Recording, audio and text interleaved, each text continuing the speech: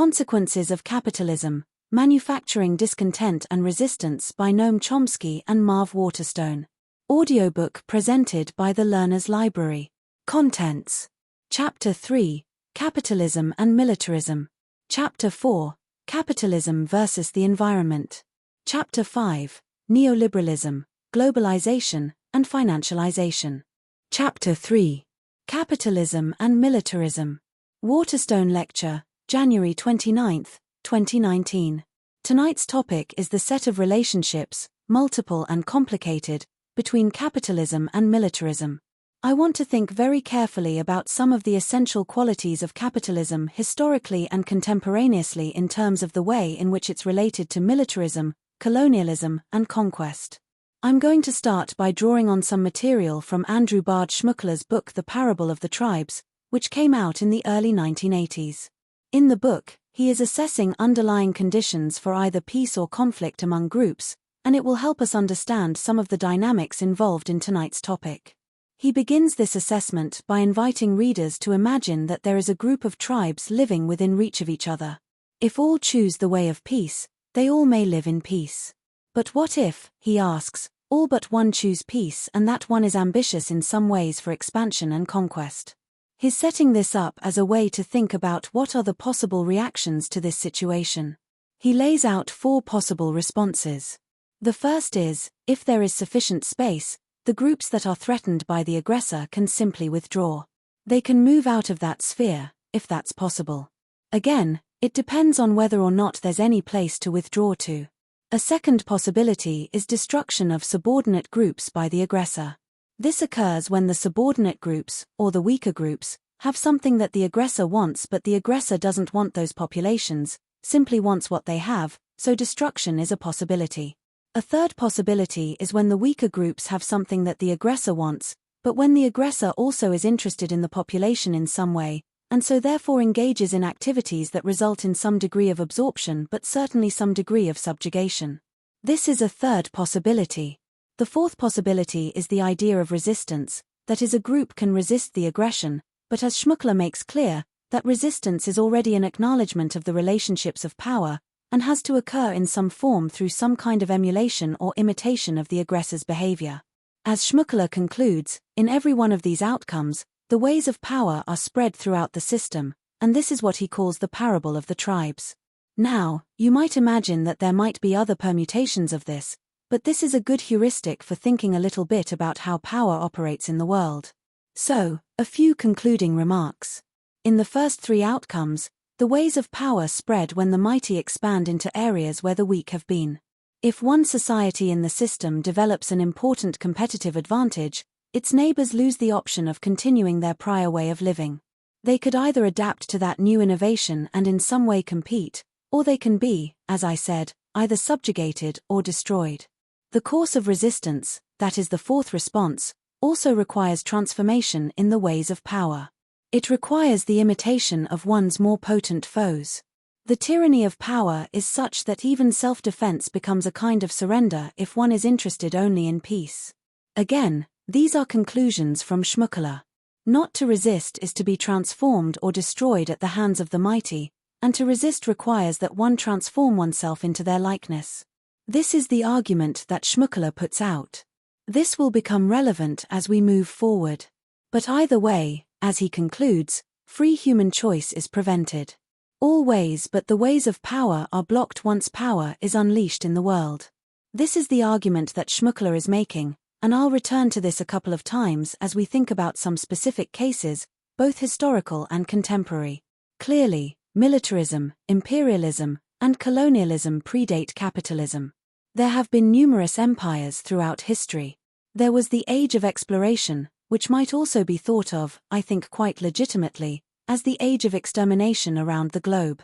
These activities have most often involved a search for resources, for markets of various kinds, and for labor, often slaves. The endeavors have often been aided by, and in turn have stimulated, changes in both transport and communication over time.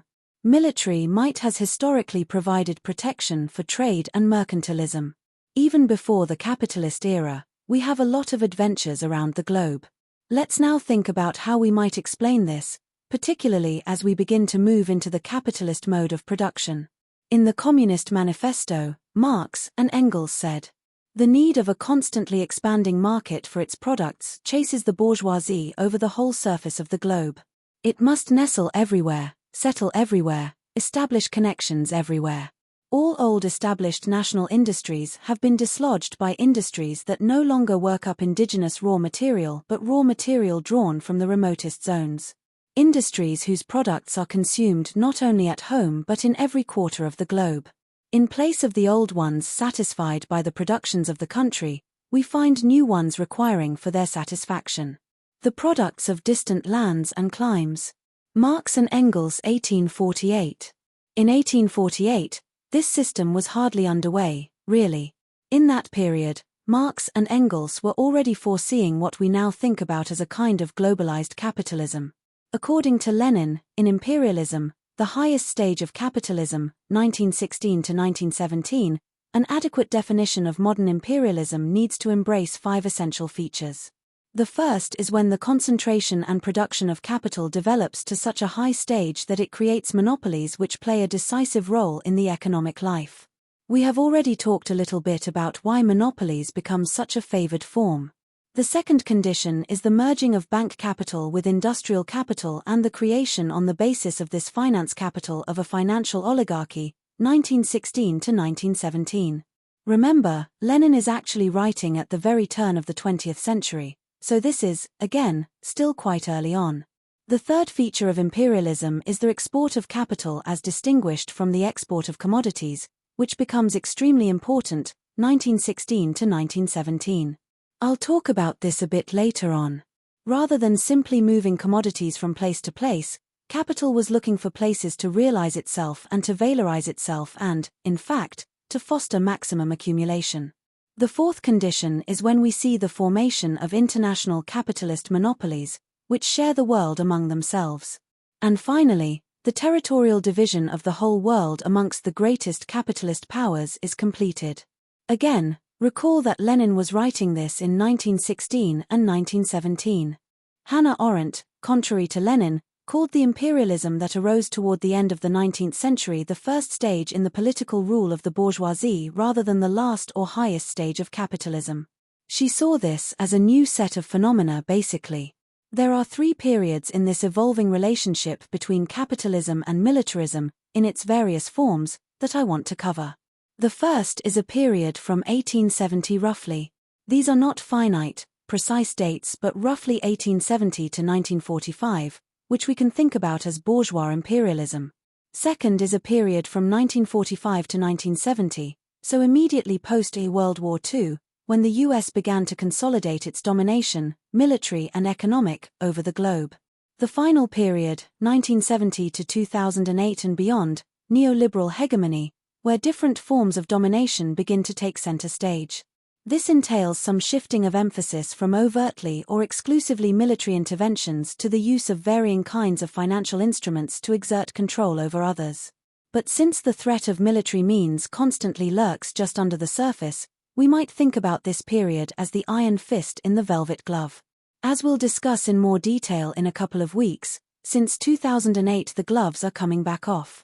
Some of this explanation is based on the very cogent analysis that David Harvey provides in The New Imperialism, 2003, a book that I'd recommend highly to people who are interested. During these periods, the US and the European cases are a bit different. I'll speak about them a bit separately but then bring them back together.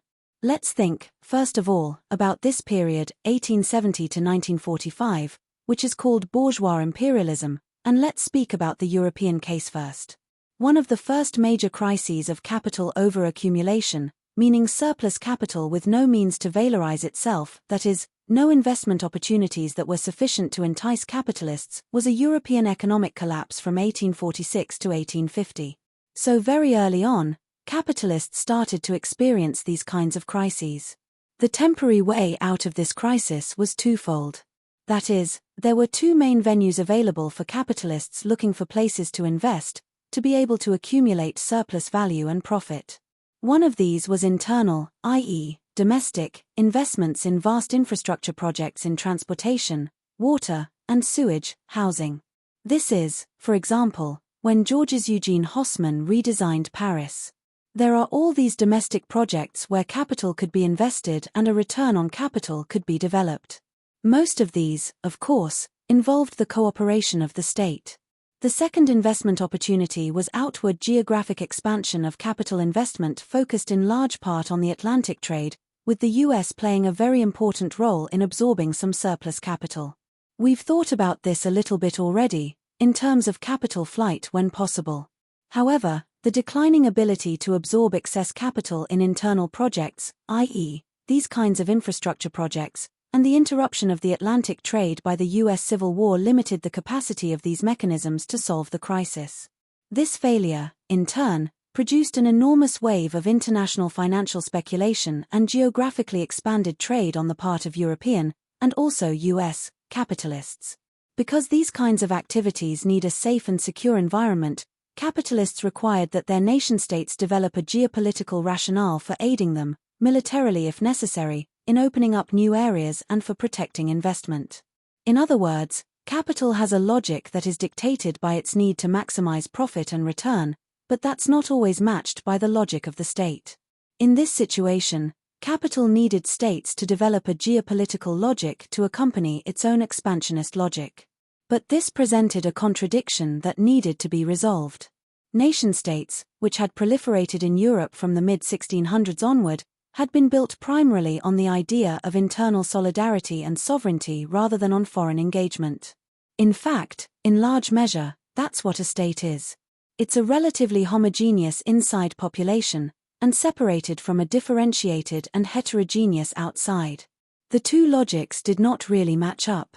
If capital wants or needs to roam the globe looking for investment opportunity, and it requires the protections that states provide, states at that point didn't really have the rationale to justify these foreign engagements. How then, as Harvey and other analysts have put it, could the problem of overaccumulation and the necessity for a global spatio-temporal fix, i.e., new and different areas for investment and profit-seeking, what Harvey means by a fix, find an adequate political response through the mechanism of the nation-state? This is a problem. In other words, how could national solidarity, up to that point, based largely on internal cohesion, justify foreign adventure? Let's put it briefly. The answer was the mobilization, which is now, I would suggest, more resonant than ever, of nationalism, patriotism, jingoism, and racism to justify such foreign adventures and to legitimate what becomes known as accumulation through dispossession, which I talked about last time when I talked about primitive accumulation. This is another framing of it. This is one of the ways in which these foreign engagements could be justified. Perfectly reasonable, it was argued, to conquer and exploit the barbarians and inferior peoples who could not put their resources to their highest and best uses. This is a paraphrase of a philosophical position from John Locke. This launched a brutal period of competing racist-based national imperialisms, colonizations, and conquests by the British, French, Dutch, Germans, Belgians, Japanese, and Italians. These adventures were further justified by emerging social Darwinian ideas of the white man's burden. This is the way in which these two logics, capital and state, were brought together. The underlying contradictions between nationalisms and imperialisms could not be resolved, however, and this resulted in more than 50 years of clashes between nation-states, just as Lenin had predicted. Eventually, all of this devolved into a carving up of the globe into separate spheres of control or influence exemplified, for example, by the grab for Africa. Toward the end of the 1890s, Africa had been only 10% colonized. By 1914, it was 90% colonized. So just within a couple of decades, we can see the ways in which capital, looking for investment or resources and so forth, began to divide the globe up for itself. This competition resulted in divisions resulting from the Versailles Treaty after World War I, including arbitrary divisions of the Middle East into newly formed states ruled over largely by Britain and France. We're still living with some of the results of these actions today. That is, many of the countries that constitute the current Middle East were whole-cloth creations that were produced after the Treaty of Versailles, which divided the region up among the reigning powers and often contradicted long-standing historical arrangements. As violent and racist as all this imperialism and conquest was, it never adequately resolved the problems of surplus capital. This eventually produced the Great Depression of '30s, which was worldwide and underpinned the catastrophe that was World War II. The same clashes keep coming back, and they're still not resolved. Now, let me speak a bit about the US case, which is somewhat different, but results in very similar kinds of outcomes in some ways. First of all, the US was bourgeois from the outset. That is, there was no need to overthrow older forms of aristocratic or feudal power. The government represented industrial and upper-class interests, and so was opposed from the beginning to any threats to private property rights or profit maximization. Secondly, the US was already a multi-ethnic, immigrant population. Appeals to homogeneous nationalism had to be constructed against non-Caucasians. Of course, the concept or category of whiteness is itself an ever-evolving category. So non-Caucasian was a moving target, and the unifying animosity eventually had to be directed against outside others. Historian Richard Hofstadter has characterized this ongoing feature of US politics as the paranoid style, the perennial fear of outside others. And this, we will see, comes back repeatedly to haunt the geopolitics of the US. Finally, the US, unlike Europe, had enormous possibilities for internal geographic expansion once the inconvenient indigenous population was removed. This was, again, something quite different than the European case with its extensive external colonies. Although there were periods of actual overseas geographic expansion, notably at the end of the 19th century and then during the so-called Spanish-American War, when the US did acquire a number of overseas territories. Again, we're living with some of the results still. The US began to cover its expansions and occupations under the notion of spreading American values. Seen, of course, as noble and universal and eventually being termed globalization. Rather than conquering territory, as the European nations tended to do, the US was more about spreading democracy, so-called. Now, let's move to this second period, which is 1945 to 1970, so after World War II. In addition to a new phase of imperialism and militarism, this period also produced a number of very significant internal changes to the US and subsequently to the global economy. The US emerged from World War II as by far the most technologically, economically, and militarily superior nation on Earth. The other combatants, whether in the European or Pacific War, were largely devastated. The US's nearest competitor, the Soviet Union, had borne the brunt of the fight against Nazi Germany with enormous losses to both its population and to its productive capacity. The Allies, interestingly enough, toward the end of World War II, delayed opening a second front in Europe to aid the Soviets, who were fighting the Germans on the Eastern Front. The Allies didn't really move heavily in that direction. This inaction may have been a deliberate strategy to weaken Stalin. But one consequence of the delay was that it allowed the Soviets to accumulate and then to keep territory in Eastern Europe, and this becomes very, very important in the post-war and subsequent Cold War period. These Soviet territorial gains and competing military power, combined with the Soviet anti-capitalist ideology that had long grated on US elites, bumped up against the US paranoid style to help produce and sustain the Cold War. The animosities were long-standing. In fact, the US invaded Russia in 1919, 2 years after the revolutions there, to thwart them, but failed to do so. We had no diplomatic relations with the Soviet Union until 1935. And the alliance between the US, the UK, France, and the USSR during World War II was quickly breaking down. As a side note, an example of this breakdown, Winston Churchill, shortly after the end of hostilities in World War II, gave this very famous speech called The Sinews of Peace. An interesting kind of juxtaposition, sinews of peace. Anyway, Churchill gave this speech in 1946. I'm just going to refer to it briefly because it has some very interesting elements that carry through basically to the present day. First of all, he calls attention to what he calls the twin dangers of war and tyranny. We cannot be blind to the fact that the liberties enjoyed by individual citizens throughout the British Empire are not valid in a considerable number of countries, some of which are very powerful. Interesting at that moment when much of the British Empire still consisted of colonies that were thoroughly and completely repressed by British rule. In these states, controls enforced upon the common people by various kinds of all-embracing police governments. The power of the state is exercised without restraint either by dictators or by compact oligarchies operating through a privileged party in a political police. It is not our duty at this time when difficulties are so numerous to interfere forcibly in the internal affairs of countries which we have not conquered in war. That's an interesting exception.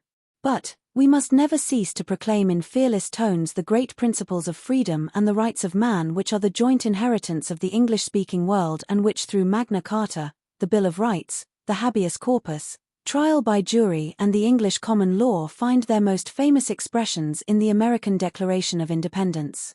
1946. These are all quotes from this Sinews of Peace speech. The speech also contains the first use of the phrase the Iron Curtain. From Stettin in the Baltic, to Trieste and the Adriatic, an Iron Curtain has descended across the continent.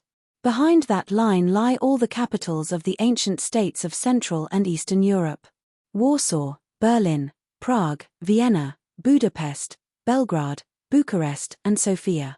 All these famous cities and the populations around them lie in what I must call the Soviet sphere, and all are subject in one form or another not only to Soviet influence but to a very high, and in many cases increasing, measure of control from Moscow. Athens alone, Greece with its immortal glories, is free to decide its future at an election under British, American, and French observation. 1946. This is an interesting exception at the end here. I would say that the activities went well beyond observation. In fact, the US and the UK rigged and destabilized the elections, and dislodged what was an incipient leftist, mildly leftist, kind of government structure.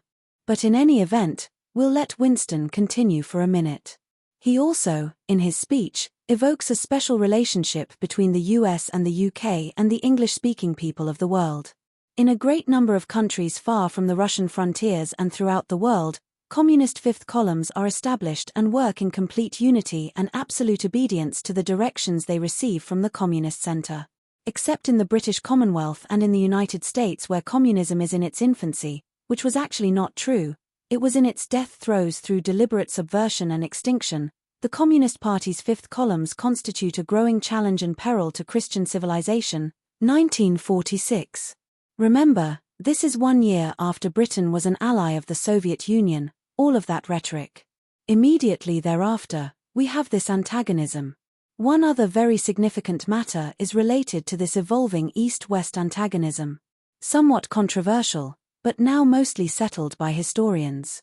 The use of the atomic bombs in Japan have clearly now been shown to have been militarily unnecessary.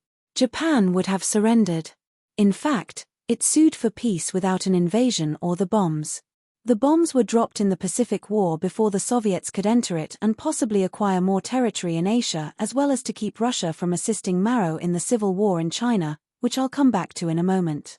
Finally, they were dropped to keep the Soviets more manageable, as President Truman put it at the time. This anti-Soviet, anti-communism stance translated into the US foreign policy of containment and encirclement of the Soviet Union. I want to turn now to National Security Council, NSC, Memorandum 68.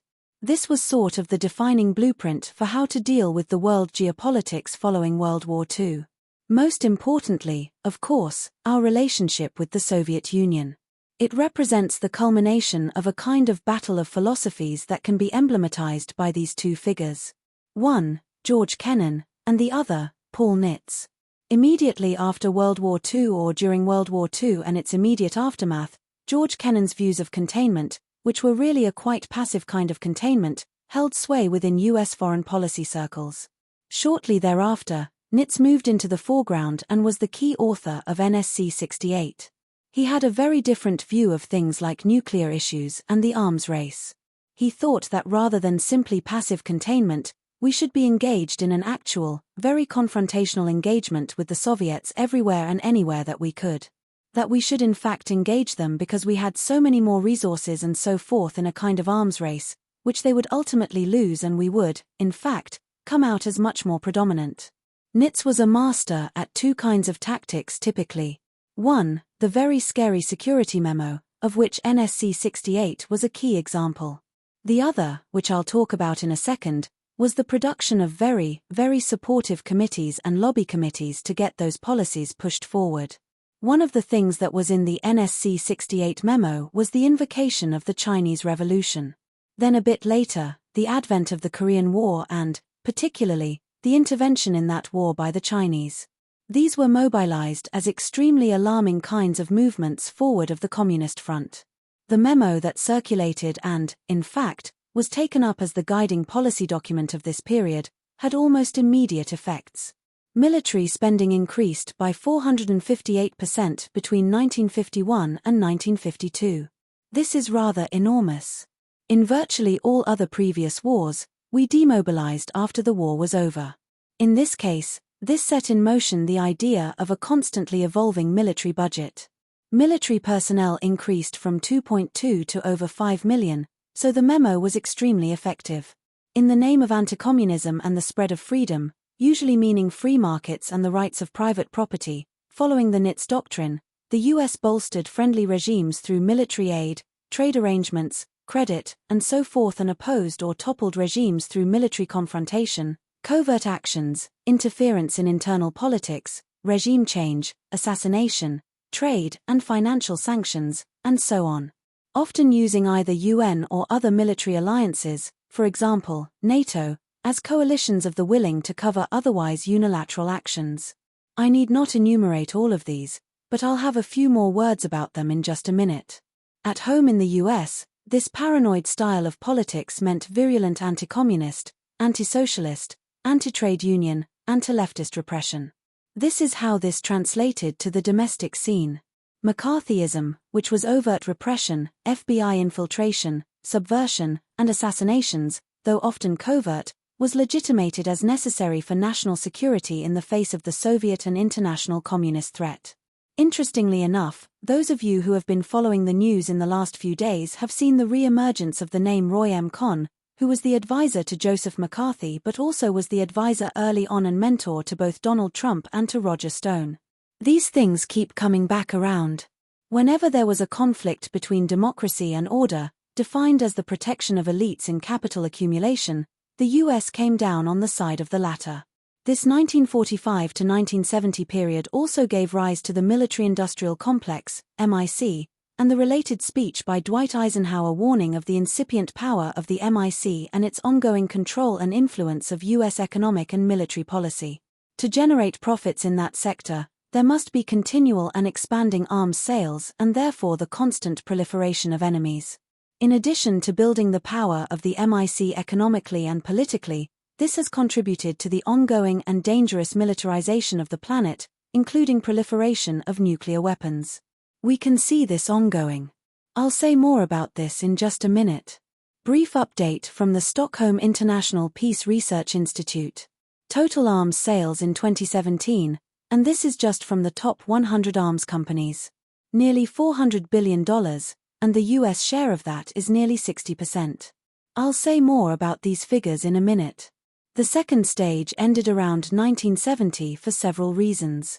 The costs to contain communism were higher than had been anticipated. The Vietnam War costs kept escalating in every dimension. Lives lost, blood and treasure.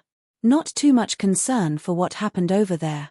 These military costs clashed with the ability to satisfy growing consumerism, a guns versus butter issue. To deal with these problems, the US began printing money, which led to a worldwide inflation and the collapse of the Bretton Woods system, which we'll discuss again in the week after next. At this point, the Nixon administration abandoned the gold standard, which had been in place prior to this, and this led to a whole number of problems that we'll also think about in detail in a couple weeks. Here's a little side note to connect a few dots. I had said that one of the things that Paul Nitze was very, very good at, in addition to writing these threat memos, these scare memos, was to produce these groups that would then lobby on behalf of those policies. One of the first of these that he was involved in, he wasn't the only one who organized this, was something called the Committee on the Present Danger, which I'm calling Committee on the Present Danger 1.0, which pushed to adopt NSC 68 to prevent another Korea. That was their main rationale. That's what they were pushing on Nitze's policies. In the 1970s, Paul Nitze and a number of other people formed another committee on the present danger. It deliberately took the name of the first one, but I'm calling this 2.0. There's now a 3.0, by the way. This included an enormous cast of neocon characters that eventually populated the Reagan administration. In the 1980s, this group was responsible for many of the atrocities and crimes in Latin America, including the Iran-Contra scandal and so forth. I just put this up here now because just this last week, this character re-emerged, Elliot Abrams. If you've been following his career, you might have thought he was a little less active, but he was involved in Iran-Contra. In fact, he was convicted of lying to Congress. He was then pardoned by George H.W. Bush. I put William Barr's name up here, who is the nominee, now confirmed, for Attorney General, who presided over Elliot Abrams and 5 other Iran-Contra convicts' pardons. This stuff comes back around. This quite clearly ties to issues that are live this week in terms of what's happening in Venezuela. I'm not going to say very much about it, but I'll say just a word or two about it in a minute. The idea that the same cast of characters using the same kinds of rationales has in fact fomented an enormous amount of chaos and disruption in this hemisphere and elsewhere. Now, the third period, 1970 to 2008 approximately. The year 2008 with the financial crash moves us into a slightly different phase, again, that we'll talk about in a couple weeks. The US moves to a different form of imperialism, which we can think about as neoliberal hegemony. Still plenty of military adventures, so all through the period 1970 and on up. We've been at war basically since I would say 1776, roughly without interruption. Even in this most recent period that we're considering, there were still plenty of military adventures, but now the US began more dominantly using financial institutions to achieve similar ends. The IMF, the World Bank, the World Trade Organization, NAFTA, many other multi- and bilateral trade arrangements to force open financial markets around the world and continue to exercise US dominance. I posted a piece by Joy Powers, Off Target, How US Sanctions Are Crippling Venezuela, talking about the Venezuela situation and financial and economic terms that I hope you'll take a look at. Setting in motion a set of policies that have literally hamstrung the Venezuelan government. It can barely govern because of the kinds of tight constrictions that have been placed upon it, including the ones that have been put in place just in the last day, the Venezuelan oil company. This is an enormous set of constraints and constrictions and underpins much of the unrest that we see on the streets of Venezuela. One key factor during this period in terms of militarism was the end of the Cold War accompanying the fall of the Soviet Union, beginning with the Berlin Wall coming down in 1989. At that point, we were against walls, and the dissolution of the Soviet Union in 1991. Among other things, that factor meant a need to find a replacement enemy to keep the military-industrial complex in business. Once the Soviet Union fell, this was a little bit of a problem. There was even some talk of something like a peace dividend. Once we didn't really have an enemy, maybe we could start spending these untold millions and billions at home, but that quickly evaporated. Basically, what we did, we found a new enemy. The global war on terror is the perfect enemy. In fact, it's better than a state-based adversary. It can never really be defeated, but it can, in fact, must, be continually fought. This period is what Michael Ignatieff in Prospect magazine called Empire Light. It's got a nice ring to it. It sounds good. Says Ignatieff, the new US empire is not like the empires of times past, built on colonies, conquest, and the white man's burden. We're no longer in the era of the United Fruit Company, another interesting choice given what happened in Guatemala in this period, when American corporations needed the Marines to secure their investment overseas. 21st century imperium is a new invention in the annals of political science, an empire light. A global hegemony whose grace notes are free markets, human rights, and democracy enforced by the most awesome military power the world has ever known. 2003. Light right until you need something heavier, in other words, the most awesome military power the world has ever known. In fact, just for the record, and contrary to these claims, Ignatieff's New York Times colleague, Thomas Friedman, openly proclaimed in his column, March 28, 1999, at the time of the bombing of Yugoslavia, that it takes the military contractor McDonnell Douglas to ensure the safety of McDonald's around the world. Slightly different view of empire light. Now, I want to start thinking a little bit about the consequences of all of this kind of imperialism. We'll leave aside for the moment the European case and just concentrate on the US for now, But we'll come back to the European case the week after this. William Bloom, who died in December 2018, was an incredibly interesting activist, analyst, and had some things to say about US interventions, principally in a publication called Third World Traveler. The engine of American foreign policy has been fueled not by a devotion to any kind of morality but rather by the necessity to serve other imperatives, which can be summarized as follows: making the world safe for American corporations, enhancing the financial statements of defense contractors at home who have contributed generously to members of Congress, preventing the rise of any society that might serve as a successful example of an alternative to the capitalist model, extending political and economic hegemony over as wide an area as possible as benefits or befits a great power. This in the name of fighting a supposed moral crusade against what cold warriors convinced themselves and the American people was the existence of an evil international communist conspiracy, which in fact never existed, evil or not. 1999. Finally, the United States carried out extremely serious interventions into more than 70 nations in this period, and we're still very busy. This captures, I think, Hofstadter's notion of the paranoid style. Although John Ehrlichman under Richard Nixon made the famous comment that even paranoids have real enemies sometimes, that wasn't the case here. Let's now consider some of the other consequences of US imperialism, for example, lives lost. Estimating these kinds of numbers is extremely difficult. It's difficult partly in terms of the analytics, how to count direct and indirect fatalities, but the source that I'm using, Lucas 2020-2015, actually makes an attempt to do this, and it specifies very clearly the methodology that it used, with which you can agree or disagree, but it gives you some interesting kind of outer boundary of this. In this worst-case scenario, and they described this as a worst-case scenario, the US has killed more than 20 million people in 37 victim nations since World War II. Even if they're off by a factor of 10, an order of magnitude, this is still an enormous number of fatalities. This is a quote from this study. The causes of wars are complex. In some instances, nations other than the US may have been responsible for more deaths, but if the involvement of our nation appeared to have been a necessary cause of a war or conflict, it was considered responsible for the deaths in it.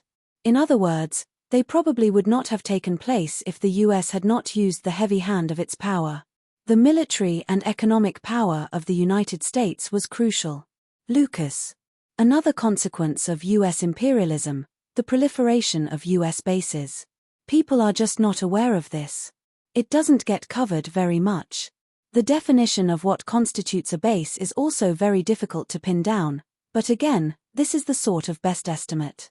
This is according to Dave Vine, who was writing in The Nation in 2015, but this has just been updated.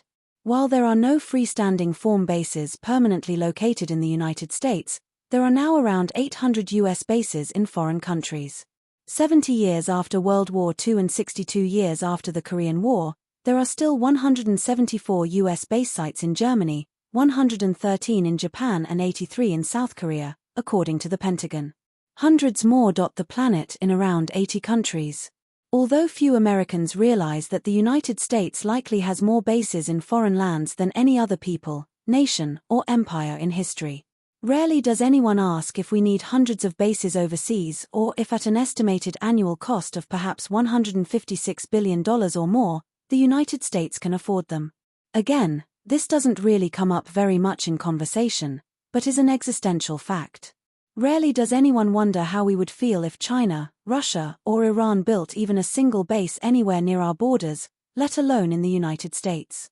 2015. The presumption behind these installations is itself very interesting. That the US has a largely undisputed right, as the indispensable nation, to install these anywhere, while the notion of another country doing so is largely unthinkable. Well, there was one interesting counter case. This was reported in Reuters in 2007. Ecuador wants a military base in Miami.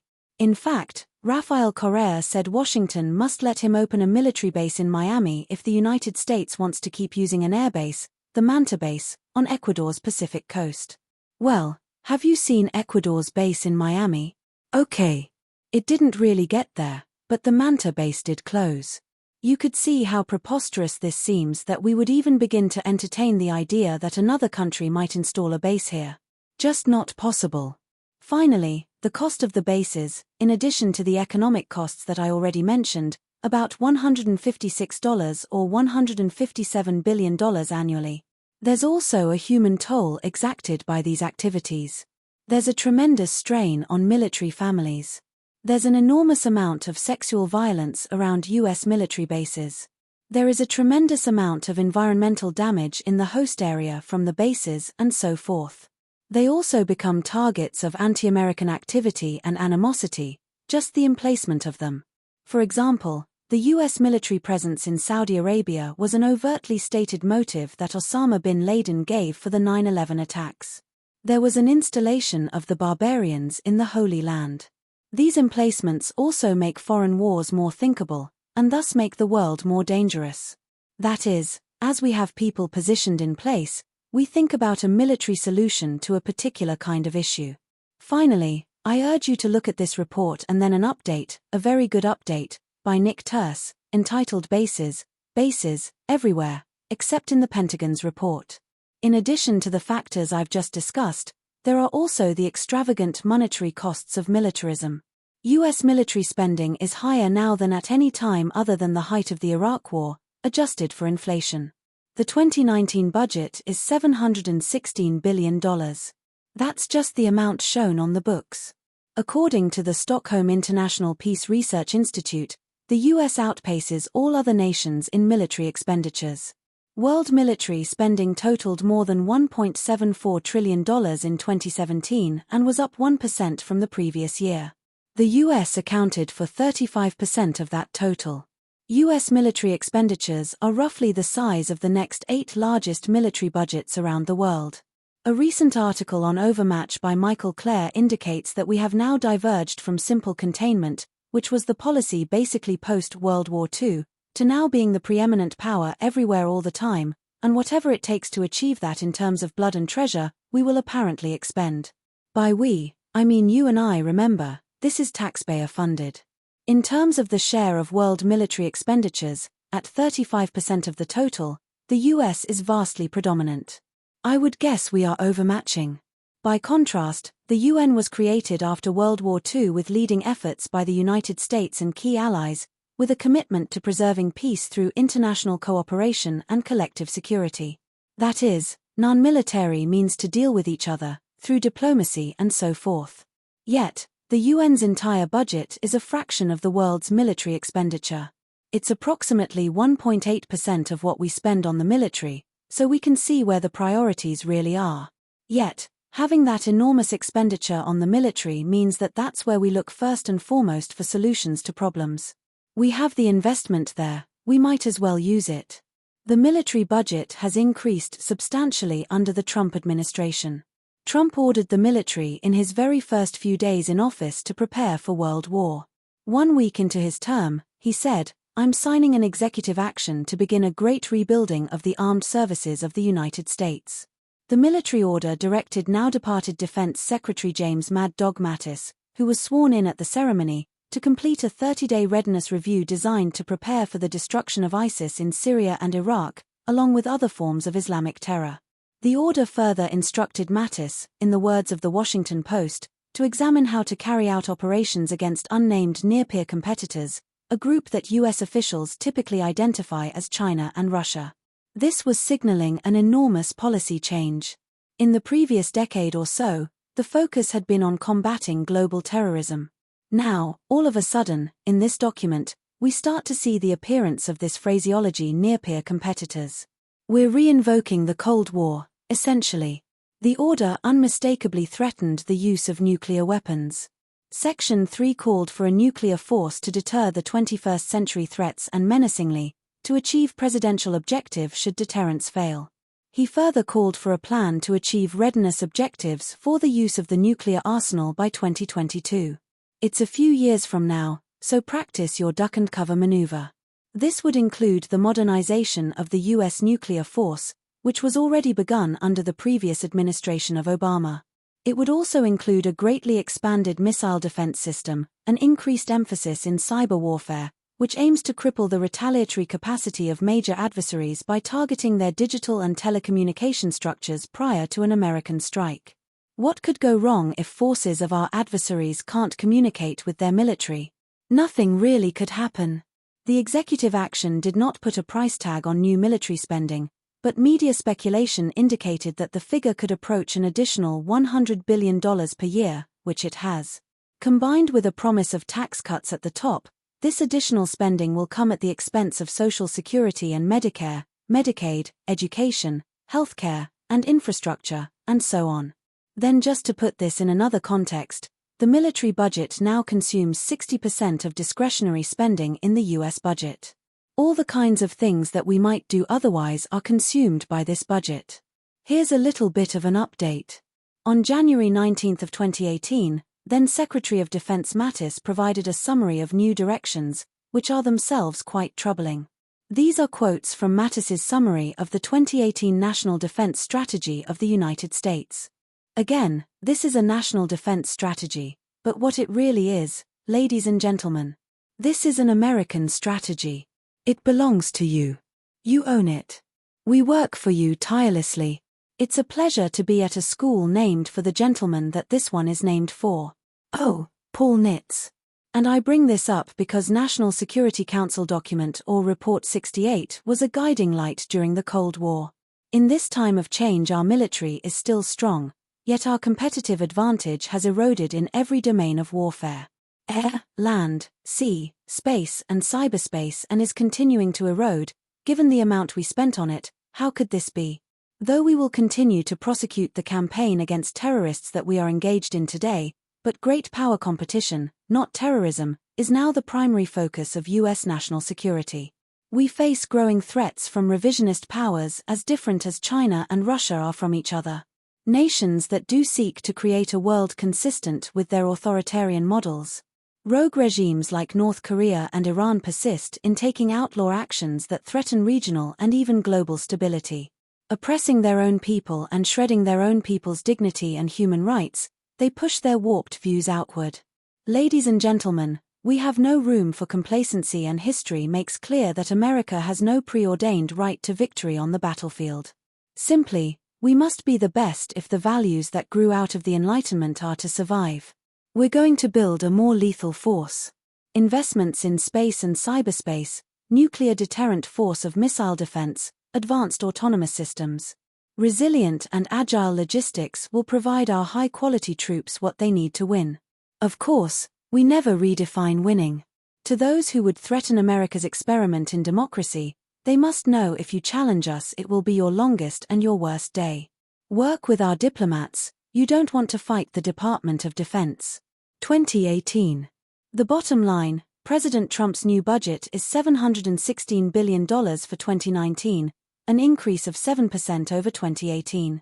Finally, interestingly enough, he had criticized the $700 billion budget. He thought it was crazy, so he offered $750 billion. This is the proposed budget for next fiscal year. He previously called for a cut, but now has been talked out of that. There are some troubling trends here, including continuing and escalating the global war on terror. This is something that we continue to do. We are also increasing tensions with Russia and China, along with North Korea and Iran, Venezuela, Cuba, and so forth. We are increasing dependence on drone warfare and special operations and targeted assassination. The US public is quite clearly not maintaining a healthy appetite for US casualties, and so we are moving to these other forms of warfare that don't require as much personnel. We are expanding the US basing program but relying on smaller and more numerous bases called lily pads. There is also the proposed $1 trillion nuclear weapons upgrade to include tactical and low-yield nuclear weapons. These are extremely dangerous. The idea that you have a low-yield nuclear weapon. These are weapons that presumably have the explosive capacity of about 5 Hiroshima bombs, rather than 300 Hiroshima bombs per warhead. The idea that you want to somehow make nuclear weapons more thinkably usable is an extremely dangerous idea. We are also at the same time lowering the conditions or the circumstances under which we will contemplate using nuclear weapons, so, for example, in response to a cyber attack. This is an extremely dangerous moment. Another ongoing feature of continued militarism is the use of racial, religious, xenophobic, nationalistic rhetoric to keep the public in a constant state of fear. This is part of the way in which we maintain and justify this militarism abroad. But another consequence is that this militarism comes home. There's a pervasive common sense, fear of dangerous others. This is the sort of a Hofstadter model, the paranoid politics on steroids, dangerous others. This fear must be constantly reinforced, and we see it all the time in discussions of the border wall or any number of these other characterizations of these caravans of dangerous people coming to invade us. Some analysts have renamed the welfare state, which obtained basically from about 1945 until in the 1970s, the garrison state. State legitimacy now depends on protection from these threats by targeting of dangerous others. I'll say more about this in 2 weeks, but just to repeat what I indicated last week, the idea that the globalized form of capitalism means that decisions about the economic security and welfare of citizens are no longer within the hands necessarily of nation-state governors. To preserve their legitimacy as governors, they need to find a new basis for legitimation. Some people are arguing, and I would agree with much of this, that this is the new basis. The protection from dangerous others. We have endless enemies. Foreign communism morphed into terrorism. We now have a tremendous fear of immigrants and refugees. Witness the recent ban orders, the deportations, the detentions, the demonization of others. We have domestic enemies, people of color, the young, the old, LGBTQ communities, the differently abled, and along with that the militarization of the police and the criminalization of protest, which we'll talk about in the last couple of weeks. Where is all of this headed? The Pentagon has a very bleak view of the future. See Megacities, Urban Future, The Emerging Complexity, a Pentagon video, which views urban areas, both foreign and domestic, as basically breeding grounds for instability, unrest, and chaos. To think about the kind of underlying view of humanity this way I think comes naturally in some sense out of this very long history of militarization. That is, if you think of yourself as military, then everybody outside is an enemy. This is also what becomes part of the problem of militarizing the police. As the police become increasingly militaristic, the people that they supposedly protect and serve begin to look more and more like the non-police, like the enemy. This is, I think, an extremely dangerous kind of trend that we're seeing. The forecast that this is the way in which the military will sort of reproduce itself by now being able to respond to these kinds of future threats where the mass of humanity is either an enemy or is in a witting or unwitting cloak for enemies. It's extremely dangerous. One we should think very carefully about, but this is the Pentagon's view largely of what that future looks like, and it is, in fact, urban, militarized, and dangerous. Okay. I'm going to stop with that for now. Chomsky Lecture, January 31st, 2019. In the last few lectures, among other things, I've been discussing elite attitudes toward democracy. I sketched a line from the first democratic revolution, with its fear and contempt for the rascal multitude who were asking for ridiculous things like universal education, healthcare, and democratization of law, wanting to be ruled by countrymen like themselves who know the people's sores, not by knights and gentlemen who just oppress them. From there to the second major democratic revolution establishing the U.S. Constitution, which was, as discussed last time, a frammer's coup, the title of the main scholarly work, a coup by elites that the author describes as a conservative counter-revolution against excessive democracy. On to the 20th century and such leading progressive theorists of democracy as Walter Lippmann, Edward Bernays, Harold Larswell, and Reinhold Niebuhr, and their conception that the public has to be put in its place. They're spectators, not participants. The responsible men, the elite, have to be protected from the trampling and the roar of the bewildered herd, who have to be kept in line with necessary illusions, emotionally potent oversimplifications, and, in general, engineering of consent, which has become a gigantic industry devoted to some aspects of the task, while responsible intellectuals take care of others. The men of best quality through the ages have to be self-indoctrinated, as Orwell discussed. They must internalize the understanding that there are certain things it just wouldn't do to say. It must be so fully internalized that it becomes as routine as taking a breath. What else could anyone possibly believe? As long as all of this is in place, the system functions properly, with no crises. This picture, I think, captures crucial features of thought control in the more free societies, but it is misleading in essential ways. Most importantly, it largely omitted the constant popular struggles to extend the range of democracy, with many successes. Even in the last generation, there have been quite substantial successes. Such successes typically lead to a reaction. Those with power and privilege don't relinquish it easily. The neoliberal period that we're now enduring, long in planning, is such a reaction. We'll come back to details. It's also misleading because there have been significant elite exceptions to this dominant tendency.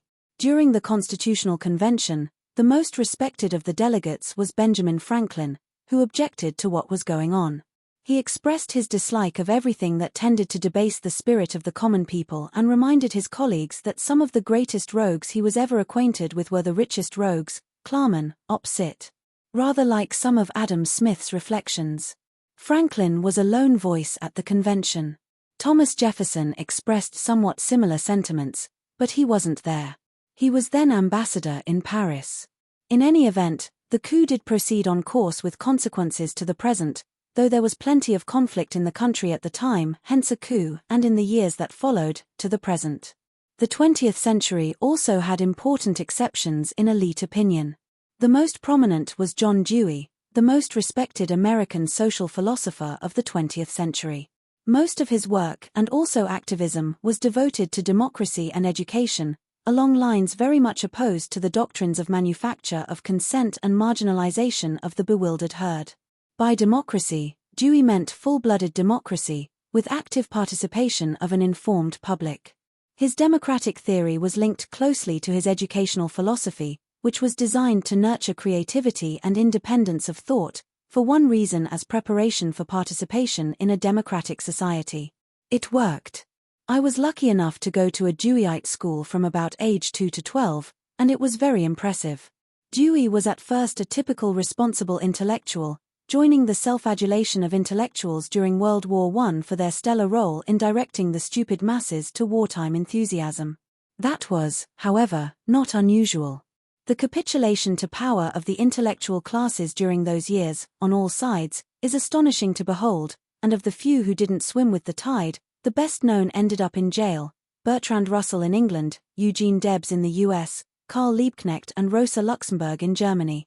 Shortly after the war, Dewey changed and became a sharp and incisive social and media critic.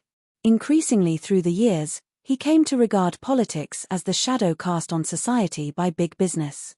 Reforms are of limited utility. The attenuation of the shadow will not change the substance. The substance is that the very institutions of private power undermine democracy and freedom.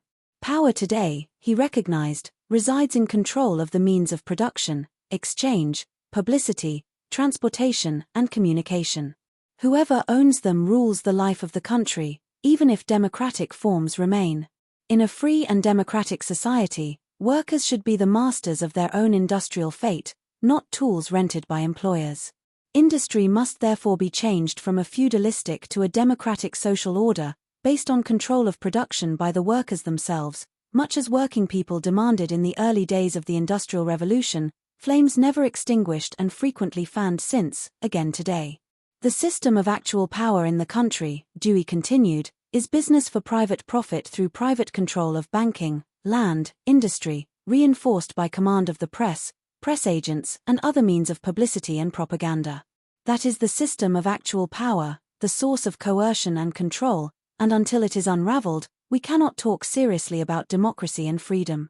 Dewey also condemned the unfree press for yielding to commercialism and deplored its impact upon the judgment of what news is, upon the selection and elimination of matter that is published, upon the treatment of news in both editorials and news columns. He suggested a cooperative system controlled in the interest of all, rather than commitment by the media to romanticize profit motives, Westbrook 1993. This is not the voice of a wild man in the wings, but of one of the most respected and influential of 20th century American intellectuals. In brief, it oversimplifies to speak of elite attitudes without qualification, though the near uniformity is often impressive. Dewey's condemnation of wage labor is reminiscent of the stand of Abraham Lincoln and other leading figures of classical liberalism, and of working men and women, as we've seen. And his critique of the media should remind us of a progressive feature of the Constitutional Convention that has an instructive history in the years that follow, with important lessons for today. I have in mind the way the founders interpreted the First Amendment, specifically, freedom of press. It is a common practice to distinguish negative from positive rights. Negative rights reduce in essence to "don't tread on me."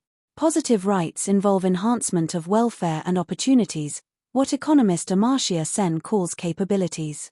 The current prevailing interpretation takes the First Amendment to confer negative rights on the media. The state should not interfere with their work.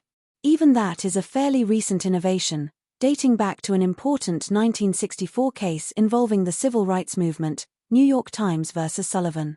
The negative rights interpretation is a sharp departure from the perspective of the founders, who interpreted the First Amendment more liberally, as conferring positive rights, matters discussed in penetrating work by media critics Robert McChesney, 2007, and Victor Pickard, 2020.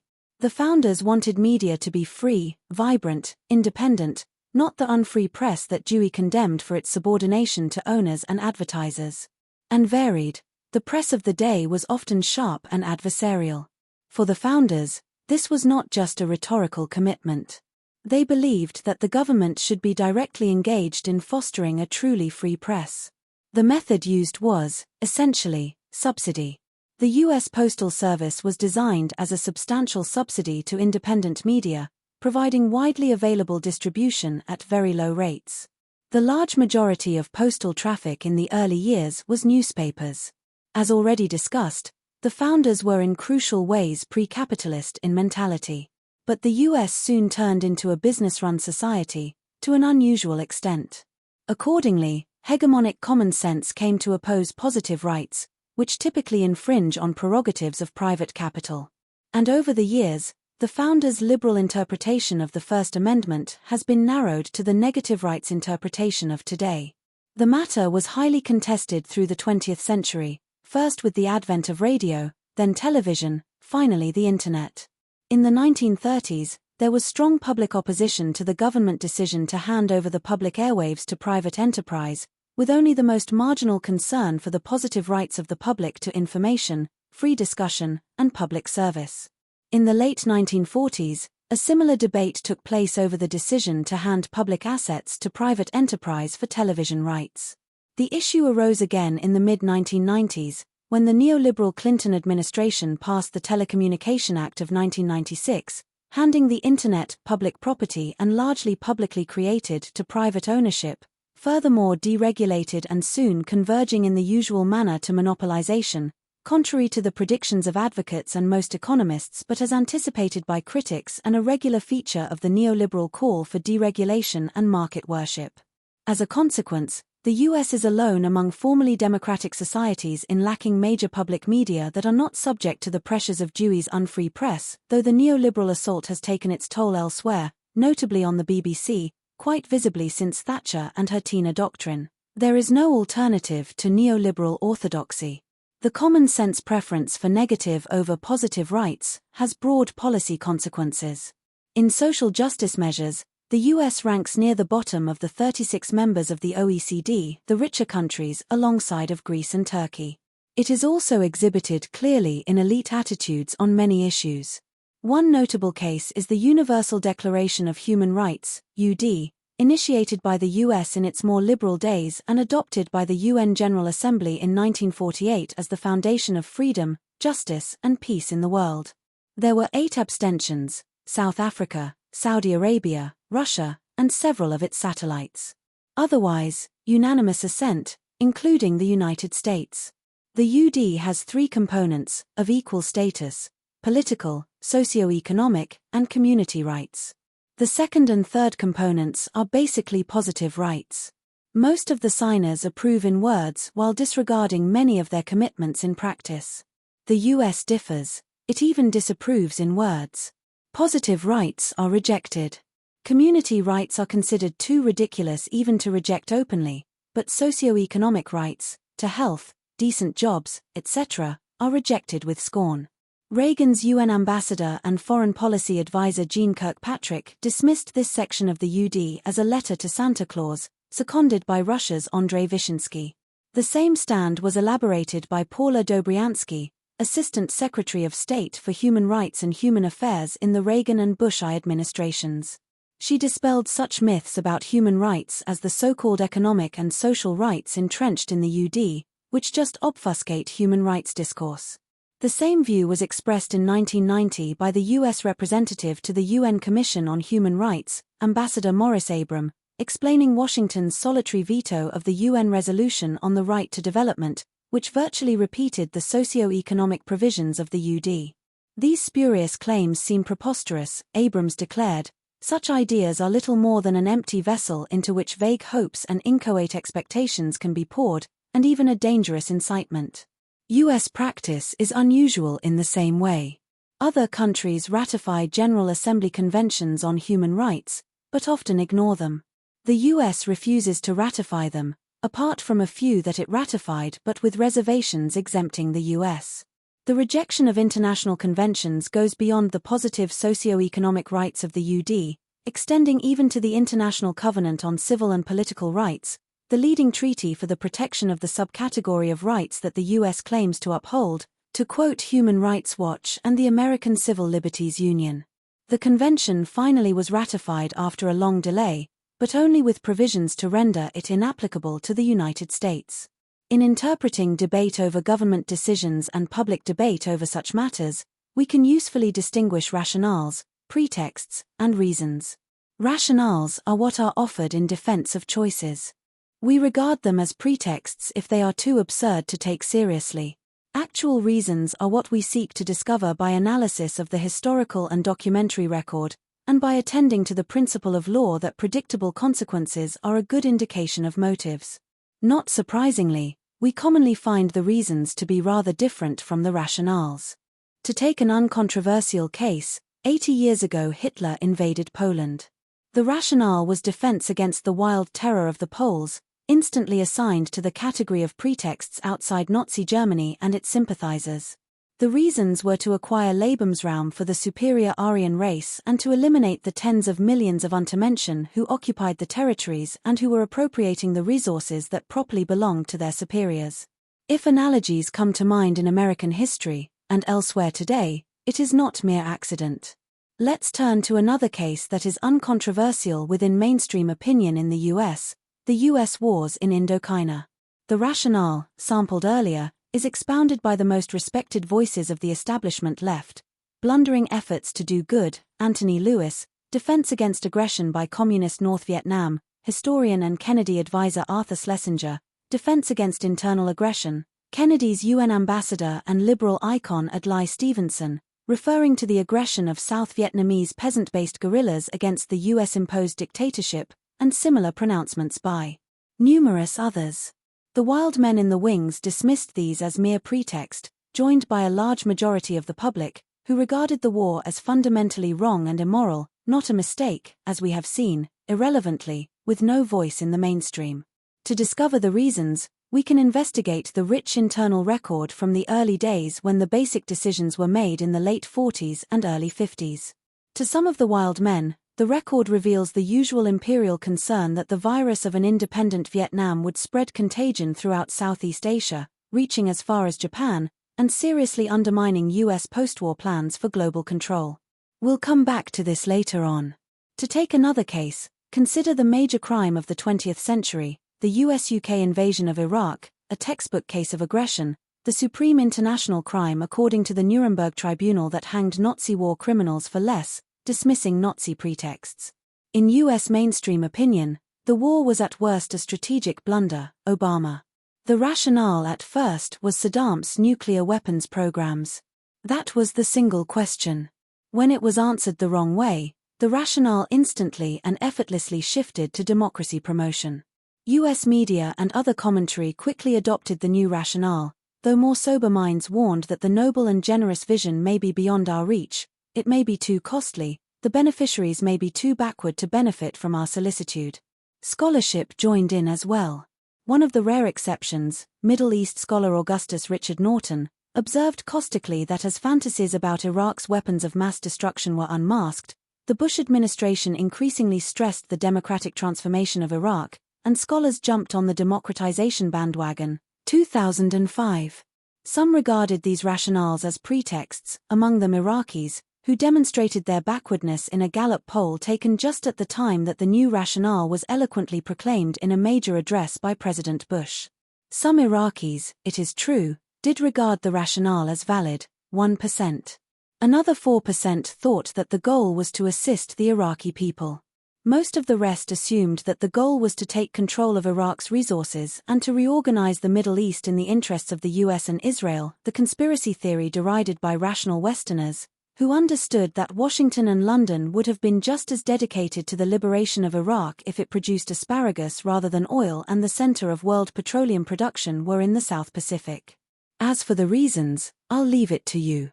The rationale pretext reasons distinctions have a critical role throughout history and today. Deregulation, as mentioned above, is an instructive case. And more generally, limited government, allegedly a conservative ideal, though, oddly, government tends to grow under their stewardship, as in the Reagan years, serving primarily the rich. An early exponent of the ideal of limited government was Andrew Jackson. The rationale was negative rights. Citizens of our free society should be free from government intrusion. In his words, the federal government should not be permitted to restrict human liberty but should be only allowed to enforce human rights. The meaning of these fine words, and their predictable consequences, are spelled out by historian Greg Grandin in his End of the Myth. By human rights, Jackson meant the right to slaughter Indians without government interference and to own property, crucially for this vicious slave owner, to own human beings as property. The age of Jackson, Grandin observes, entailed a radical empowerment of white men, and an equally radical subjugation of African Americans, along with brutal massacres and expulsion of the untermenschen who were improperly appropriating to themselves what belonged by right to the superior Anglo-Saxon race. There are innumerable other examples of the utility of these distinctions in analysis of policy, but let's now turn to one prominent one. A core feature of received common sense is that the United States is committed to promoting democracy and human rights. It's sometimes called Wilsonian idealism or American exceptionalism. I mentioned in some opening remarks that it's a good rule of thumb to attend to doctrines about complex matters that are reiterated passionately, constantly, but without any evidence. Under such conditions, it's useful to take a closer look and to see if we're facing one of those cases where there are things that it wouldn't do to say, in Orwell's phrase. American exceptionalism is one of these cases. In the first place, as soon as we look we find that the doctrine has nothing in particular to do with the United States. It seems to be universal. All imperial powers have had the same doctrine of exceptionalism. France, for example, was carrying out its civilizing mission in Algeria while the commanding general was giving orders to exterminate the population. That would civilize them properly. France's noble mission extended to much of West Africa, with such success that people are dying in the Mediterranean trying to flee the wreckage. Britain was very much the same. If there were time, I'd review some pretty remarkable examples, including even the most distinguished people, like John Stuart Mill. The same is true even of the states that are the most brutal. Take Nazi Germany. When Hitler took over the Sudetenland, large parts of Czechoslovakia, he was just brimming with concern for the suffering people of the region. The Germans were going to undertake a humanitarian intervention, to resolve ethnic conflicts, to bring the backward population under the wing of the advanced civilization of Germany. We know where that led. Moving to Asia, when the Japanese were rampaging in Manchuria and North China, with horrendous atrocities, what they were thinking is accessible to an unusual extent. Since they were defeated in the war, their internal records were taken, including counterinsurgency manuals. I'm not sure whether these were released to the public, but in the 1960s a friend at the Rand Corporation sent them to me, Tony Russo, who worked with Dan Ellsberg in releasing the Pentagon Papers. I published some excerpts from them in a memorial volume for the great American pacifist A.J. Must, reprinted in American Power and the New Mandarins. They're very interesting. They're very much like U.S. counterinsurgency doctrine except that the rhetoric is more elevated. While they were devastating Manchuria and North China, carrying out the Nanjing massacre and other hideous crimes, this is what they were saying, talking to each other, no pretense. We're going to create an earthly paradise for the people of China, for whom we are expending our lives and treasure to protect from Chinese bandits, namely, those resisting the Japanese humanitarian intervention. We'll protect the people of China and bring them under the wing of the advanced civilization of Japan. Very elevated. In fact, if we had records from Attila the Hun, I suspect we'd probably find the same thing. It's hard to find an exception in the entire history of imperialism. That aspect of American exceptionalism is not at all exceptional. It's the norm. Everyone's the same who has any power. The second thing it wouldn't do to say about American exceptionalism is what the facts are, some of which we've been discussing. It's particularly instructive to see how the historical record is dealt with by really serious scholars, the best scholars, people who are not experts in legitimation. Take Hans Morgenthau. He's one of the founders of realist international relations, IR, theory, the dominant tendency in IR theory, which dismisses sentimental talk about Wilsonian idealism. Morgenthau was much too good a scholar to have any of that. He was a hard-headed realist. In his 1964 book The Purpose of American Politics, a phrase worth pondering, Morgenthau writes that America is unlike other countries because it has a transcendent purpose. Other countries just have national interests. The US has a transcendent purpose, the establishment of equality and freedom in America, and indeed throughout the world, since the arena within which the United States must defend and promote its purpose has become worldwide. An honest and competent scholar, Morgenthau recognized that the historical record is radically inconsistent with America's transcendent purpose. But that should not mislead us. We should not confound the abuse of reality with reality itself. Reality itself is the unachieved national purpose revealed by the evidence of history as our minds reflect it. The actual historical record is merely the abuse of reality, hence of only secondary interest. Those who confuse reality with the abuse of reality are committing the error of atheism, which denies the validity of religion on similar grounds. Again, a thought worth pondering. One of the highly admired elements of American exceptionalism is our long-standing commitment to democracy promotion. Here, too, there is good scholarship. The major scholarly study of democracy promotion is by another serious scholar, Thomas Carruthers, then director of the Democracy and Rule of Law project at the Carnegie Endowment. Carruthers was in an unusually favorable position to study this leading rationale for U.S. foreign policy, reinvoked by Bush in Iraq when the search for weapons of mass destruction went sour. Carruthers, who describes himself as a neo-Reaganite, had served in the Reagan State Department in the democracy promotion programs in Latin America, so he had an insider's view of what was going on. Reviewing the record, Carruthers concludes that the democracy programs were sincere, but a failure, in fact, a systematic failure everywhere. Where U.S. influence was least, in the southern cone of Latin America, progress toward democracy was greatest, despite Reagan's efforts to impede it by trying to embrace the fading right-wing dictators that Carter had shunned on human rights grounds. Where U.S. influence was strongest, in the regions nearby, progress was least. There was a reason. Washington sought to maintain the basic order of what, historically at least, are quite undemocratic societies and to avoid populist-based change in Latin America with all its implications for upsetting economic and political orders and heading off in a leftist direction. Therefore the U.S. would tolerate only limited, top-down forms of democratic change that did not risk upsetting the traditional structures of power with which the United States has long been allied, Carruthers 1991. That's what actually happened, abuse of reality. Reality is that the programs were sincere. I'll leave to you an analysis in terms of rationale, pretext, and reasons. These matters pose a painful dilemma for policymakers, lamented at the extreme dovish end of the spectrum by Robert Pastor, Latin American specialist of the Carter administration, which was derided by Reaganites and many others for its excessive devotion to human rights. Defending U.S. policy, Pastor explains that the United States did not want to control Nicaragua or other nations in the region, but it also did not want to allow developments to get out of control. It wanted Nicaraguans to act independently, except when doing so would affect U.S. interests adversely, Pastor 1987, his emphasis. In short, Nicaragua and other countries should be free to do what we want them to do and should choose their course independently, as long as their choice conforms to our interests. If they use the freedom we accord them unwisely, then, naturally, we are entitled to respond with violence in self-defense. Carruthers and Pastor are discussing Latin America, But the pattern is worldwide. Let's turn to W. Bush and the Bush Doctrine. Every president has to have a doctrine to put his stamp on history. The Bush Doctrine is defined simply in the most extensive scholarly study of the roots of the Bush Doctrine by Jonathan Monten in the prestigious journal International Security. The promotion of democracy is central to the George W. Bush administration's prosecution of both the war on terrorism and its overall grand strategy. The article appeared in 2005, when Iraq was descending into total chaos after the US invasion. The sentiment was unsurprising. By then it had reached the level of ritual. Why just then?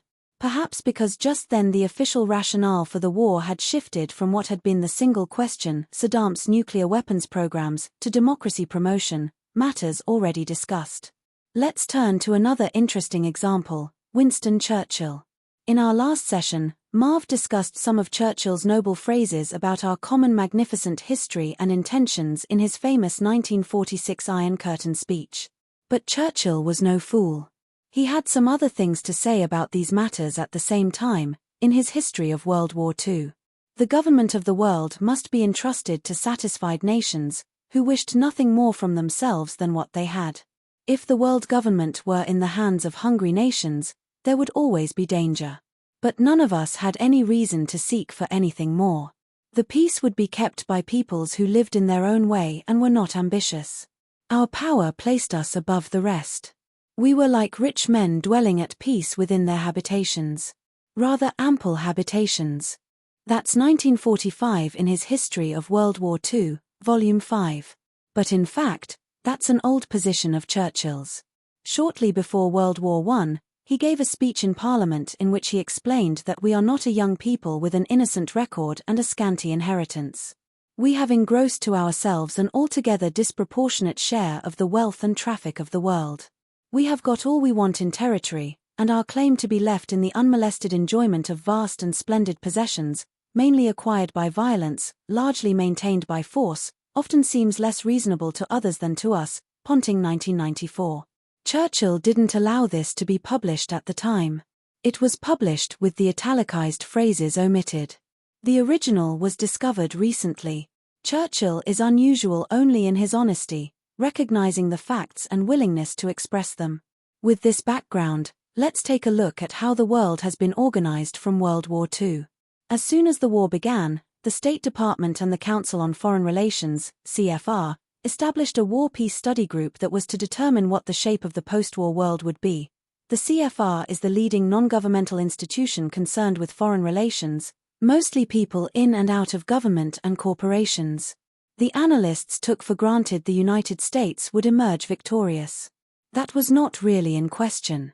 For several years they assumed that the war would end with two major power blocks, one dominated by the United States, the other dominated by Germany. In the early stages of the war, Germany was achieving remarkable successes. The area to be dominated by the United States they called the Grand Area. The Grand Area was to include at a minimum the entire Western Hemisphere, the Far East, and the former British Empire, which the US was taking over, displacing Britain, which had been the leading global power for a long time before. So that's the minimum of US domination. The rest would be the German-dominated world. By about 1942-1943, after the battle in Stalingrad and in particular a huge tank battle at Kursk, it was clear that the Russians were going to defeat the Germans. The conception changed. Grand area expectations were modified in character and scale. Now it would be the Russians, not the Germans, who would be the adversary. The Grand Area would include everything I just described, plus whatever part of Europe and Asia the United States could take over. At the very least, Western Europe, which is the industrial heartland of the European continent. So that's the expanded Grand Area. It was understood that in the Grand Area the United States would reign supreme. Long before the war, the United States had been by far the richest country in the world, and it gained enormously from the war. Manufacturing practically quadrupled, while other industrial states were severely harmed or almost destroyed. The prominent statesman George Kennan, head of the early post-war State Department policy planning staff, estimated that the US had half of the world's wealth. Very likely an exaggeration, statistics weren't very good at the time. But probably not by much. Grand area planners determined that U.S. domination must be firmly established. In their own words, they planned for a world in which the U.S. would hold unquestioned power, ensuring the limitation of any exercise of sovereignty by states that might interfere with its global designs. The planners therefore sought to develop an integrated policy to achieve military and economic supremacy for the United States in the Grand Area, which was to expand as much as possible. When the war ended, these conceptions were formulated in internal planning documents. The plans were then implemented where possible. The general idea was to impose what is commonly called the US-led liberal economic order, now under threat by Trump. There were a number of guiding principles. The basic principle was that the new economic order should be an open system, which means freedom for investors, for movement of capital, for extraction of resources. Not, of course, for movement of people. And it must be a level playing field, everyone is equal. So the United States would be part of the system, Grenada would be part of it, all perfectly fair and equal. There was nothing novel in this stance. In fact, the US was replaying what Britain had done a century earlier. Britain became a leading industrial power just as Churchill said, by force and violence, and also by stealing higher technology from other countries, India, Ireland, the countries that are now Belgium and Holland. By the mid-19th century, Britain had become far and away the most advanced society, with more than twice the per capita capitalization of any other country. It was far enough ahead in the competition to begin to toy with the idea of advocating free trade, assuming it would do quite well in the competition. That was 1846. Free trade, however, had some qualifications. Britain never really agreed to it fully. India, that's all of South Asia then, was under British control. Before the European onslaught, India and China were the richest, most advanced countries in the world. But imperialism took care of that. India was deindustrialized by the British occupation, but it was still a rich prize, closed off despite free trade pretensions, and barred from real development. Later Britain abandoned the free trade game altogether because it could no longer compete with Japan. It therefore closed off the empire. Holland, which had a substantial empire in East Asia, did the same, the US as well. That's a large part of the background for the Second World War in the Pacific. The Japanese reacted to the closing of the entire region by the imperial powers, blocking their access to essential resources. They began to carry out aggressive acts, which finally led to war. The US recapitulated the British experience a century later.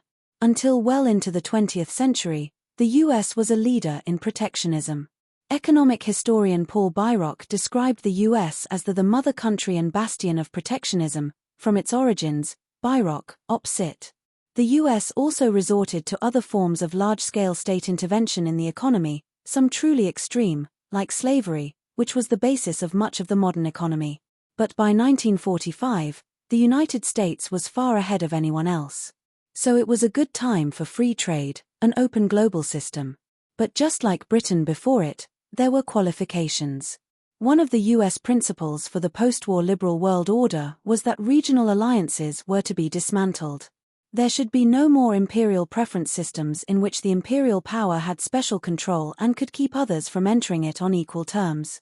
With one exception. One regional system was to remain.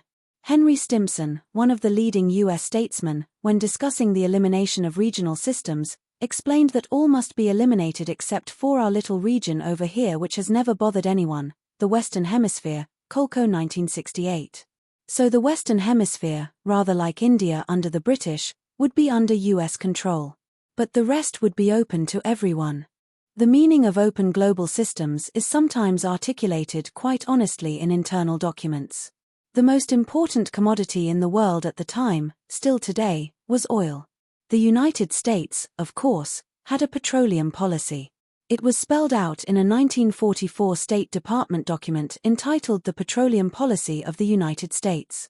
The document called for the preservation of the absolute position presently obtaining, in the Western Hemisphere, and therefore vigilant protection of existing concessions in United States hands, coupled with insistence upon the open-door principle of equal opportunity for United States companies in new areas. In brief, what we have, we keep, closing the door to others. What we do not yet have, we take, under the principle of the open door. In our little region over here, it wasn't too difficult to implement this principle. Long before World War II, the US had expelled Britain from Venezuela when major oil reserves were found there, imposing its own rule. The Middle East, where the main resources of easily accessible oil were and still are, was more complex. Prior to World War II, the region was largely under British control. To implement the petroleum policy, the US, relying on its far superior power, compelled Britain to accept an arrangement that reserved a privileged position for the US domestic oil industry while exposing all of Britain's oil production, which was in other countries, to the competition of the powerful US international oil companies. Oil industry specialist David Painter, 1986. French interests were dismissed even more easily, by declaring France to be an enemy state, under German occupation, hence forfeiting its rights. The vast energy reserves of the Middle East, included in the Grand Area, were not important for the US itself, which then, and for many years after, was the world's major petroleum producer, as it is becoming again today. But they were important as a means of world control.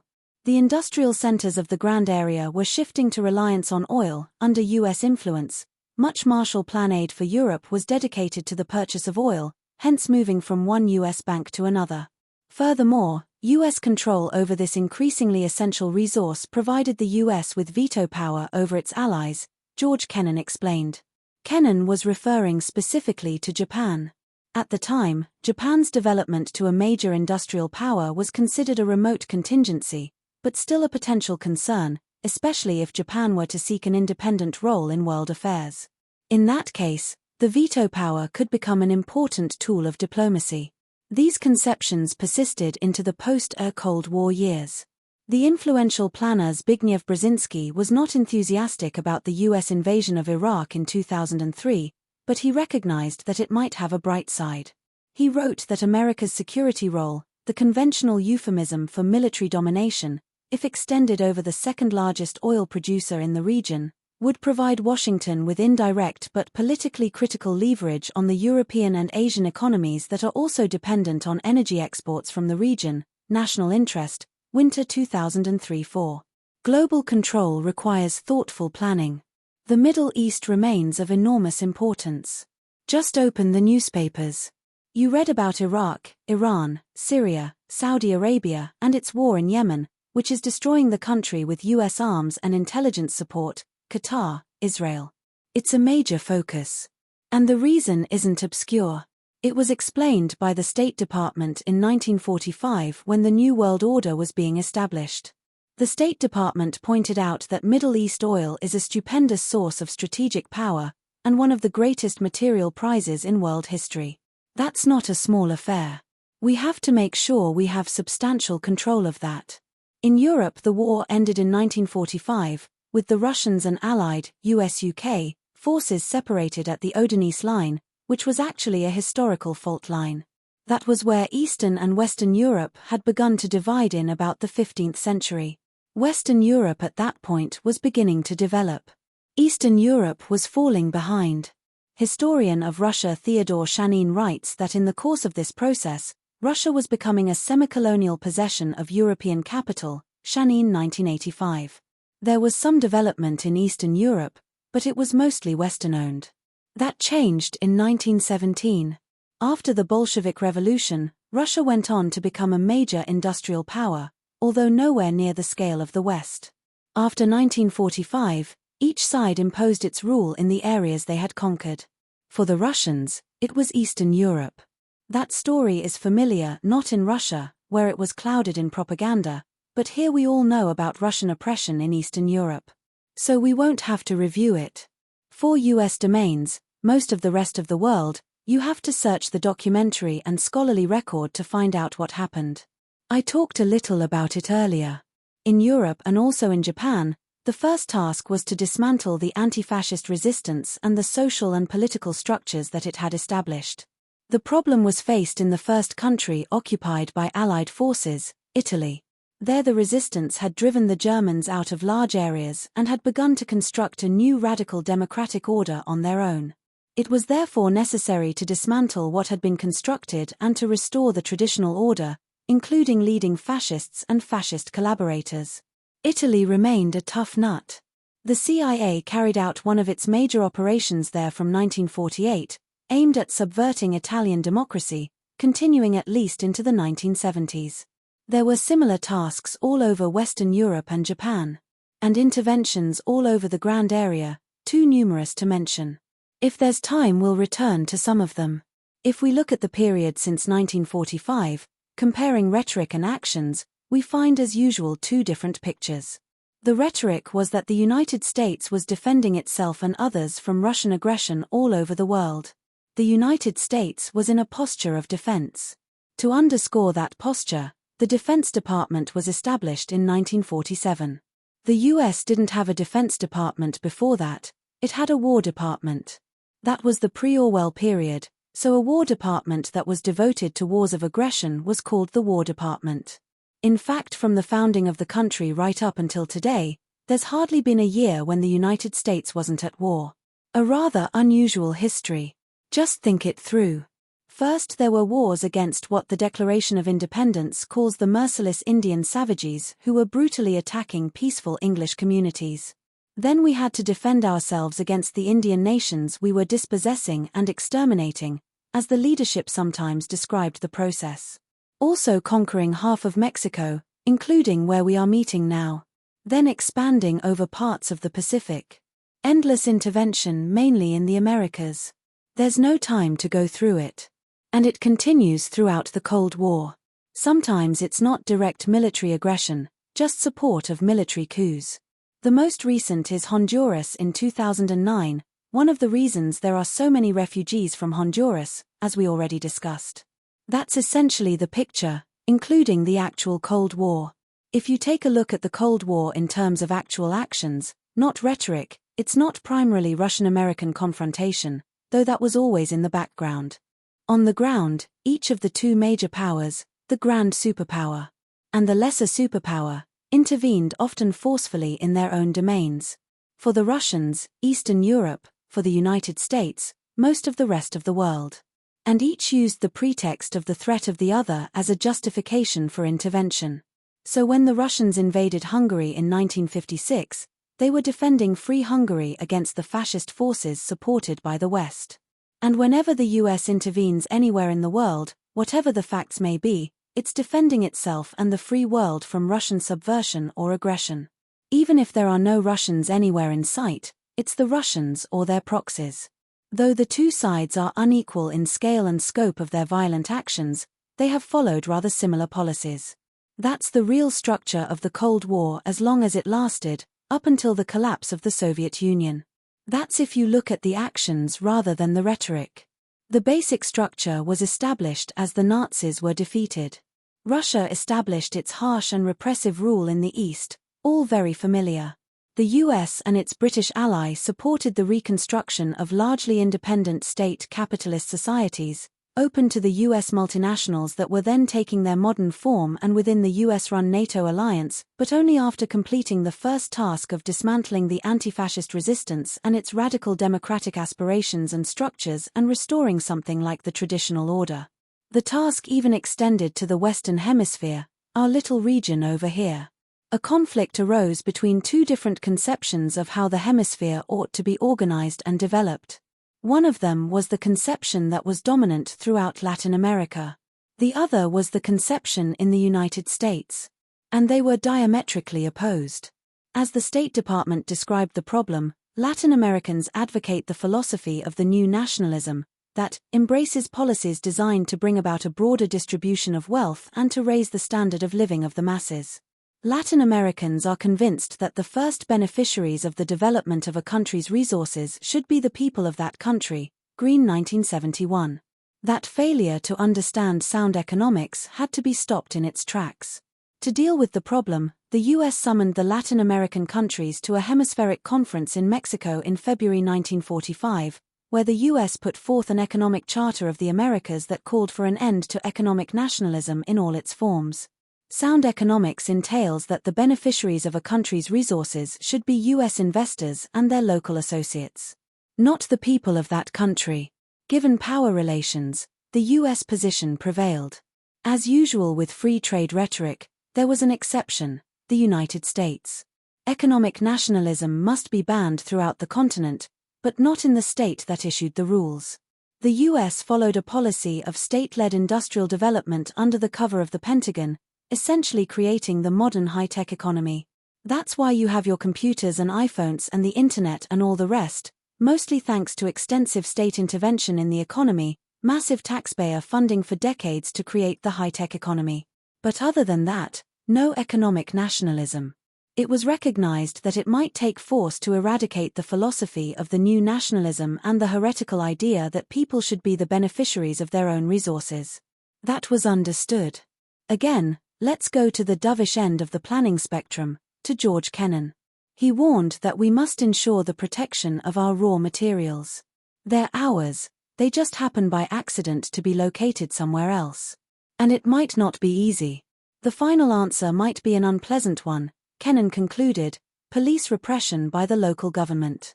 We should not hesitate to support harsh government measures of repression as long as the results are on balance favorable to our purposes. In general, it is better to have a strong regime in power than a liberal government if it is indulgent and relaxed and penetrated by communists. Lafeber 1983, a term with broad application. It can refer to priests and nuns organizing peasants, labor organizers, human rights activists, a pretty comprehensive notion. That's the dovish end of the spectrum. It remained a doctrine of American liberalism, reiterated much later in the Clinton Doctrine, which held that the US has the right to resort to unilateral use of military power to ensure uninhibited access to key markets, energy supplies, and strategic resources. Not a right accorded to others, needless to say. In accord with these principles, there's a vicious record of intervention. I won't go through it. Hundreds of thousands of people killed, countries destroyed, huge refugee flow. A crucial year in this record was 1962, during the Kennedy administration, an important date to which I'll return. Elsewhere, it was also necessary to discipline countries that were tempted to go berserk with fanatical nationalism by trying to control their own resources. That's the New York Times editors in 1954, August 6, praising the CIA coup that overthrew the parliamentary government of Iran and installed the rule of the Shah. Repercussions are right on the front pages until today. Incidentally, the New York Times appears to have a near 100% record of supporting military coups that are backed directly or supported by the US. All of this goes back to 1945, when the US was at the height of its power, a kind of power that had never existed in world history. US security was overwhelming. The US controlled the Western Hemisphere, both oceans, the opposite sides of both oceans. It had almost half the world's wealth at that time, which is astonishing. There's a lot of talk these days about recent American decline, but it's worth bearing in mind that the decline began immediately after the war. That level of power could not possibly be maintained. There was a serious decline in American power in 1949, when an event occurred called loss of China, an interesting phrase. I can lose my watch but not yours. China's independence was a huge blow to grand area planning, and had large effects on international policies, to which we'll return later. It had a large impact on the domestic scene as well. The question of who was responsible for the loss of China provided a major impetus for the severe McCarthyite repression, which actually began some years earlier with Truman, but was carried forward substantially by McCarthy with effects that have not disappeared. As decolonization took its agonizing course and other industrial powers reconstructed from wartime damage, the U.S. share of global wealth, GDP, continued to decline, to about 25% by 1970, still phenomenal but not what it had been at the peak of U.S. power. By now it's declined further, but these measures are becoming misleading as we enter the period of neoliberal globalization in which national accounts mean much less than they did before. There's a different measure of power that is becoming more significant, the percentage of ownership of the world's wealth by US-based corporations. The answer is an absolutely astounding 50%. Today, the statistics are good. They reveal that 50% of the world's wealth is in the hands of US-based corporations, even though the national account, GDP, is not anywhere near that. These topics have been explored in depth by political economist Sean Stars, who also found that US-based corporations are first in just about every category: manufacturing, finance, almost everything else, Stars, forthcoming. Nevertheless, global hegemony did decline. The loss of China, as I mentioned, was very serious. In fact, the loss of China was the background for the worst crime of the post-war period, the invasion of Vietnam, which began immediately afterward, with strong US support for France's effort to reconquer its former colony. We'll return to the details, but in the context of our topic tonight, it's interesting to consider how the war is interpreted. Close to universally, across the political spectrum, it is described as a failure, a terrible defeat for the US. There is, of course, some truth to that. The US did not achieve its maximal goal of conquering Vietnam or even sustaining the regime it had established in the South. But there is more to the story. One of the good things about the United States is that it's a pretty open society, more than any other that I know of. We have good access to internal records, not everything, of course, but there's a reasonably good record of release of documents. In this case we were helped quite a lot by Dan Ellsberg. The Pentagon Papers, PP, revealed a huge amount of material on the war, soon supplemented by government release of many documents once the dam had been breached. That included quite revealing internal discussions on the reasons for the early intervention in Vietnam in support of France, which set the stage for what followed. This material has mostly been disregarded. In the New York Times edition of the PP, all that most people have seen, you don't find any of this material. The focus is on the 60s, the failure. But the early reasoning is interesting and instructive. Essentially, our old friend the domino theory. The argument was that if Vietnam carried out successful independent development, it would be what Kissinger later called a virus that would spread contagion. It would be a model that might be followed by others in the region who had suffered the harsh consequences of imperialism. They might want to follow the same course, and the system of global domination, the Grand Area, might seriously erode. Planners were concerned that the contagion might spread not just through mainland Southeast Asia, but all the way to Indonesia. Vietnam didn't matter much, but Indonesia did. A big country, very rich resources. If the rot spread as far as Indonesia, it might reach Japan, the superdomino, in the words of the prominent Asia scholar John Dower. If Southeast and East Asia became independent, what we call communist, Japan would be tempted to accommodate this bloc of states and become its technological and industrial center. There's a name for that system. It was called the New Order in Asia that Japanese fascists were trying to establish. In the early 1950s, the United States was not ready to lose the Pacific phase of World War II, which was fought to prevent Japan from establishing its new order. Obviously, planners weren't going to accept that. How then do you prevent it? When a virus is spreading contagion, you must destroy the virus and inoculate potential targets. That was achieved. Vietnam was virtually destroyed. It's not a model for anybody, and is by now increasingly integrated into the global system dominated by US-based corporations.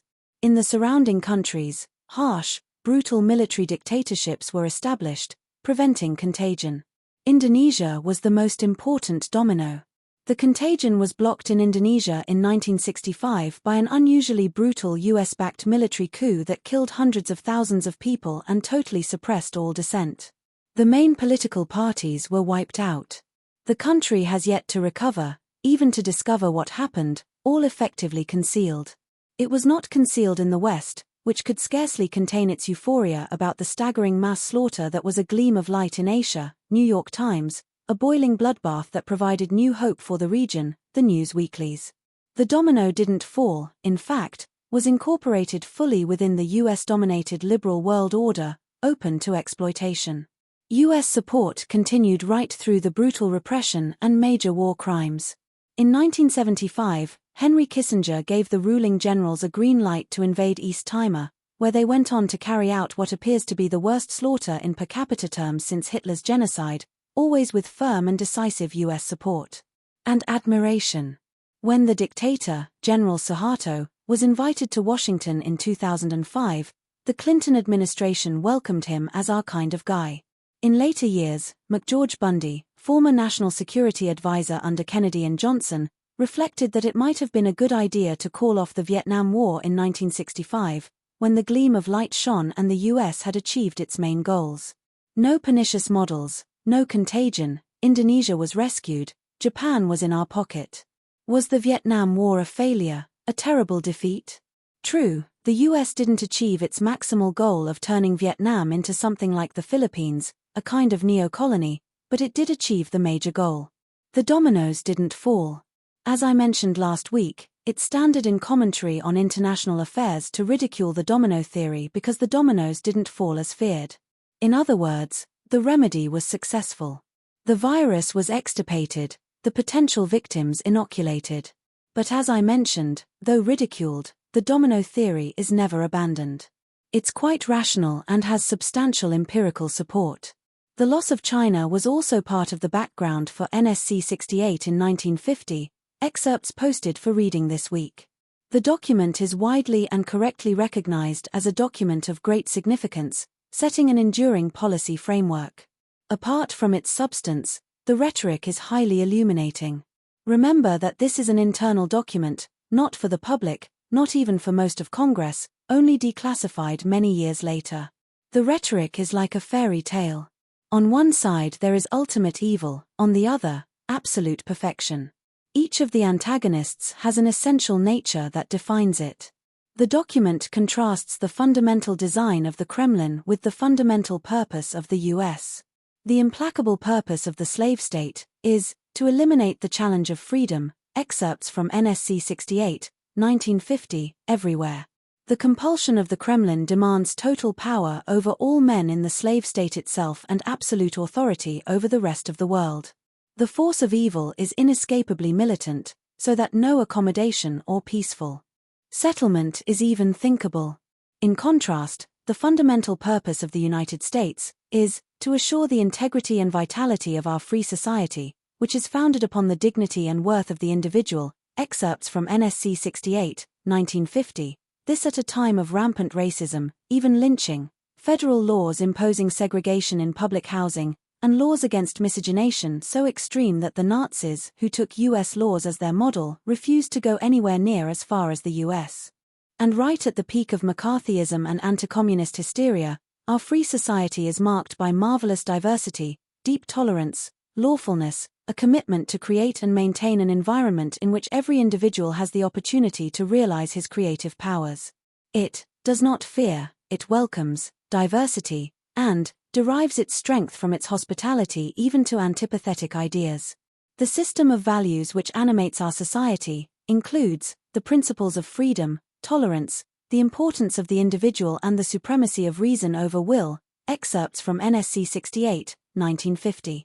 Fortunately, the perfect society has some advantages in this conflict.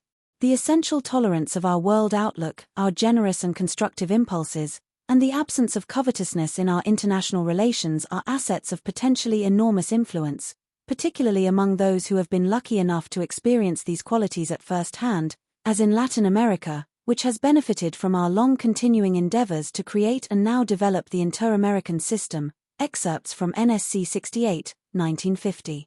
Latin Americans might have had some thoughts about this long-standing benevolence. Of course, there can be no accommodation with absolute evil, so we must foster the seeds of destruction within the Soviet Union, and hasten its decay. We must avoid negotiations because any agreements would reflect present realities and would therefore be unacceptable, if not disastrous, to the United States and the rest of the free world, though after the success of a rollback strategy we might negotiate a settlement with the Soviet Union, or a successor state or states, excerpts from NSC 68, 1950. That policy is forced on us by the fundamental design of the slave state and its compulsion for world domination. In fairness, the document did recognize some flaws in our perfection, and urged that they be remedied. The flaws are the excesses of a permanently open mind, and the excess of tolerance. Another flaw is dissent among us when there should be conformity. We will have to learn to distinguish between the necessity for tolerance and the necessity for just suppression, which is a crucial feature of the democratic way. It is particularly important to insulate our labor unions, civic enterprises, schools, churches, and all media for influencing opinion from the evil work of the Kremlin, which seeks to subvert them and make them sources of confusion in our economy, our culture, and our body politic. Excerpts from NSC 68, 1950. Fortunately, Joe McCarthy, the House Un-American Affairs Committee, and other stalwart figures were upholding these stern obligations right at the time. There are other flaws of our society beyond open-mindedness and failure to understand the necessity of just suppression. Aspirations are too high. Increased taxes are necessary, along with reduction of federal expenditures for purposes other than defense and foreign assistance, if necessary by the deferment of certain desirable programs. These military Keynesian policies, it is suggested, are likely to stimulate the domestic economy as well, and they may prevent a decline in economic activity of serious proportions. In general, a large measure of sacrifice and discipline will be demanded of the American people, and they also must give up some of the benefits they enjoy as we dedicate ourselves to saving humanity from the implacable campaign of the slave state to destroy freedom everywhere. Excerpts from NSC 68, 1950. NSC 68 called for a huge increase in armaments, tripling the military budget, while carefully concealing their findings that the slave state is weaker not only than the United States, but even than Western Europe. Scattered through the document are statistics and data on Western Europe, which, it turns out, was roughly comparable to the Soviet Union in military force, and, of course, far more advanced industrially and other kinds of development. And needless to say, the US was far ahead of anyone. As I mentioned, NSC 68 is recognized to be one of the founding documents of contemporary world order, and is the subject of extensive scholarship. The interesting rhetorical framework is ignored or downplayed, mistakenly, I think. It tells us something about the perceptions of the dominant political class, though the senior statesman Dean Acheson did confess that it was necessary to be clearer than truth in order to bludgeon the mass mind of government, and to scare hell out of the American people, as the influential Senator Arthur Vandenberg interpreted the general government message. Policies quickly shifted to a harder line, with the usual justification: security.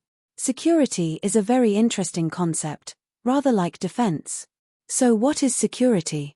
Let's take a quick look. In 1950, the actual security of the United States was extraordinary, as already discussed. But there was a potential threat, which didn't materialize until some years later, though it was recognized as a severe, indeed existential, potential threat: ICBMs, intercontinental ballistic missiles, which sooner or later would be developed to the point where they could reach the United States and would carry nuclear warheads. What then do you do about a potential severe security threat?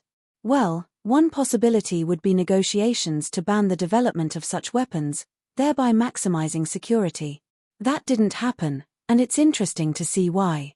There is a standard scholarly history of the strategic weapons system by McGeorge Bundy, 1988, who had access to high-level documents, security documents, and so on. He does mention this option. In the course of discussing other topics, he mentions the fact that if there had been a treaty to ban ICBMs, the one potential threat to American security would have been eliminated. He adds that he was unable to find a single document, even a draft paper anywhere, suggesting that maybe it would be worthwhile pursuing a way to protect the population of the United States from the one potential danger they faced, the threat of destruction. Bundy has a couple of sentences about this curious fact, and then goes on to the next topic. And rather interestingly, all of the scholarship as far as I know ignores the matter. I've never been able to find a reference to it. I think it's one of the most astonishing discoveries in history of scholarship. Think about it. Well, was there a possibility of a treaty? We can't be sure because it was apparently never considered. But it looks as if there might have been. In 1952, Stalin made a remarkable offer. He offered to allow unification of Germany. Remember that only a few years earlier, Germany had virtually wiped out Russia. But Stalin was nevertheless willing to accept unification of Germany, though with one condition: that it not join a hostile military alliance, that it not join NATO. So it would be neutral and independent.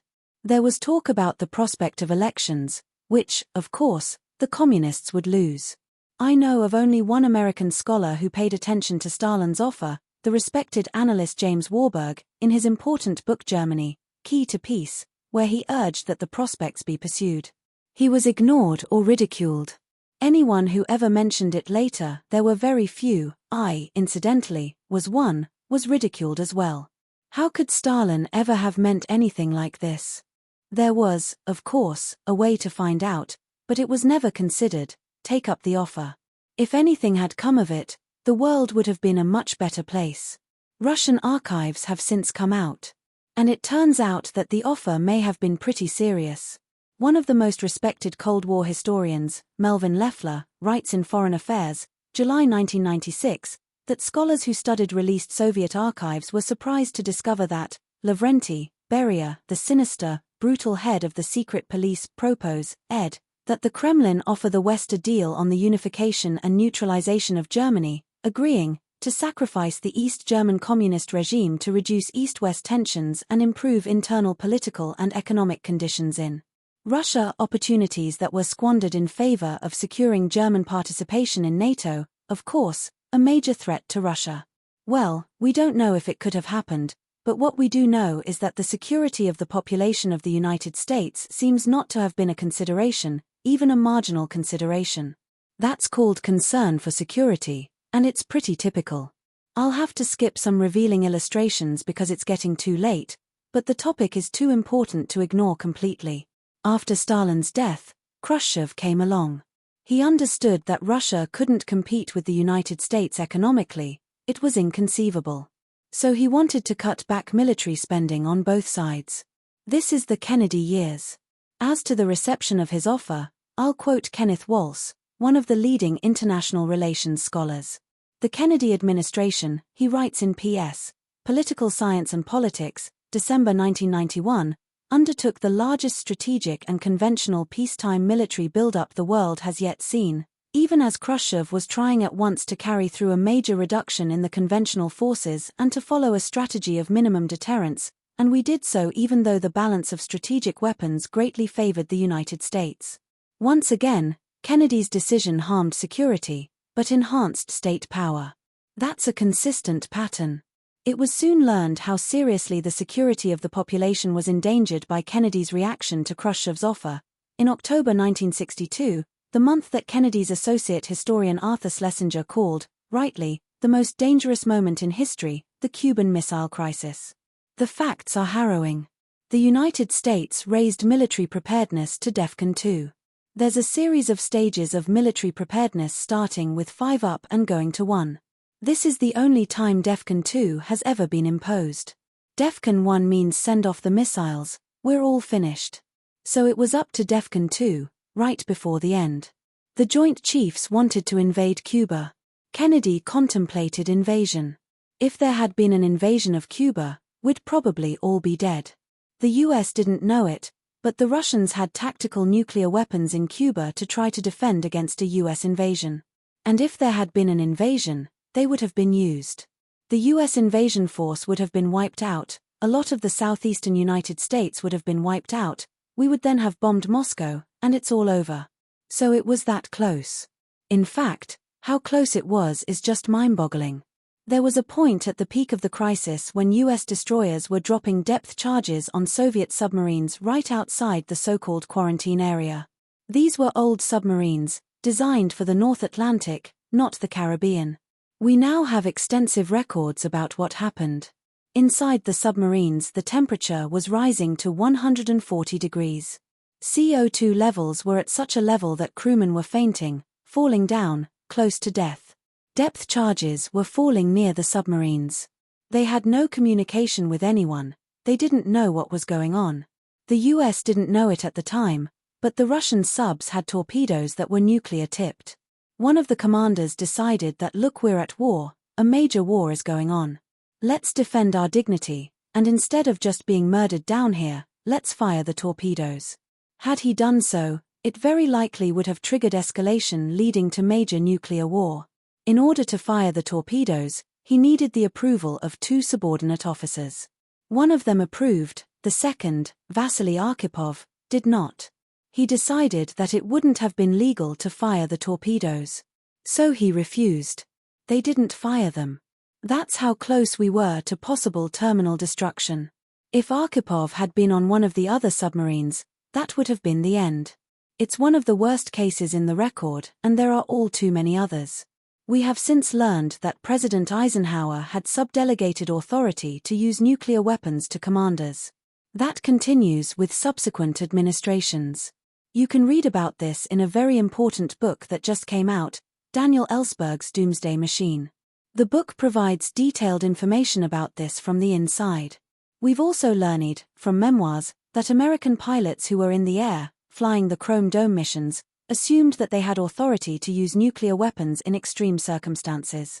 One shudders to think of the consequences. Why did Khrushchev put missiles in Cuba in the first place? Scholarship is pretty much in agreement that there were two reasons.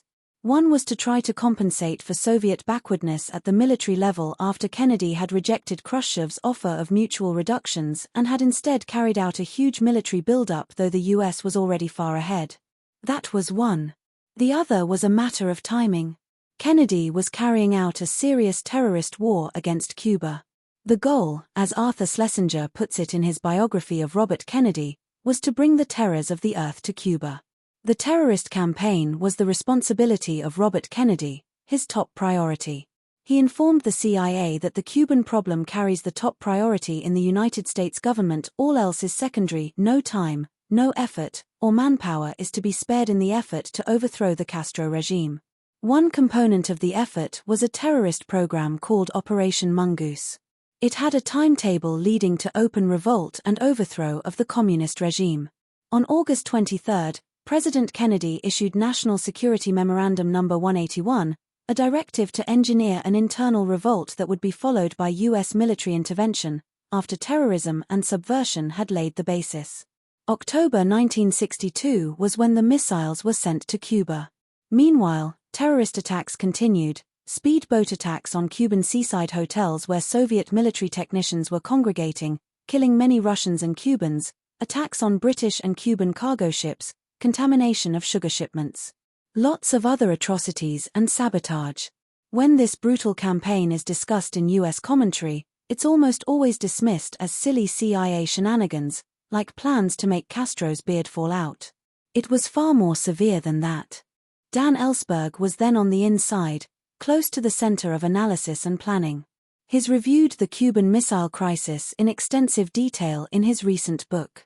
In Personal Communication, he has said that in his opinion the invasion threat was the primary reason for Khrushchev sending the missiles. Notice that that's a case where large-scale terror came very close to ending the human experiment. It's worth thinking about. The terror was very serious.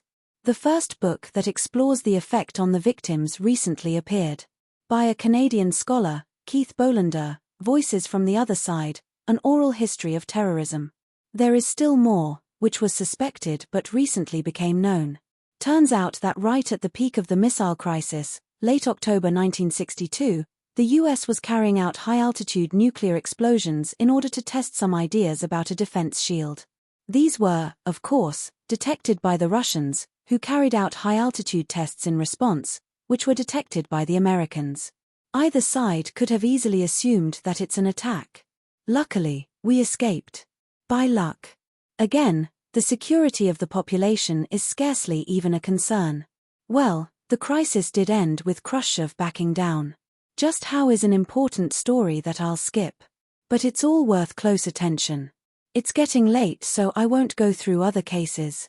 But, in fact, there's case after case of very near disaster. It's kind of a miracle that we've escaped. And you can't count on miracles to continue. Let's move quickly to the end of the Cold War. In 1989, when the Soviet Union collapsed, there were two conflicting visions of the post-Cold War global order. One was Mikhail Gorbachev's. He proposed a Eurasian security system in which there would be no military blocs at all. It would be a common security system from Brussels to Vladivostok. That's one idea. The other was the US position. That's George H.W. Bush, the first Bush, and his Secretary of State James Baker. Their position was that the US had won the war and was going to extend its dominance. Bush and Baker wanted Gorbachev to agree to let Germany be unified inside NATO, a serious threat to Russia if you think about it, particularly in the light of recent history. They told Gorbachev that if he agreed, the US would not move, the phrase was 1 inch to the east, which meant to East Germany. No one was even dreaming about anything beyond, at least they weren't talking about it. But this was never put in writing, and when Gorbachev agreed to unification of Germany, NATO immediately moved to East Berlin. When Gorbachev complained, he was told in effect, if you're dumb enough to trust a gentleman's agreement, it's your problem. Then Clinton came along and extended NATO far to the east, right to the Russian border. In 2008, there were proposals to bring Ukraine into NATO, that's the Russian geostrategic heartland. There have been lots of provocative acts on both sides. Obama introduced a $1 trillion modernization program of nuclear weapons, some scaled down to battlefield use. That brings us to today. I mentioned earlier that 1962 was an important year in other respects. In 1962, Kennedy changed the mission of the Latin American military. Of course we can do that. It was changed from hemispheric defense, which was a holdover from the Second World War, to internal security. Internal security is a euphemism for war against the population. That was the official change, and it had consequences. These are described vividly by Charles Meachling, who was the head of counterinsurgency in the U.S. through these years, 1961 to 1966, under Kennedy and Johnson. Meachling describes Kennedy's 1962 decision as a shift from toleration of the rapacity and cruelty of the Latin American military, to direct complicity in their crimes, to U.S. support for the methods of Heinrich Himmler's extermination squads. Los Angeles Times, March 18, 1982. That's the head of U.S. counterinsurgency describing the 1962 decision and its aftermath. Pretty strong, and regrettably not inaccurate, though without tarnishing the Camelot imagery among liberal intellectuals. What followed was a huge plague of repression. It began with the military dictatorship in Brazil, the most important country in Latin America, in 1964, overthrowing a moderately reformist parliamentary government. The coup seems to have been pretty much set up with the support of the Kennedy administration, though it took place a couple of weeks after Kennedy's assassination. This was the first of the neo-Nazi national security states that spread through South America, bringing with them mass slaughter, bitter repression, torture, disappearance, and tight ideological controls. Chile, which we discussed, was one such case. Like the Suharto coup, the Brazilian coup was welcomed in liberal circles. For example, by Kennedy-Johnson ambassador to Brazil Lincoln Gordon, who then went on to become president of Johns Hopkins University. He described the happy event as the most decisive victory for freedom in the mid-20th century, not least because the Brazilian generals, the democratic forces now in charge, should create a greatly improved climate for private investment, Parker 1979.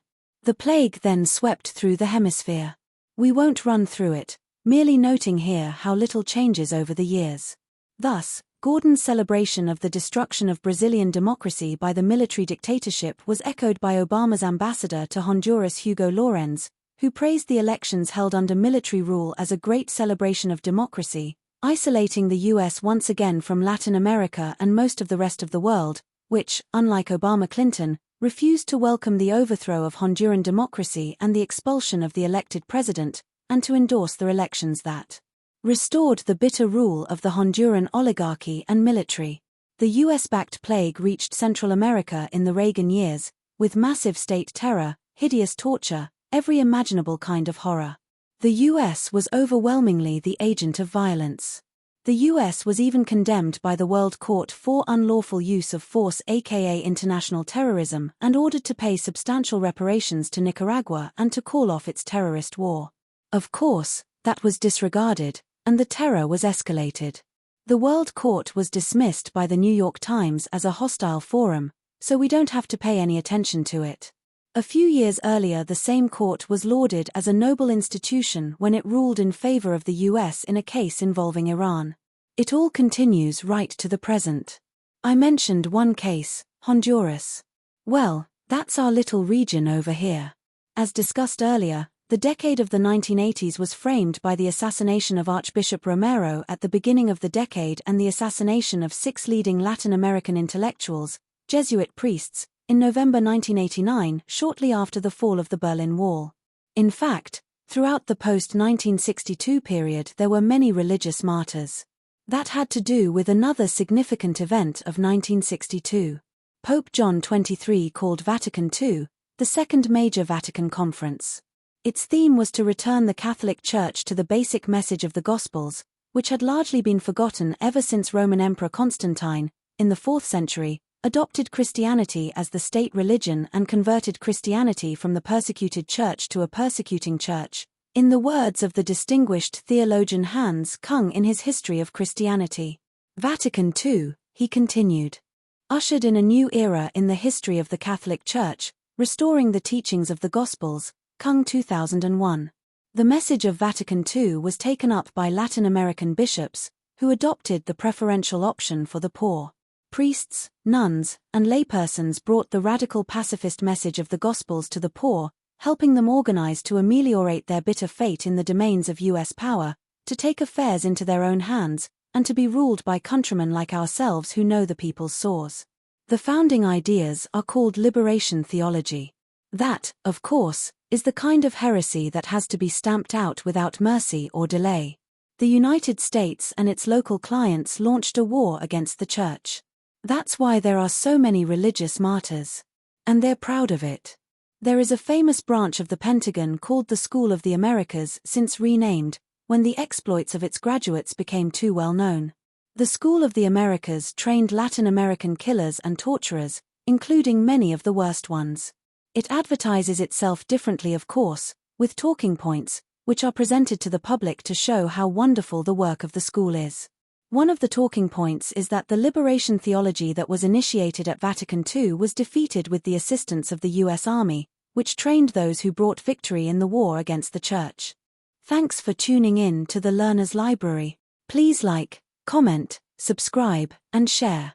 Don't forget to press the bell icon. Chapter 4. Capitalism versus the Environment. Waterstone Lecture, February 5, 2019. Before I get into the main topic, which is capitalism versus the environment, I just wanted to say a couple things by way of preface and to respond to some things that I've been seeing both in people coming in office hours a little bit, and also the little bit of lurking I've been doing on the discussion boards and a little bit on voice threads, so I just want to say a couple things about that. First, this issue of why the tie again to capitalism, and I want to repeat this and make it clear what this set of connections is about. As I'd said, a main objective of the course is to identify the common root causes of today's most pressing problems.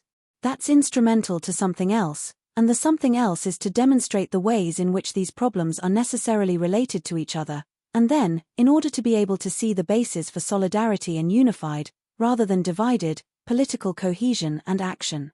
The usual notion of these issues being siloed and differentiated from each other, I think, can't emphasize enough that they really are connected to each other in very fundamental ways and that this may be the basis for a unified set of political actions. The second thing I wanted to just say a word about, because I've seen some things on this and people have been asking about this, is a word about capitalism and its alternatives. The alternative to late-stage capitalism, which is what we're describing here, sometimes termed really existing capitalism, which, as we've begun to discuss already, often actually means socialism for the rich and brutal or gangster capitalism for the rest. The alternative to this is not a planned economy run by an authoritarian state, which is often portrayed in the obverse sort of mythology as communism or really existing socialism. For example, in the former USSR or Russia today, North Korea, China, Cuba, Vietnam, and so on, virtually all of those experiments, many of which were Marxist or socialist-inspired, were really a state capitalism in a slightly different inflection than the state capitalism we see elsewhere in the world. That's not the alternative. The alternative that we're thinking about is an economy that's run by the producers, that is the workers themselves, through a democratization of the workplace. We say we value democracy very highly and yet we don't institute it in the places where we spend most of our lives. That is, the workplace is a very authoritarian kind of environment and we don't really question that. When we go to work, we don't expect to be able to have a bunch of choices about what we're going to do in the day and what we're going to produce and how we're going to produce it and so forth, but if we really value democracy, why not start to institute that in places where we spend a great deal of our time? Why not democratize the decisions over what gets produced? And this ties into what I hope to speak about a bit tonight and will speak about a bit more in the coming weeks, ties very closely to how we define quality of life or happiness or satisfaction. What gets produced is not necessarily tied solely to, or even most importantly to, profit maximization. That is, if you go back to a conversation a couple weeks ago, what if things were produced for their use value rather than for their exchange value? That might, in fact, produce a very different set of outcomes. The way things get produced would also be democratically organized. That is, if the people who had to live with the consequences of the production process were in charge of that production process rather than those being in charge being absentee or distant owners, we might see very different kinds of effects coming out of our production processes and places, and this includes many of the impacts on the environment. And then finally, what to do with the profits, if any, which gets to questions about income and wealth inequality, and so forth. Again, if these decisions were democratically arrived at, we might see a very different set of impacts, and so this is something that I think we should think about in terms of the issues that we're discussing. If the production process were organized in very different ways, the kinds of things that we are discussing here, the kinds of outcomes and consequences, might have a very, very different look, and so it's worth thinking about that. But this is typically what we're thinking about when we think about an alternative to capitalism. So now let's turn to the topic for this evening because we're stuck with this system and it's producing some outcomes. I'm going to go through some of the issues. This list is not meant to be exhaustive, but by the end of it, it might be a bit exhausting. That is, you might feel a little wearied by it, so just going to go through it, and just it's useful to know what we're talking about and what we're confronting when we think about environmental impacts. First are the kind of overt impacts that we were dealing with, beginning to deal with in a substantive way, in the late 1950s, into the 1960s, but these things like air, water, soil pollution, which were at the time quite overt, quite undeniable in many ways, as I'll talk about in a little while, as the problems became so apparent that they simply couldn't be ignored any longer. The problem of indoor air pollution is something that's come a little bit later. Think about around the world, people who use solid fuels for heating and cooking and so forth, clearly indoor air pollution is an issue. In more technologically developed countries, indoor air pollutants are now being recognized as coming from a lot of the building materials that we use, insulation and so forth, but this is becoming a prevalent problem. Over time, we've seen a changing nature in the pollutants themselves, from these overt, unavoidable notions of solid waste to industrial waste to toxics, which have mainly gone through a transformation in their visibility, their tangibility. That is, these early problems, as I say, were quite overt, but the later problems of industrial waste and toxins and so forth are largely out of sight and therefore largely out of mind. So we don't see all these things, but they are becoming ubiquitous in the environment. Plastic pollution is another, and growing, problem. You can find all sorts of interesting statistics about plastics. In this abbreviated form, I'm giving you just one that I found particularly annoying. By 2050, there will be more plastic than fish in the oceans by weight. Okay, so if you're interested in fishing for plastics, it's good news, but otherwise, not so great. Then there is the issue of antibiotics, which people have been thinking about a lot in the last couple of decades, leading to the production of these superpathogens, the superbugs, which evolve much more quickly than the pharmaceutical industry evolves to deal with them. So, people who are taking antibiotics either don't take the full course of them, or more prominently, they're given to animals and 30 to 60% of them pass through our or animals' digestive systems unchanged, and so they simply enter the environment. They're in the water supplies. We ingest them through the food chain and so forth, and they are producing a constellation of these pathogens that are now not susceptible to treatment by these antibiotics. So some of these were miracle drugs when they first came out in the 20s, 30s, and so forth. Penicillin, amoxicillin, a whole number of them, are now becoming ineffective, and we're seeing the results in increasing resistance and morbidity. Endocrine disruptors, again, things that disrupt our hormonal systems, these, again, are becoming prevalent in the environment. They're in a wide variety of products, polychlorinated biphenyls, DDT, which is an interesting pesticide. Some of you may recall the famous book by Rachel Carson, Silent Spring, in which she began to document the ubiquity of pesticides in the environment and their effects, in this case, on bird species and bird habitat. DDT has been banned for use in the United States for many years, but not for production. So, we produce it and then we distribute it around the world and then it comes back to us on various products. But DDT, household cleaners, all of these things, again, are showing up in the environment in increasing concentrations and are producing these very deleterious effects.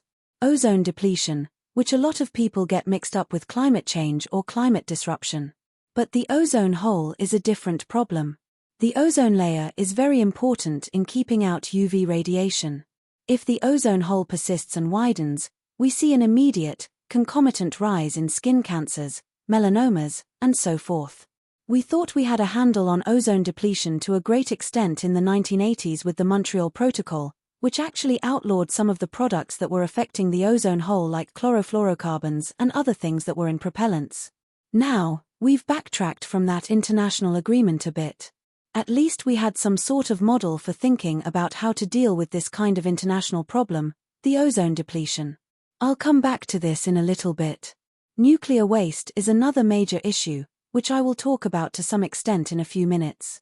There are a number of marine problems associated with increased atmospheric CO2. These include problems of ocean acidification, coral reef bleaching, and significant impacts on marine life. Again, these things are occurring at an increasing pace. If you're interested in seeing things like the Great Barrier Reef, probably next year would be a good time to go. In a couple or 3 years down the line, it may not be there for you to see. Habitat loss and degradation are occurring through all kinds of activities, including mining, logging, urbanization, and deforestation, just to name a few. These effects are largely and closely tied to species extinction and the loss of biodiversity, which is now estimated by the scholarly literature at about 1,000 to 10,000 times the background rate. We are losing 1 to 5 species a year, and the rate is increasing. Another ominous sign is insect loss, and all of the functions they provide, most notably, though not exclusively, in plant pollination, and the implications for the food supply. 76% of flying insects are expected to disappear in less than 30 years in Germany. Monarch butterflies are down by 90% since 1996, bee populations dropping significantly worldwide. 75% of genetic diversity of agricultural crops has already been lost, that is, as we move to conglomeration and we move to monocropping, we see increasing loss of genetic diversity. 75% of the world's fisheries are now either fully or overexploited. Up to 70% of the world's known species risk extinction if global temperatures rise by more than 3.5 degrees centigrade, a trajectory that we are clearly on. We're moving very rapidly in that direction. All of these are figures that come from the International Union for the Conservation of Nature Red List of Threatened Species. Tropical deforestation is a problem in and of itself in terms of habitat and species loss. It's also an enormous problem in terms of the fact that tropical forests are a very, very effective mechanism for removing carbon from the atmosphere. So as we deforest, whether it's tropical or in other regions, our climate change effects are exacerbated. So, tropical deforestation is a big problem, as is resource depletion of all kinds: water, soil, fertility, arable land, and as I've already mentioned, overfishing. Another recently emerging issue is genetically engineered food. Many of you, in fact, all of you, have eaten it, whether you know it or not. At the moment, over 90% of US corn is genetically modified, and corn, as you know, shows up everywhere as high fructose syrups, as additives in various kinds of processed foods. So, if, in fact, you eat anything, you have likely eaten genetically modified corn. About 90% of US soy is now genetically modified. About 50% of papaya coming from Hawaii is also genetically modified, 10% of tomatoes, and on and on and on. We get new materials introduced every year, and I don't know when you were given the call about it, whether you want a genetically modified food in your diet, but I never got that call. Maybe I was out, but in any event, it's now becoming quite prevalent. There are a number of spices and herbs that are genetically modified, which, again, show up in all kinds of processed food. The main concern is the uncertainty around the potential health effects of these products. In the US, which uses a risk assessment process to determine potential harm, it is up to the government to prove that the products are unsafe. Elsewhere, for example in Europe, using a precautionary principle, producers must prove that the products are safe. This is why many US agricultural products have been barred from many European countries. Climate change, which is a very big topic, I'm not going to say very much about. Professor Chomsky is going to speak about it some on Thursday evening. But clearly there are a whole number of effects from climate change, which we should now really be calling climate disruption or climate crisis, including rising sea levels, shifting temperature, precipitation, and growing season patterns, intensification, as we've seen very dramatically in the last couple years, intensification of tropical storms and hurricanes, more extreme weather events, and vector-borne disease, as species migrate into new zones. And then finally, none of these things have very even effects around the globe. That is, all of the issues that I've been listing have very differential effects depending on where you are on the planet and/or on the socio-economic spectrum. So the idea that we encounter not only these issues but that they bring with them all kinds of matters of environmental injustice. That is, people of color, poor people, bear the cost of these in very disproportionate ways. So, the planet, in some sense, is engaged, or we are engaged because of our socio-economic system, we're engaged in a kind of genocide around the planet. Now let's begin to think about the causes of these problems. Thomas Malthus, whose name you might know, writing in the piece I'm going to think about here written at the very end of the 18th century, is identified as the author of a certain set of formulations of how environmental problems work, and these are called Malthusian. There is also a variant of these arguments that is called Neo-Malthusian, and I'll make the distinction in a minute, but let me first give you a couple of pertinent quotes from Malthus. These are from his essay on the principle of population written in 1798, and let me say from the outset that this is very much a political argument.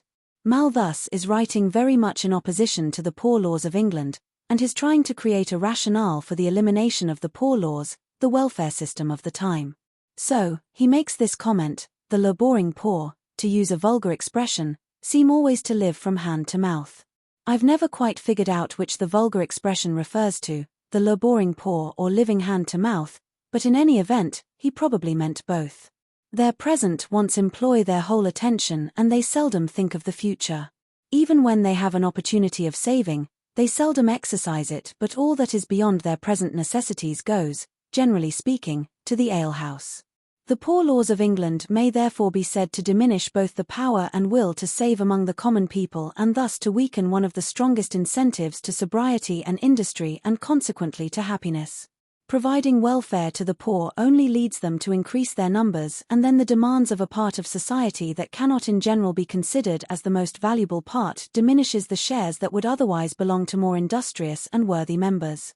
We can see this echoed right down to the present moment when we think about conversations about welfare dependency and all of the rest of it. Malthus is rather forthright about this and basically is making an argument against consumption of any sort by the poor because it's not very valuable consumption, doesn't contribute to anything, and then argues for conspicuous consumption by the rich. These arguments that Malthus was making, as I say, propagate right to the present day, as we'll explore now.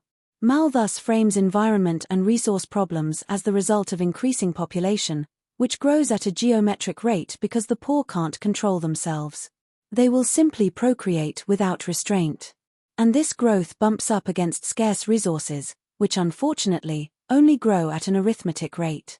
So Malthus produces this kind of tension between population and resources, and this argument persists as a very prominent notion of environmental and other resource problems.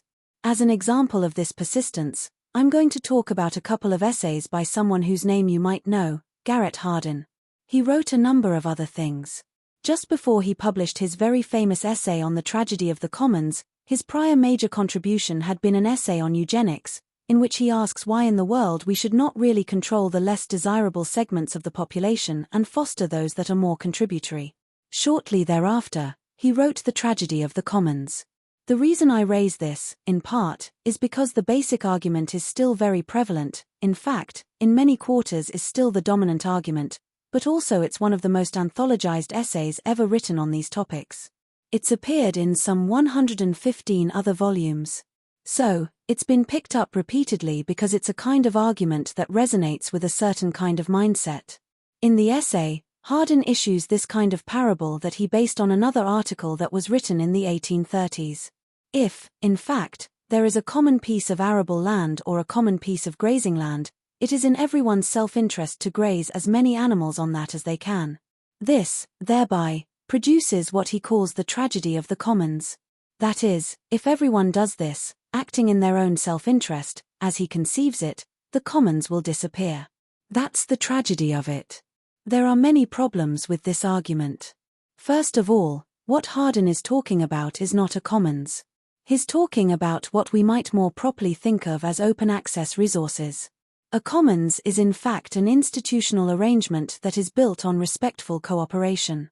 That is, it's in everyone's interest to maintain the sustainability of a true commons. Elinor Ostrom, whose name some of you may know, actually won a Nobel Prize in Economics a few years ago, and her whole body of work was on the issue of the commons as really conceived rather than this way. Hardin also wrote an essay a bit later on in which he espoused this notion of the lifeboat ethic. Here, he was not talking about individuals, he was talking actually about countries, and he had them organized into a tripartite categorization.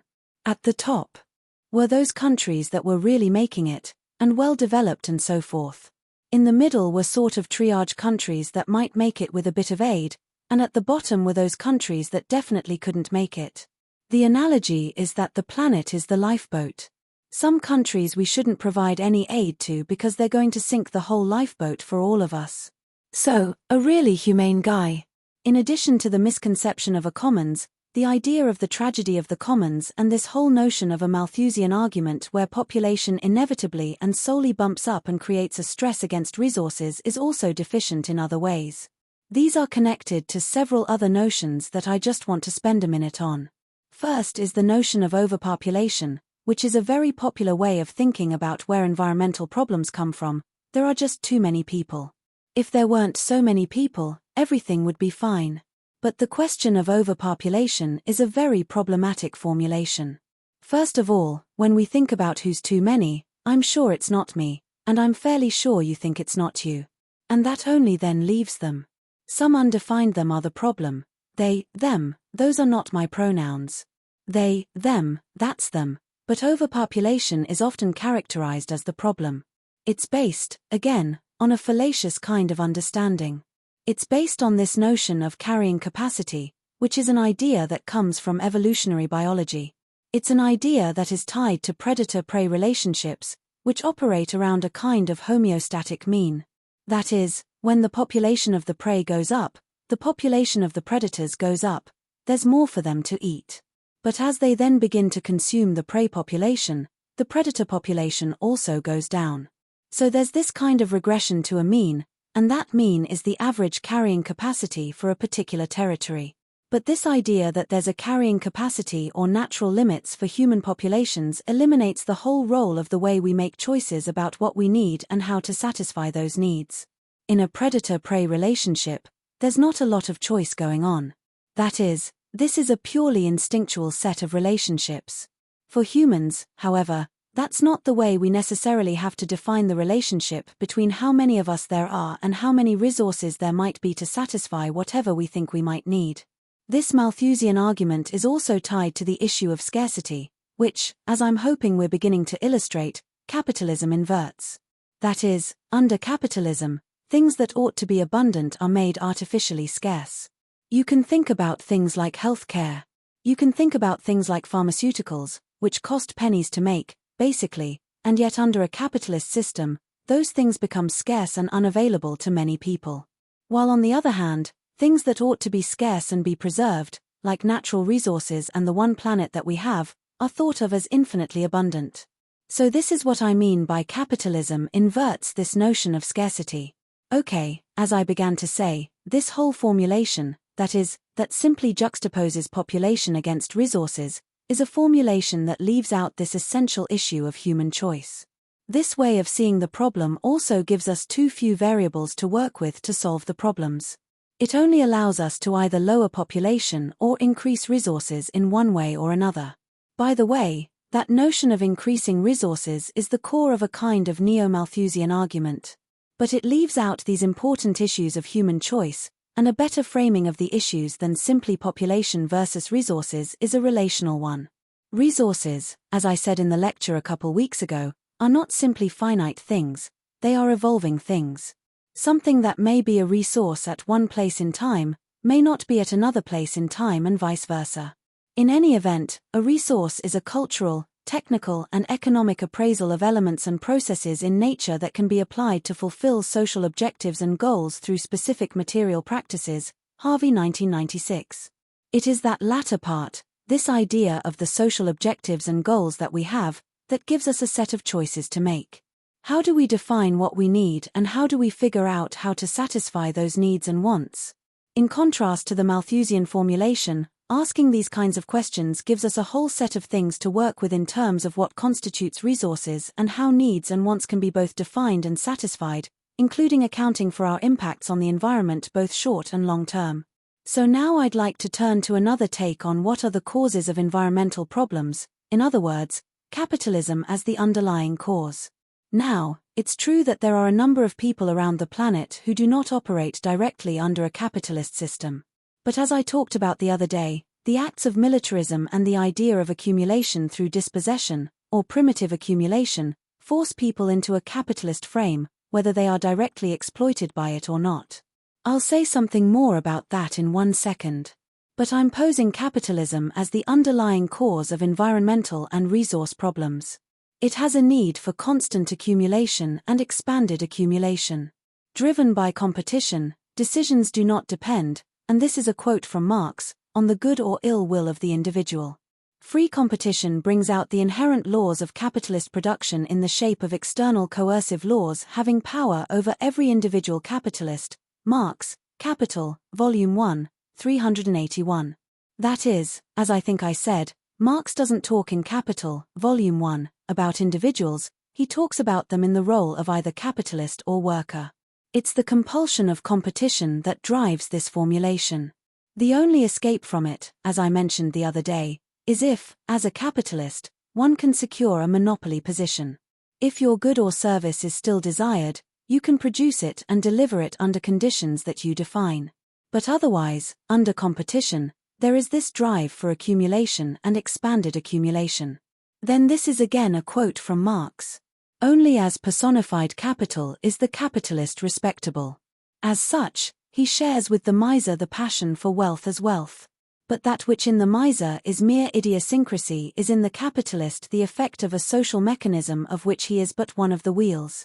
Moreover, the development of capitalist production makes it constantly necessary to keep increasing the amount of capital laid out in a given industrial undertaking, and competition makes the immanent laws of capital, that is, the laws that arise from within the workings of capital itself, capitalist production, to be felt as external laws. That is, they arise from the way capital works, but they look like they're coming from the outside. It compels him to keep constantly expanding his capital in order to preserve it, but extend it he cannot except by means of progressive accumulation. Capital, Volume 1, 739. That is, capital standing still, not thrown back into the process, is an absurdity. It cannot happen. For Marx, capital is value in motion. That means it's constantly thrown back into circulation. Accumulate, accumulate. That is the Moses and the profits. Accumulation for the sake of accumulation, production for the sake of production, Capital, Volume 1, 742. This is what drives this system. We go back to this formula very briefly, M to C to M dash. Where we have money at the outset, capitalist buys means of production of labor power, turns that into surplus commodity, surplus product, and if there's a sale, into more money than the capitalist began with. That's the formulation. Reinvestment decisions have to be made, as I talked about the other day. There's a constant expansion of production. There's a need for greater inputs, that is, more resources. Without automation, more labor power. Expanded production of outputs, and expanded production of waste, partly because the capitalist system also depends upon obsolescence, planned obsolescence. If you had to buy one good and it lasted you a lifetime, the producer of that good would be dependent simply upon increasing population. It's not a good way to go. But all this expansion takes place in a finite world. This is the basic tension. If capitalists are constantly in need of expanding their production, expanding their resource use, expanding their need for waste absorption, a finite world is not the best place for that to be happening. And so we have capital roaming the globe looking for places that have not yet been occupied. As I said the other day, if they are not bound by fixed capital costs in place, they will engage in a search for new labor, for new resources, for new markets, and eventually they will transcend what biologists call a particular ecosphere, that is, a particular sort of locale where they operate, and pretty soon they are exploiting the entire biosphere. So every place on the globe becomes buyable, accessible for resources, for labor, for markets, for hospitable regulatory environments, which I'll say something more about in just a little bit. But in any event, we move from a set of impacts in one set of locations, an ecosphere, to impacts now on an increasing spatial scale. We see these extended supply and distribution chains. You know about the 5,000-mile salad. We know about Walmart utilizing every place on the globe for cheap production and bringing the products back. Then, as I said, we also encounter the issue of accumulation through dispossession. As all of this is going on, producers, workers, peasants, and so forth, are displaced from their own means of production, which is why we see the growth, enormous growth, of slum populations around the world. These are people being thrown off the land. These are people being deprived of their means of subsistence and production. As capital takes over resources, whether those are land resources or other resources, people are displaced. This becomes part of the refugee stream that we see, in addition to conflict and war and so forth. But these processes of accumulation through dispossession are entailing the planet's population in the capitalist sphere, whether they are directly, as I say, exploited by capitalism or not. C. Wright Mills in his book The Power Elite describes a phenomenon that he calls the higher immorality, in which, he says, in a civilization so thoroughly business-penetrated as America, money becomes the one unambiguous marker of success, the sovereign American value, Mills 1956. You can begin to see how this operates. We become a society, as Mills argues, of organized irresponsibility, where the legal often supplants the moral. We see this in US society and in other places, where litigiousness is a marker of how the society works. Whether something is right or wrong is not nearly as relevant as whether it's legal or illegal, and sometimes illegality doesn't even really matter that much. But the idea that we bump up against this whole notion of morality versus legality is derived from, as at least Wright Mills argues, this notion of higher immorality. This form of capitalism requires the constant production of desire. We now spend in the US somewhere around $200 billion a year on advertising, somewhere around $500 billion a year on marketing, and then around the world you can see those costs just skyrocketing. All of that is to make sure that people's wants are redefined as needs. That's the point of advertising and marketing. That's how it works. That's what it's for. The constant production of desire. I like to invert the old maxim that necessity is the mother of invention. Under capitalism, unless you already can prognosticate a market, you'd better not be producing that product. So invention becomes the mother of necessity. You just flip that around and you get the sort of capitalist form. Every advertisement. You can try this out yourself. Go home and take a look at an advertisement on TV or wherever. You'll see these ads take a very particular form. They're like a little parable, everyone. They first produce an anxiety in you. Something's wrong with you. You know, you don't look right, you're never going to get the partner of your choice, this and that. They produce a little anxiety. Then they give you the message that the anxiety can be resolved by purchasing something. That step is at two levels. 1. Purchasing their particular product, good, or service.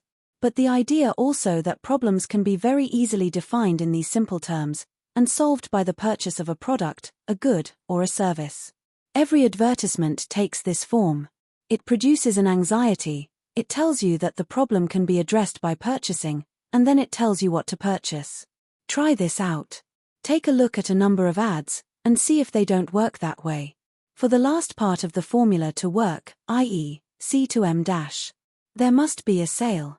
This means that the desire has to be there, which leads to this sort of rampant consumerism in some places, versus extreme poverty elsewhere. Some people have the wherewithal to satisfy their desires. For other people, the desire is produced, but they have no capacity to buy. This is why we see aspirations around the world for the so-called American dream. People see these advertisements, they see the products, they see the services. They can't get them necessarily, but they desire them. This brings us to a formulation where we think about growth versus progress. Are they the same thing? As growth is typically measured, either as GDP or GDP per capita or some form of that arrangement, we begin to equate growth of a certain kind with progress. But we don't really have the opportunity often to think about whether that's the case, whether or not growth in and of itself, defined in the way that I've just described as being necessary for capitalism, is really progress.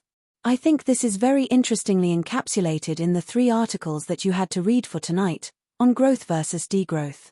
Perhaps, as Jason Hickel argues, we shouldn't be thinking so much about more, we should be thinking about enough, degrowth.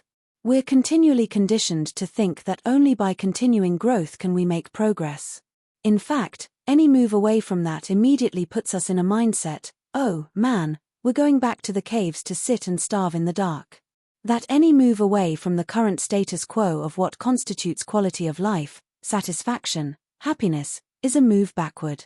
I think that's something we need to think about very carefully, and we'll do that in the next few weeks. Another issue that is tied to capitalism, and again, it's part of the underlying causes of the problems that capitalism produces in the environment, is this problem of externalities and third and fourth party effects. I alluded to this a couple of weeks ago, but I want to spend a moment making it clear. The basic nature of an exchange is that there are buyers and sellers who are in a voluntary, non-coercive agreement, and now you understand what I mean by those terms, they should be in quotes. You know, if you're in the labor market, it's not exactly a voluntary exchange. But under typical circumstances, an exchange will often be voluntary and non-coercive. Both benefit, otherwise there'd be no exchange. The buyers and sellers are the first and second parties. They both are in the exchange voluntarily, and they both get something out of it. The buyer gets a good or service, the seller gets the money. But what about others who are affected by the transition but are not beneficiaries of it? These are the third parties. Think about a power plant, a coal-fired power plant, beautiful, clean coal. The people who sell the power get something from it. The people who buy the power get something from it. But what about all the people who are susceptible to the pollution that the plant produces, whether they are in the present or in the future? The future people are fourth parties. The people who are affected by the transaction in the present but not beneficiaries of it are third parties. So these are third-party effects. It's also why these effects are called externalities. They are external to that bargain. They happen in a way that is not confined within the bargain itself. If we can understand the nature of externalities, and that capitalists, when given the chance, will externalize any costs that decrease profits, we can think about some possible remedies. One remedy is to internalize the externalities. When the costs and benefits of a transaction are shared by a limited number of direct participants, sellers and buyers, at least in theory it's possible to apply a polluter pays principle. I'll return to the example of a beautiful coal-fired power plant. If the plant installs a scrubber on the air stacks, and that has some cost attached to it, and that cost is passed along to the ratepayers, that's a way to internalize those costs. It prevents the pollution, but the people who benefit from it are the people who are benefiting from the transaction. That's a way to internalize the costs and to re-internalize the externalities. As I said, if there are a limited number of direct participants, sellers and buyers, in theory it's possible to do this. But in most cases of externalities, it's very difficult to identify the very diffuse, numerous affected parties, and how to identify the actual costs that they're bearing. The theory works when there's a limited, confined situation, but in most practical instances, it is not possible to identify all of the possible externality bearers, or to identify with any precision what the actual costs are. And so it turns out that internalizing externalities is a very difficult process to engage in. Then it's made even more difficult by how we value future generations' concerns. That is, what are we doing to the planet and what will we leave behind? I've mentioned, I think, before that I've seen on the same gigantic recreational vehicle, or maybe it's on the Hummer that the vehicle's towing, I've seen 2 bumper stickers. On one side, we don't own the earth, we borrow it from our grandchildren, and right on the other side it says, I'm spending my grandchildren's inheritance. So valuing future generations is something we talk about, we have nice rhetoric about it, but we don't really behave as though we're very concerned about these future generations. After all, what have they ever done for us? Here's a second possibility for remedying some of these problems. This is the idea of valuing and commodifying nature. Foster talks about this in the piece that you read, which raises the question of how might we value nature. A number of economists say that the reason that the environment gets short shrift is that it's not included in our calculations very effectively, so it always gets undervalued. If somehow we could put a price on it, an effective price, we could, in fact, value it properly. One of the ways to do this is to stop thinking about it as just nature. Too amorphous. Think about it in disaggregated terms, in utilitarian terms, and utilitarian mainly for us. What services do ecosystems provide? This is the current term of art, ecosystem services. A very big, very interesting, complicated, and troubling topic. This would be one way. That is, we don't think about it as nature, we think about it as an assortment, an aggregate of services that it provides, and perhaps we can then use some of the tools that economists have in order to value it. Two of these that Foster talks about are hedonic pricing and willingness to pay. Hedonic pricing is a mechanism that's used to try to put a price on something that would otherwise be intangible. I'll give you an example. How much is a view lot worth in real estate? How would we figure out how much a scenic view is worth?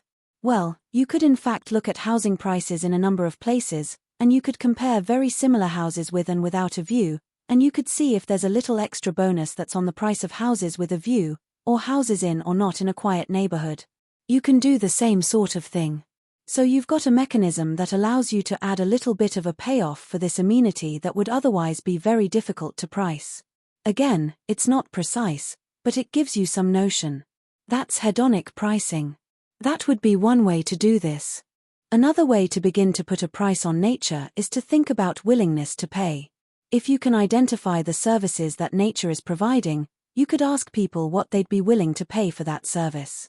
Well, you can, and economists do, and they do this all the time, but there's a problem with willingness to pay.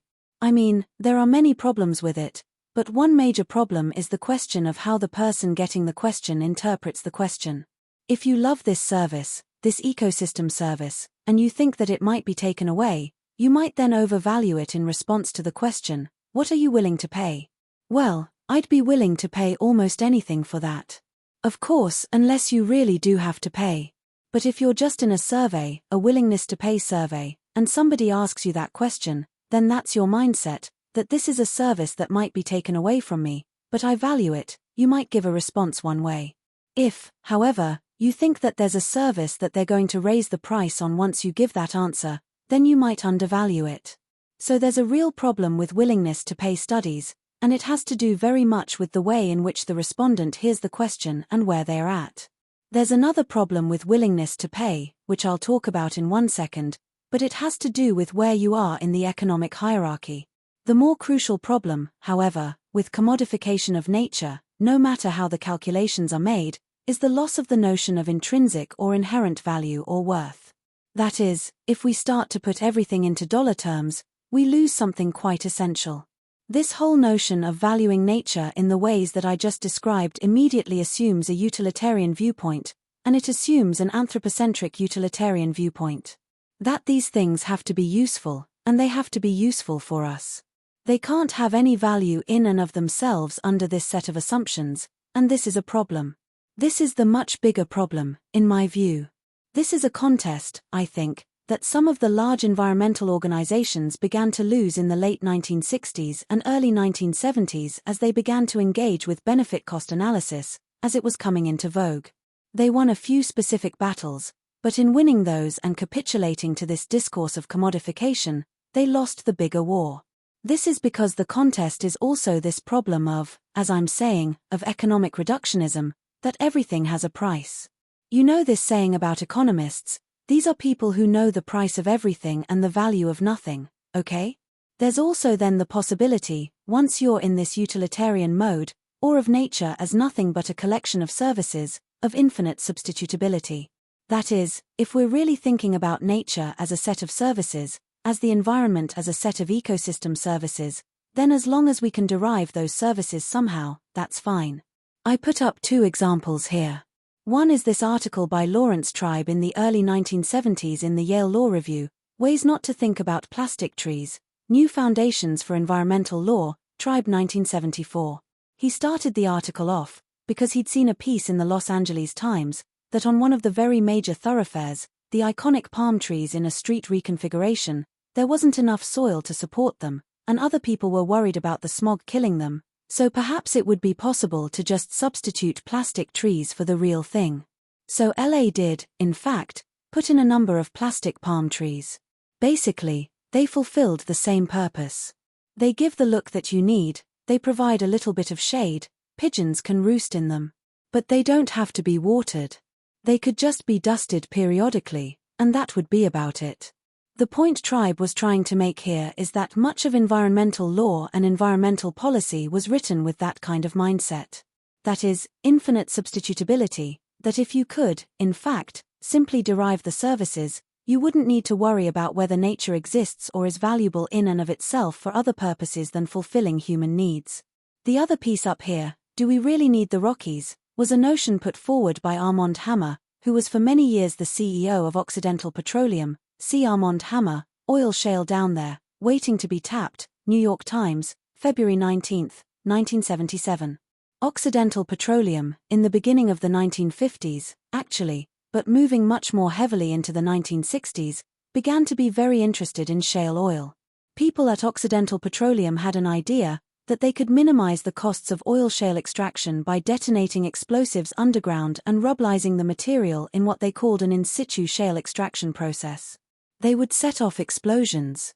In fact, at one point, they were considering using very small, I guess you could call them tactical, nuclear weapons. But the idea was to hollow out chambers underground, and then it's much more economical to extract the shale that way than to actually mine it out, and you also don't have to worry about the shale debris. It just stays in place. But the idea, and the reason that it has this title, was that it wouldn't disturb the surface of the Rockies. They'd be hollowed out underneath, but nobody really cares about that. All we really care about is the scenic grandeur and the ability to ski on them, and so forth, so they would perform the function of the Rockies, but at the same time we would have gotten the oil shale out. So this is another example of utilitarian infinite substitutability. The plan, I think, stopped about 1970, partly because the price of oil changed. Let's move to another set of remedies. If the approaches that I just went through are not working, maybe we need to move to something different. If market-based strategies don't work, we maybe need to move to a different formulation. Let me introduce you to our greatest environmental president, Richard Milhous Nixon. He was our greatest environmental president, not because he was an environmentalist by any means, but because he was forced by circumstances. There were a number of quite dramatic events in the late 1960s, a giant oil spill in the Santa Barbara Channel, the Cuyahoga River caught on fire in Cleveland, Lake Erie was declared dead, fish kills, oxygen depleted, became completely eutrophic. These kinds of events and others forced the federal government, with Nixon at the helm, to take action. And so as I say, if markets don't work, maybe we need a different way to deal with these environmental problems, that if externalities can't be internalized, if we can't properly evaluate nature, and so forth, if we can't substitute, maybe we need to confront the problems in another way. Command and control regulation. I'm going to go through a little bit of an alphabet soup just to talk about some of the things that came out in the Nixon administration. The first thing was the National Environmental Policy Act in 1969, which created the Council on Environmental Quality, which is an advisory board to the executive branch on how to make decisions at the federal level about major projects. This is where we get the mandate for environmental impact statements and environmental impact assessments, many of which have now gone by the wayside, but it's still in place. The Environmental Protection Agency, established in 1970, demolished in 2017. Occupational Safety and Health Administration was established in 1970 to protect worker health and safety. The Clean Air Act was first passed in 1955, but it was greatly expanded in 1970 to deal with both stationary, that is power plants and factories and so forth, as well as mobile sources of pollution. The Clean Water Act, which was first passed in 1948, but which was completely rewritten in 1972. The Federal Environmental Pesticide Control Act was first passed very early on, but updated, again in 1972, to deal with pesticides. The Endangered Species Act was passed in 1973. It's been controversial ever since. The Safe Drinking Water Act passed in 1974 covers all public water supplies. By the way, if you buy bottled water, it doesn't cover that.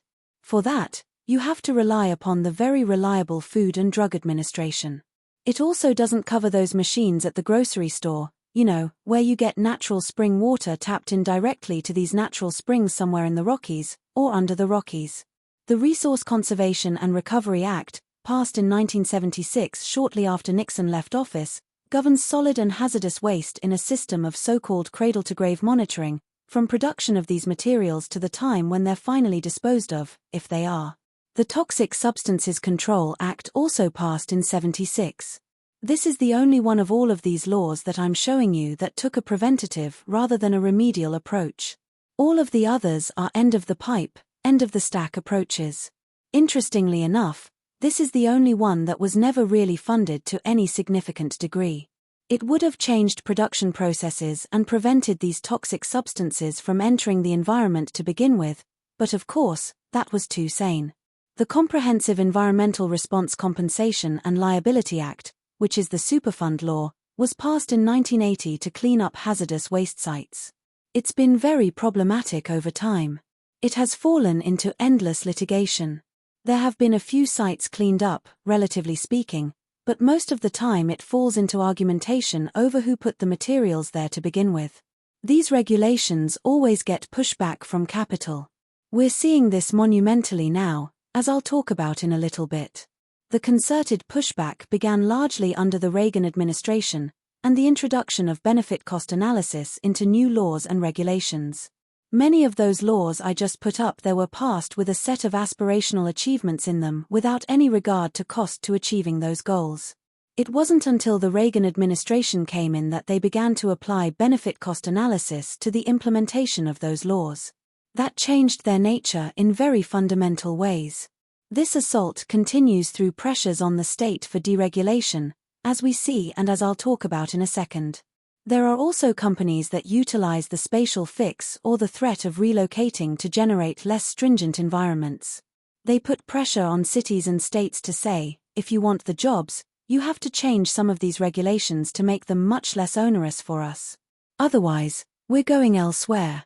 The trade agreements that we have seen over the last 25 years or so, beginning with NAFTA and even prior to that, include these incentives to race to the bottom. That is, when firms employ this spatial fix, they're not looking for higher labor costs or more expensive resources or more stringent regulatory environments. They're looking for environments that are less and less strict, and therefore they put pressure on places all over the globe to reduce their environmental regulations, so that we get this kind of race to the bottom. That's also true in wages. It's also true in commodity prices and resources. But in any event, companies can, in fact, sue under the WTO, World Trade Organization, and before that under the GATT, General Agreement on Tariffs and Trade. They can sue countries, sovereign countries, if they believe that certain regulations impose what are called non-tariff barriers to trade. Those could be environmental regulations, they could be worker safety regulations, they could be protection of union organizing. All of those things can be interpreted as non-tariff barriers to trade. Under the resolution mechanisms that are built into these agreements, these are adjudicated by industry-friendly lawyers, and they're adjudicated in secret. This becomes a real threat when they utilize these mechanisms. In any event, all of the regulations that I described are under constant pressure. More on the specifics in a moment. Finally, one other possible remedy to environmental, and many other, problems is the technological fix. If regulations also don't work, maybe we can get out of these problems by utilizing some kind of technology. Tech fixes are infinitely appealing. One of the appeals of a technological fix is that it absolves most of us of the responsibility of dealing with the issues. The technologists will take care of it. Somebody else will have the responsibility to deal with it. A tech fix also constantly defers action in the present for salvation sometime in the future. We in fact fail to address problems because we think a tech fix is somewhere on the horizon. It doesn't require us to change the status quo very much, if at all. That is, we will simply get another mechanism to deal with this. A perfect example of this is renewable energy to solve the climate crisis. If we can just find a new fuel, We can go on pretty much as is. But if technological innovation is driven by profit maximization, it's unlikely to solve environmental problems. I'll just give you one quick example. Here's how Bill Gates aims to clean up the planet. It's a simple idea: strip CO2 from the air and use it to produce carbon-neutral fuel. But can it work on an industrial scale? Gates is involved now not just in education and other philanthropic activities, but he's going to solve the climate problem for us. It's nothing much to look at. The tangle of pipes, pumps, tanks, reactors, chimneys, and ducts on a messy industrial estate outside the logging town of Squamish in Western Canada could just provide the fix to stop the world tipping into runaway climate change and substitute dwindling supplies of conventional fuel. Who could be against that? The article goes on to say that, of course, the project could make Gates and his collaborators more money than they could ever dream of. See John Vidal, How Bill Gates Aims to Clean Up the Planet, Guardian, February 4, 2018. In any event, this is part of the tech fix for climate change that people are working on: direct air capture of carbon and conversion to fuel. The tech fix often means more efficient ways of doing what we're already doing. For example, automation may be that kind of tech fix, instead of changing what we're doing. And, for example, by using more benign technologies and renewables.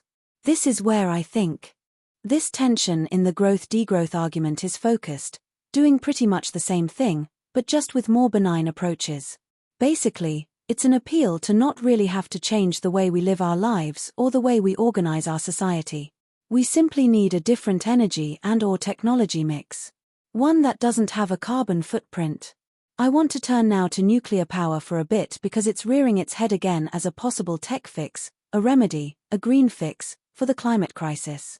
First of all, nuclear power was never supposed to happen. When Eisenhower put out the Atoms for Peace program, it was largely a PR or propaganda program, largely meant to assuage both the US public and people around the world after the horrors of Hiroshima and Nagasaki. That is, that not only were these fearsome, never-to-be-used weapons, but perhaps that power could be turned to peaceful uses. In medicine, in energy production, and so forth, so much more benign. But it was basically a PR program. If you're interested, Barry Commoner has a very good book on part of this called The Poverty of Power, where he talks about the PR campaign. But in any event, the idea that this was going to happen was really not serious. But some people took it seriously. They said, yeah, that's really not a bad idea. We can use 2000 degrees to boil water and turn a turbine. Why not? In fact, if we deploy this right, energy will be too cheap to meter. We won't even have to charge people anything for it. It's going to be so efficient and so effective that it would be ridiculous even to meter it. It'll be so cheap. These were the true believers. But I would suggest to you that the whole history of nuclear power has been a series of unanticipated and rather unpleasant surprises. Virtually everything in the now long history has been a surprise. People have underestimated enormously. Noam talked about this last time with one of the early tests, but virtually every aspect of nuclear power, whether it's for military or so-called peaceful civilian uses, has been an unexpected and unpleasant surprise. The costs have been nowhere near what people thought they would be. Part of this has been public antipathy, which has protracted the licensing and construction process and so forth, but the other part is that what was necessary to actually make this work was completely unanticipated, in terms of containment structures, in terms of the way in which the whole industry would have to be militarized and organized because of the nature of the fuel itself, which has enormous terrorist and unanticipated military uses, so the whole enterprise has cost way more than anybody ever thought it might. Secondly, there have been a number of very disturbing accidents and near accidents. I just mention 3 here because you will recognize the names. 3 Mile Island, Chernobyl, and Fukushima, most recently. But if you look at the history of nuclear power, there have been literally thousands of incidents over time. Near misses. I mean, the industry has an entirely interesting vocabulary for how to describe events. Transitory, non-transitory, incidents versus non-incidents. But there have been many of them that have come much closer to producing catastrophe than the public is really aware of. Another interesting surprise, and I'm not putting up everything here, I just want to talk about a few, is this issue of decommissioning the plants. Many of these plants were built with what was an anticipated 50-year lifespan, But another surprise is that after operating for maybe 20 or 30 years and being constantly bombarded by radiation, the containment structures themselves become much more friable and much more susceptible to cracking and leaking. And so this whole issue of decommissioning has occurred much more quickly than we thought it might. That is, these things were supposed to have a much longer lifespan. In one of the early articles in the Bulletin of the Atomic Scientists, the same people who do the doomsday clock, there was a piece written that said decommissioning, when it happens, is going to cost about 10 to 15% of what it costs to build the plants. Well, the few that we have decommissioned have been on the order of anywhere from about $100 million for a very small plant at Shippingport, Pennsylvania, to now the estimates are about $500 million per plant. $500 million per plant. That's if we can do anything with them, which I'll talk about in a second. To date, even though many plants require it, very few have been decommissioned, whether in the US or in plants around the world where nuclear power has been used. Of the plants in the US that have entered the process, only 3 are categorized as license terminated, which means that they are completely devoid of spent fuel. All of the others, which are called decommissioned in one way or another, either have spent fuel on site, or they have been what is now called entombed. The whole structure, the containment structure and so forth, has been encased in what we hope is impervious material. Concrete, for the most part. So the decommissioning problem is looming for us. This is a huge part of the problem with nuclear power. The biggest part of the problem, however, is that we don't know what to do with these materials when we decommission the plants. We have no place to put it. We have a facility in New Mexico called the Waste Isolation Pilot Plant, WIPP, Facility for Low-Level Nuclear Waste. These are things that come, for example, from the medical community, from medical industry. But we have no place to put high-level radioactive waste. We have one site that has been under consideration for some 25 to 30 years now, Yucca Mountain in Nevada. When the Waste Repository Site Law was passed, there was supposed to be a repository in the east and a repository in the west. Well, guess why Nevada has the one site? They have a congressional delegation of 3 people. They were outvoted. The one potential site, which has already developed all kinds of interesting geologic and other problems, is the only place that's under consideration, and that consideration is currently in abeyance. There's no active sort of move to get that site online. But in any event, this is a huge problem. What to do with the waste? There wasn't supposed to be any waste. This is another of the many unpleasant surprises. When the nuclear program really began gearing up, the technologists thought that we would be reprocessing all of the spent fuel in a kind of breeder reactor formulation, so that as you produce spent fuel, you reprocess that fuel, and then you use it again and again and again to create power. Well, interestingly enough, President Carter, who had worked on nuclear submarines and so forth, came to the conclusion that because a lot of the stuff coming out of these reactors was weapons-grade plutonium, maybe it wasn't a good idea to be simply reprocessing this way. That is, that this was very susceptible to theft by terrorists, that if you could get a hold of this, you were that much closer to making a weapon. And so under the Carter administration, the reprocessing program was discontinued. Since then, we have had waste storing up basically in pools at these nuclear power plant sites for, now, some 40 years or more. And that's what we're doing with it. The plutonium waste has a lifespan, a half-life, of 250,000 years, which means that half of its radioactivity is gone in that time. We don't really have the institutional capacity to deal with these timeframes. We don't have the capacity to be certain about geologic stability over such spans, but we also don't even know how to indicate over those timeframes what would be a hazard. The little symbol that we have for radioactivity, how do we know that that will be meaningful in anything close to the time spans where this will be necessary? Alvin Weinberg, one of the early gurus of nuclear energy, said we would actually need a kind of nuclear priesthood to take care of these sites, if we ever get them. But even the symbology of it is difficult to grapple with over the time spans that are necessary. One serious suggestion about how to deal with waste was to get it off the Earth. Let's not really keep it around here. It's too dangerous. We can load it onto rockets and shoot them toward the sun. Well, when the Challenger disaster happened in 1986, that sort of put an end to that discussion. Thankfully. I mean, if this had had a nuclear payload on it, as we have had for a couple of satellites, this could have been quite a problem. In any event, we really have nothing to do with the waste. We don't know what to do with it. All right. But now nuclear power is being promoted, as I said, as a kind of green tech fix for climate change. That is, if we could switch away from fossil fuels to nuclear power, the carbon footprint would be substantially less. But aside from all the other problems that I've just described with nuclear power itself, if the whole chain, from uranium mining through plant construction and operation and decommissioning and finally to waste and disposal, temporary storage, is considered, nuclear power is not carbon-free, and is really not the solution. That's not the way to go. But you will see in many, many conversations about climate change nuclear power being advocated yet again. Before concluding, I just want to say a couple of other things about the climate crisis. First is this weird word, agnotology.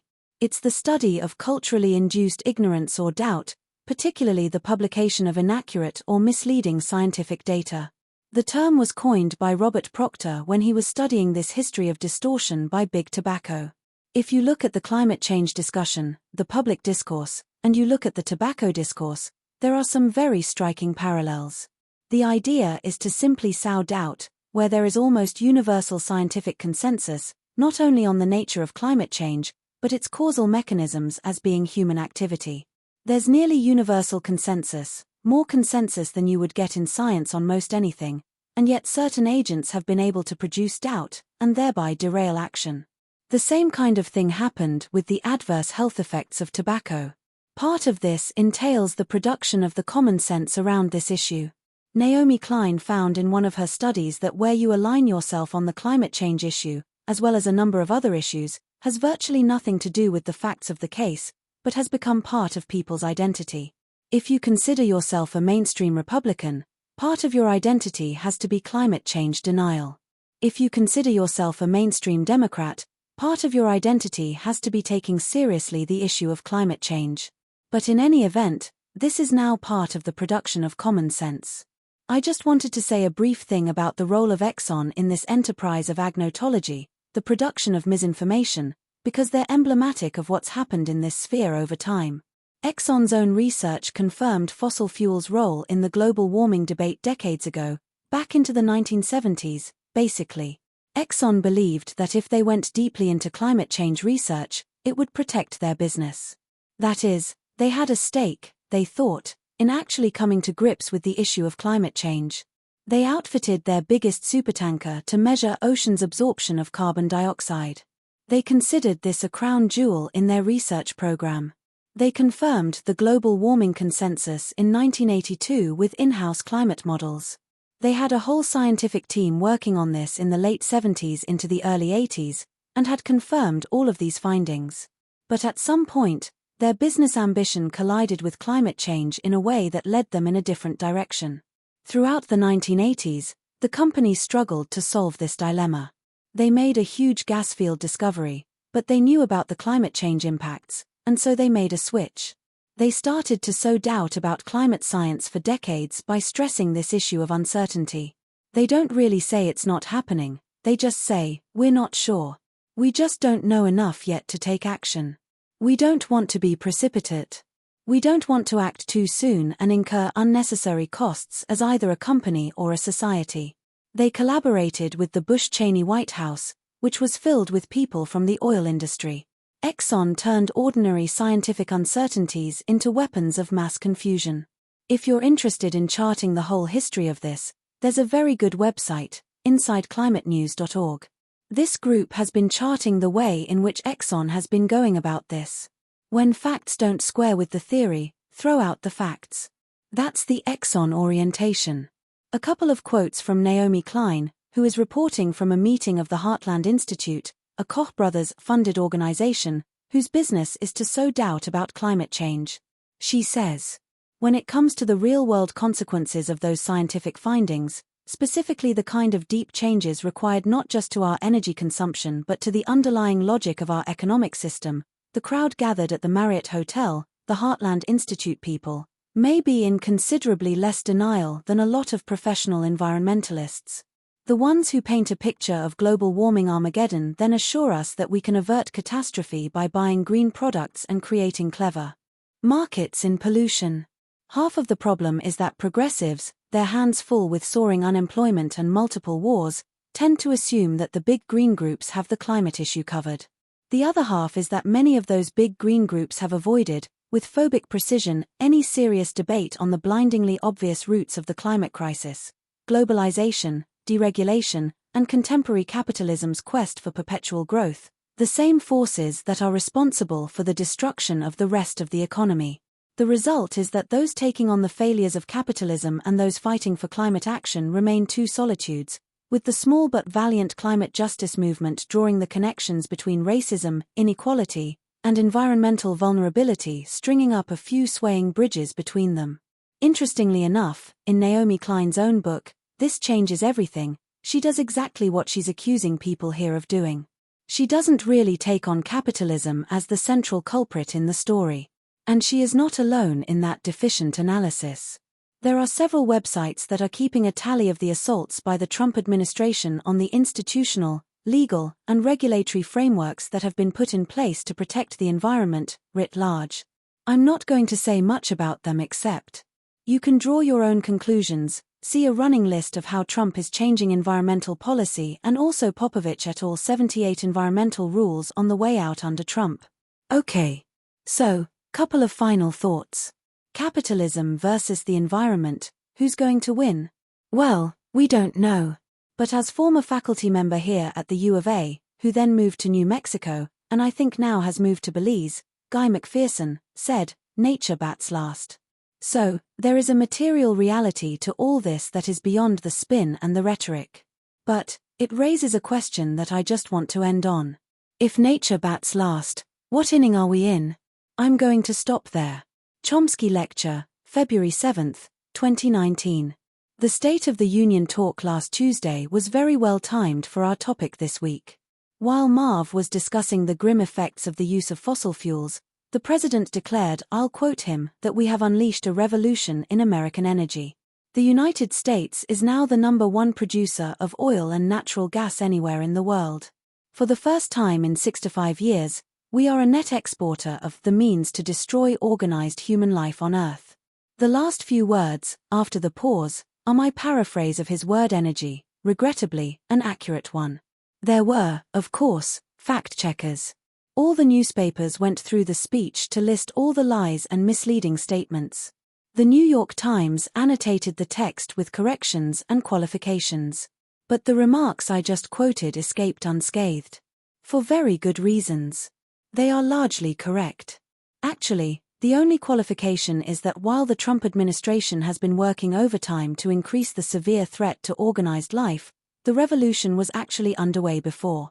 Obama had already substantially increased opportunities for fossil fuel extraction. And he wasn't the first.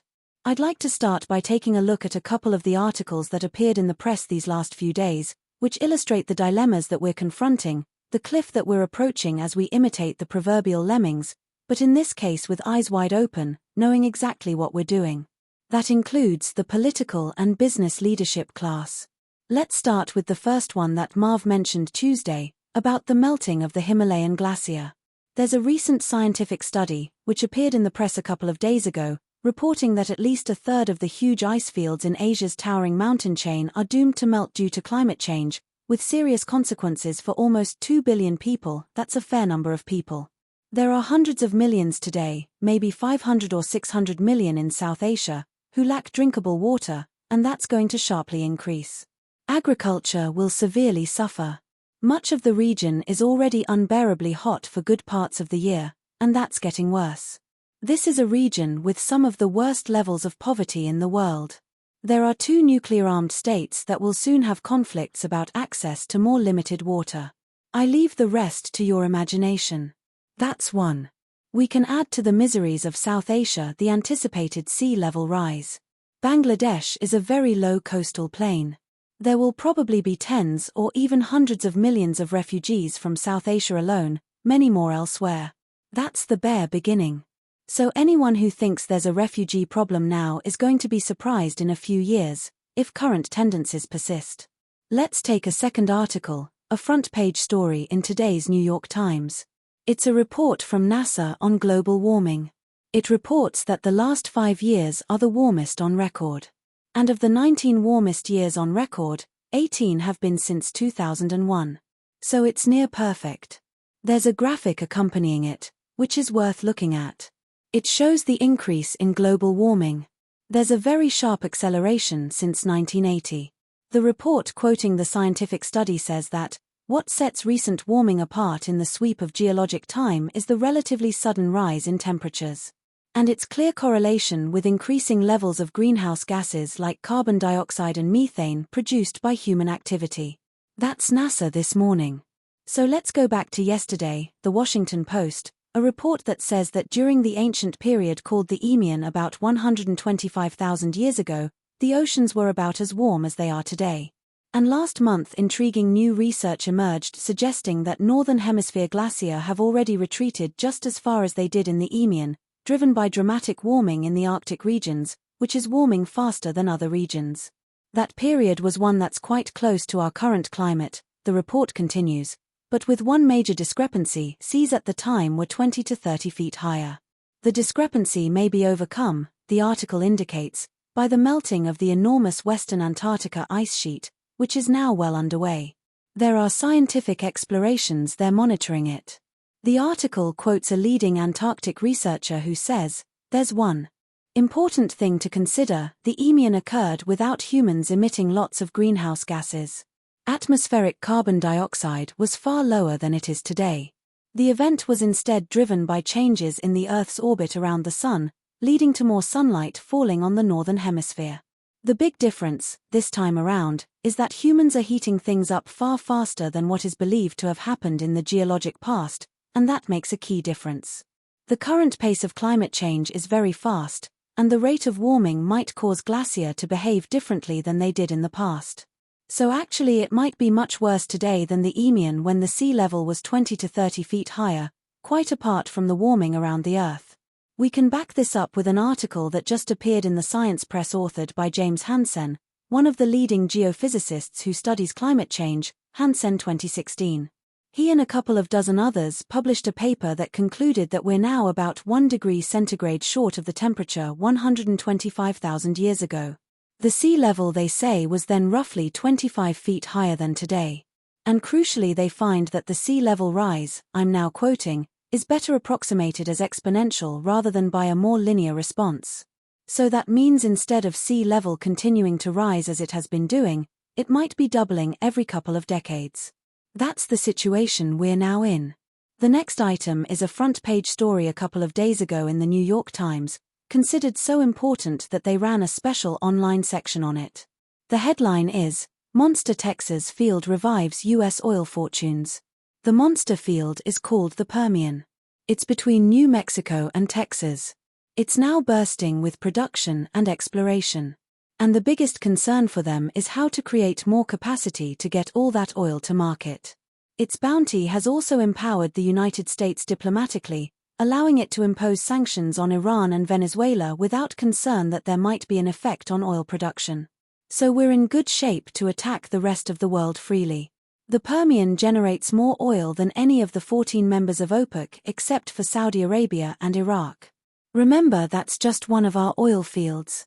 Domestic oil production increased by 2 million barrels a day last year for a record of 12 million barrels a day, making the United States once again the world's top producer.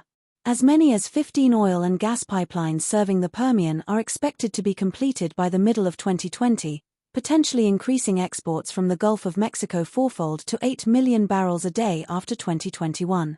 ExxonMobil became the most active driller in the basin. It projects that it will increase production fivefold by 2025, others as well. Shell's Permian general manager says, "We're not here through one boom and bust. We are here developing a generational resource." There's one word missing from the report: climate. Also missing is the fact that the world's top producer is also the top per capita polluter. And also missing is a rather crucial fact: if this does go on for a generation as the Shell manager predicts, we're doomed. Not mentioned. The reporter is Clifford Krauss. He's one of the top senior reporters at the New York Times. Highly qualified, highly experienced, very knowledgeable. He knows all about what is missing in the report, what it means. And, of course, so do the editors. That's not unusual. In fact, it's uniform. If you look through the regular and especially the business press, including quite serious journals like the Financial Times, you find exactly the same thing, consistently without a break, as far as I've seen. Many euphoric discussions of the great increase in oil production, but no mention of the word climate or any of the consequences. Sometimes there is mention of environmental damage. So, for example, the New York Times had a long front and inside page 1,000-word story a couple of days ago about how Trump was opening up vast new areas for oil drilling in Wyoming, Nevada, other areas around there. Euphoric. The article does mention environmental issues. It says there might be problems for ranchers, they might be running out of water because of the fracking. What about human, and other, life on Earth? Not one word. Again, not ignorance, they all know about it. Everything we're talking about and much more, they are well aware of. All of which continues to raise some interesting questions, which I'll come back to. One last example. Ryan Zinke, as you probably know, was forced to resign as Secretary of the Interior because of all kinds of corruption charges, which turns out to be pretty standard. So he left and there's a new guy appointed, David Bernhardt. According to the report, while Mr. Zinke had been the public face of some of the largest rollbacks of public land protections in the nation's history, Mr. Bernhardt was the one who was quietly pulling the levers to carry them out, opening up millions of acres of land and water to oil, gas, and coal companies. New York Times, February 4, 2019. He's described by allies and opponents alike as having played a crucial role in advancing what Mr. Trump has described as an energy dominance agenda for the country. One expert on environmental law at the University of Colorado Law School says, Bernhardt has really been running the show, directing the policy shop in a very strong way. Well, Bernhardt is a former lobbyist for the fossil fuel industry. The new appointment for the Environmental Protection Agency, Andrew Wheeler, is a former lobbyist for the coal industry. So both of the two offices that deal with environment are in safe hands. You can sleep easily tonight. Bernhardt's views on global warming don't seem to have been reported, at least I can't find them, although Wheeler's have. During his Senate confirmation hearing, he was asked by a senator what he thought about global warming. He said that it's probably happening, but it's way down on the list of urgent issues. He'd rank it about maybe 8th or 9th, so we can forget about it. I could add another media report that just came out that actually has some good news about what we can do to alleviate the crisis. It was reported by the BBC last week. There was a little ice age in the 17th century. The temperature dropped. Nobody really understood why. It's been a problem for a long time. But the BBC reports a new study. I looked it up. The report is accurate, which suggests that the drop in CO2 that caused the cooling was partly due to the settlement of the Americas and the resulting collapse of the indigenous population, which allowed the regrowth of natural vegetation. The report estimates that about 60 million people were killed within a century, many more, of course, later. Now, that happens to be about the number of refugees today. So it gives a suggestion on how to mitigate the climate crisis and also the refugee crisis. We could just kill them all off and maybe that'll reduce the temperature slightly. Well, if any of you have the talents of Jonathan Swift, I don't, you might write this up as a modest proposal, his satire on the rationality of economics. It's not just the US government and the energy corporations that are dedicated to rapidly increasing the production of fossil fuels. The same is true across the corporate sector. So take the biggest bank in the country, JP Morgan Chase. It is devoting major investments to fossil fuel extraction, concentrating on the most dangerous and the most polluting of them, Canadian tar sands. They all know exactly what they're doing, not just the reporters and the editors of the major press, but also the CEOs of the energy and financial corporations. And, of course, also the political leaders. They're not illiterate. Marv talked a little Tuesday about ExxonMobil, one of the major energy corporations. We can add a little bit to the story. They were in the lead, starting in the 60s and 70s, with lots of scientists working for them, in discovering the nature and severe threat of global warming. They were producing important papers on the threat, which, of course, went to the management. Something happened in 1988. In 1988, James Hansen made a very important speech, which was publicized, and for the first time gave large-scale public recognition to the severe threat of global warming. At that point, management changed policy. They began to pour money into denialism. They recognized that global warming was going to become a big issue, which would affect their profits, of course. So they therefore began to fund not so much direct denialism, but as Marv pointed out last time, skepticism, saying, well, we really don't know. A lot of uncertainty, not certain what the effect of the cloud cover is. There are arguments both ways. So it's really premature to try to do anything about it, to pour a huge amount of money into this. At the same time, right in front of them were the reports from their own scientists, the leading scientists in the field, saying this is a disaster in the offing. The same is true of the political system. So take Donald Trump. He knows all about global warming and its dangers. Just recently he applied to the government of Ireland for permission to build a wall. He loves walls. This one is to protect his golf course from rising sea levels. In the request, he appeals to the threat of global warming. So when there's something really important, like some money in their pockets, then it's perfectly obvious that it's all happening. What about the rest of them? In the Republican primaries in 2016, as perhaps you recall, almost every candidate denied that global warming is taking place. Surely, they all know it is. There was an interesting exception, John Kasich, who was regarded as the serious guy, the adult in the room. Kasich was the governor of Ohio.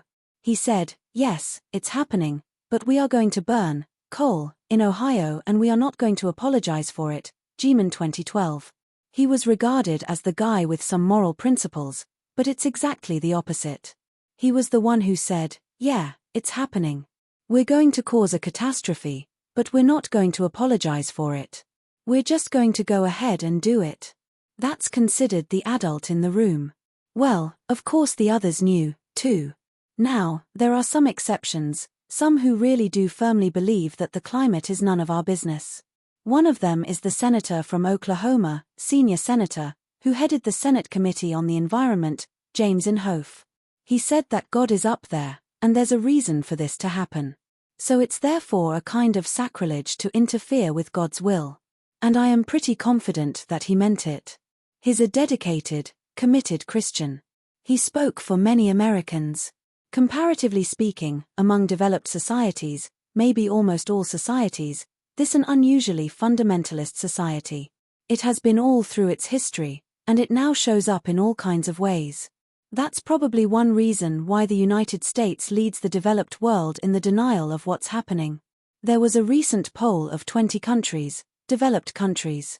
People were asked, do you agree with the statement, the climate change we are currently seeing is largely the result of human activity? 54% of Americans said yes. That's 10 points lower than the next lowest country on the list. The others are clustered up above. Take a look at Republicans.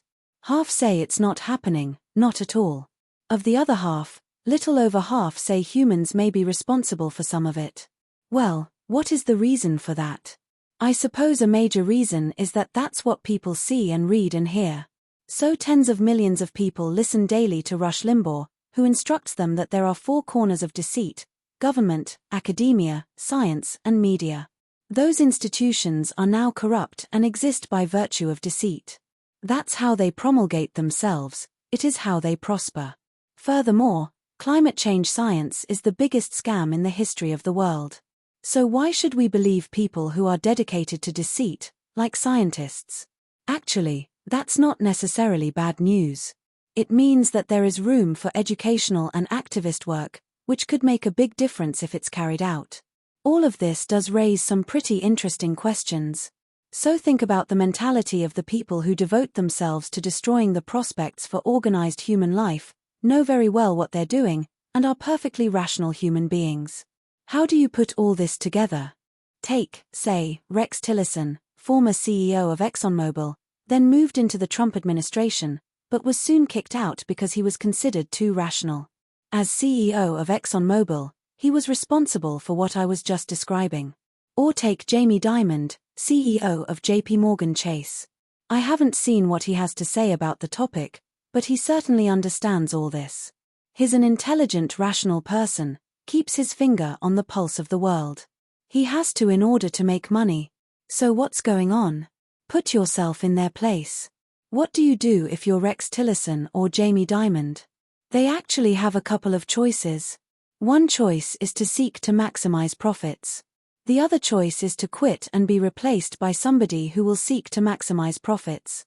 So those are your choices. Does that account for the mentality?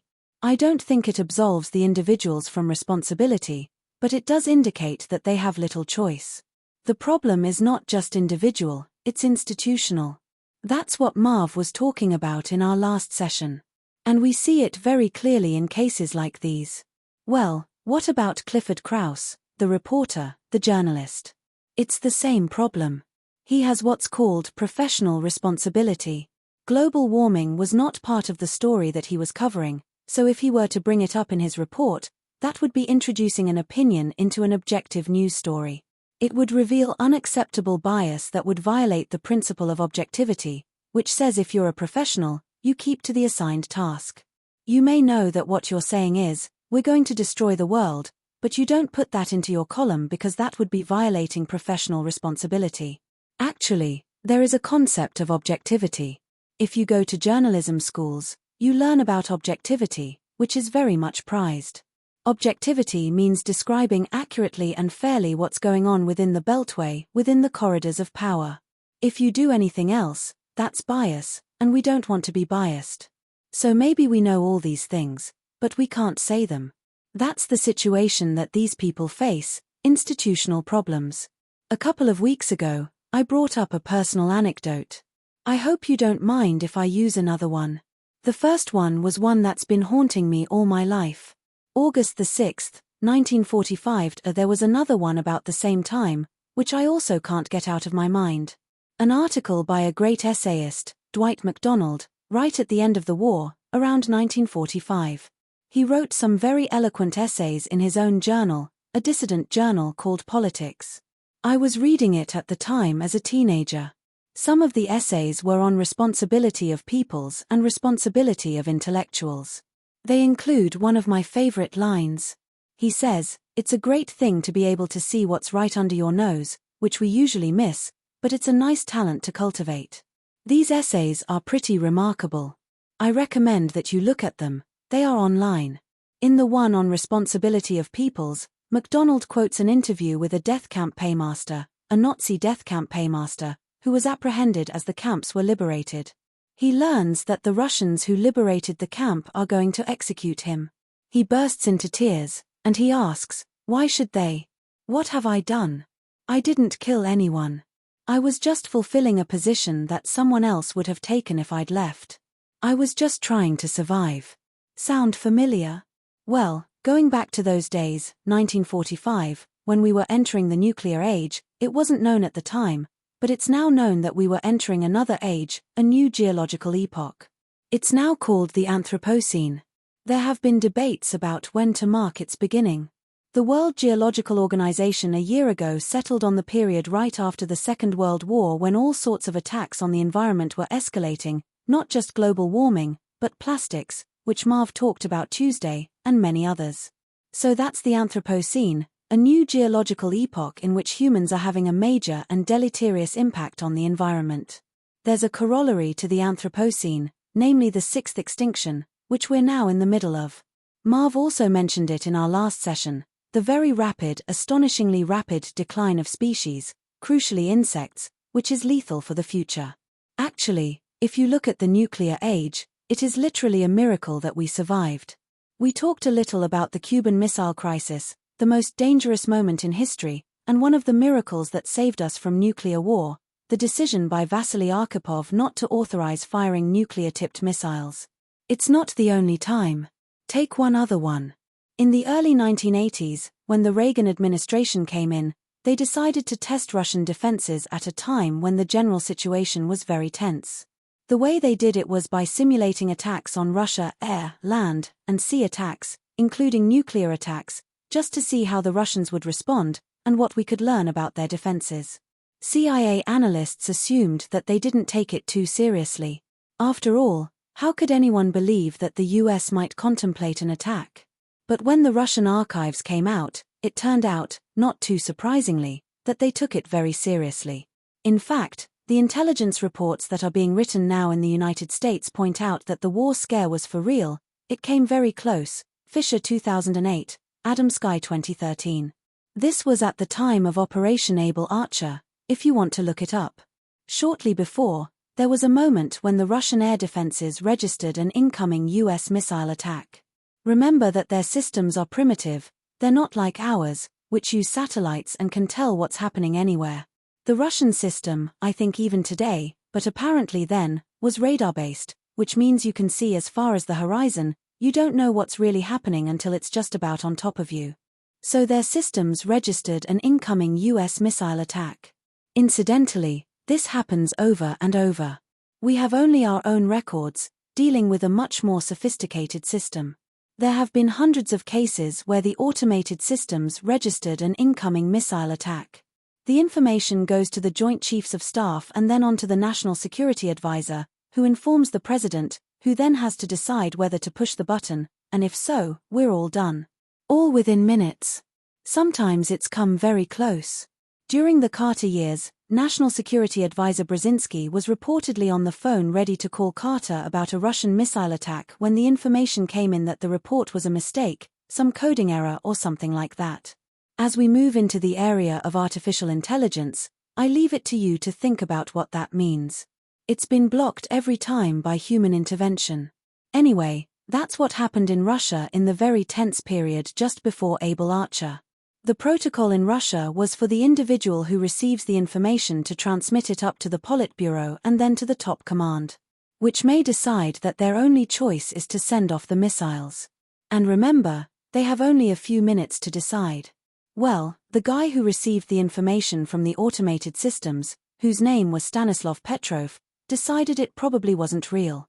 He looked at the reports and figured that it's unlikely that the US would be sending a relatively small number of missiles. It didn't make sense. So he had decided not to send the information up to the high command. Another reason why we're alive. It's been like this over and over, and it's getting worse. I mentioned earlier that the doomsday clock was just set, on January 24th, at 2 minutes to midnight, the closest it's been to extinction since it was first set in 1947, apart from 1953, when the US and USSR set off thermonuclear weapons, demonstrating that human intelligence had devised the means to destroy life on Earth. The analysts have now again set the clock at 2 minutes to midnight. They call it the new abnormal. That's what we're now living with. And it's getting worse. Well, there are answers to these terrible prospects. That's important to bear in mind. In the case of nuclear weapons, they can be eliminated, a utopian ideal proposed by such noted doves as Henry Kissinger and Reagan's Secretary of State George Shultz. It looks pretty grim, but in every single case, there are answers. In the case of serious overuse of antibiotics, which Marv talked about, there are obvious answers. Stop industrial production of meat. That alone would have a huge effect. Overpopulation is a quite serious problem, but there's a very simple answer, and it's known: education of women. Wherever there's been education of women, fertility has declined sharply, rich countries or poor. That, of course, requires family planning. So how are we dealing with it? By cutting out foreign aid for family planning. That's the way to deal with the problem. The argument is that some of the family planning aid might go to abortions. But, in fact, cutting the aid increases the number of abortions, illegal and dangerous abortions. That's what happens when you don't have access to family planning, cutting contraception, and so on. There are going to be more abortions, illegal and dangerous ones. And it continues. If you think about it, if you look at what's under your nose, to quote MacDonald again, all of this is pretty transparent. Well, what about nuclear weapons? On that one, we know the answer. They can be eliminated. They can certainly be reduced. There are arms control agreements, which we could ratify, which would significantly mitigate the problem. There are 3 main arms control agreements. The first one is the Anti-Ballistic Missile Treaty. The phrase anti-ballistic missile sounds defensive, we're protecting ourselves. But strategic analysts on all sides know perfectly well, and often say, that anti-ballistic missile systems are first-strike weapons. Everyone knows that it's inconceivable that any imaginable anti-ballistic missile system would stop a serious first strike. It's barely conceivable that it might stop a retaliatory strike. Therefore, to have one tells the planners that if we launch a first strike, there's a possibility that we might survive. So it encourages first strikes. It has no other function, except maybe marginally. That's one treaty. The second treaty is the Intermediate Range Nuclear Forces, INF, treaty that was signed by Reagan and Gorbachev in 1987. It is quite important. It prevented the installation of very dangerous short-range nuclear missiles in Europe, which could easily have been used to start a war that would have blown up everything. Why did they sign? Well, a major reason is that there was a huge anti-nuclear movement in the early 80s, a very important popular movement, which created the conditions under which it was going to be pretty hard not do something. So this was signed and ratified. It's important to keep the background in mind. It's not the only time. Now, that's the second.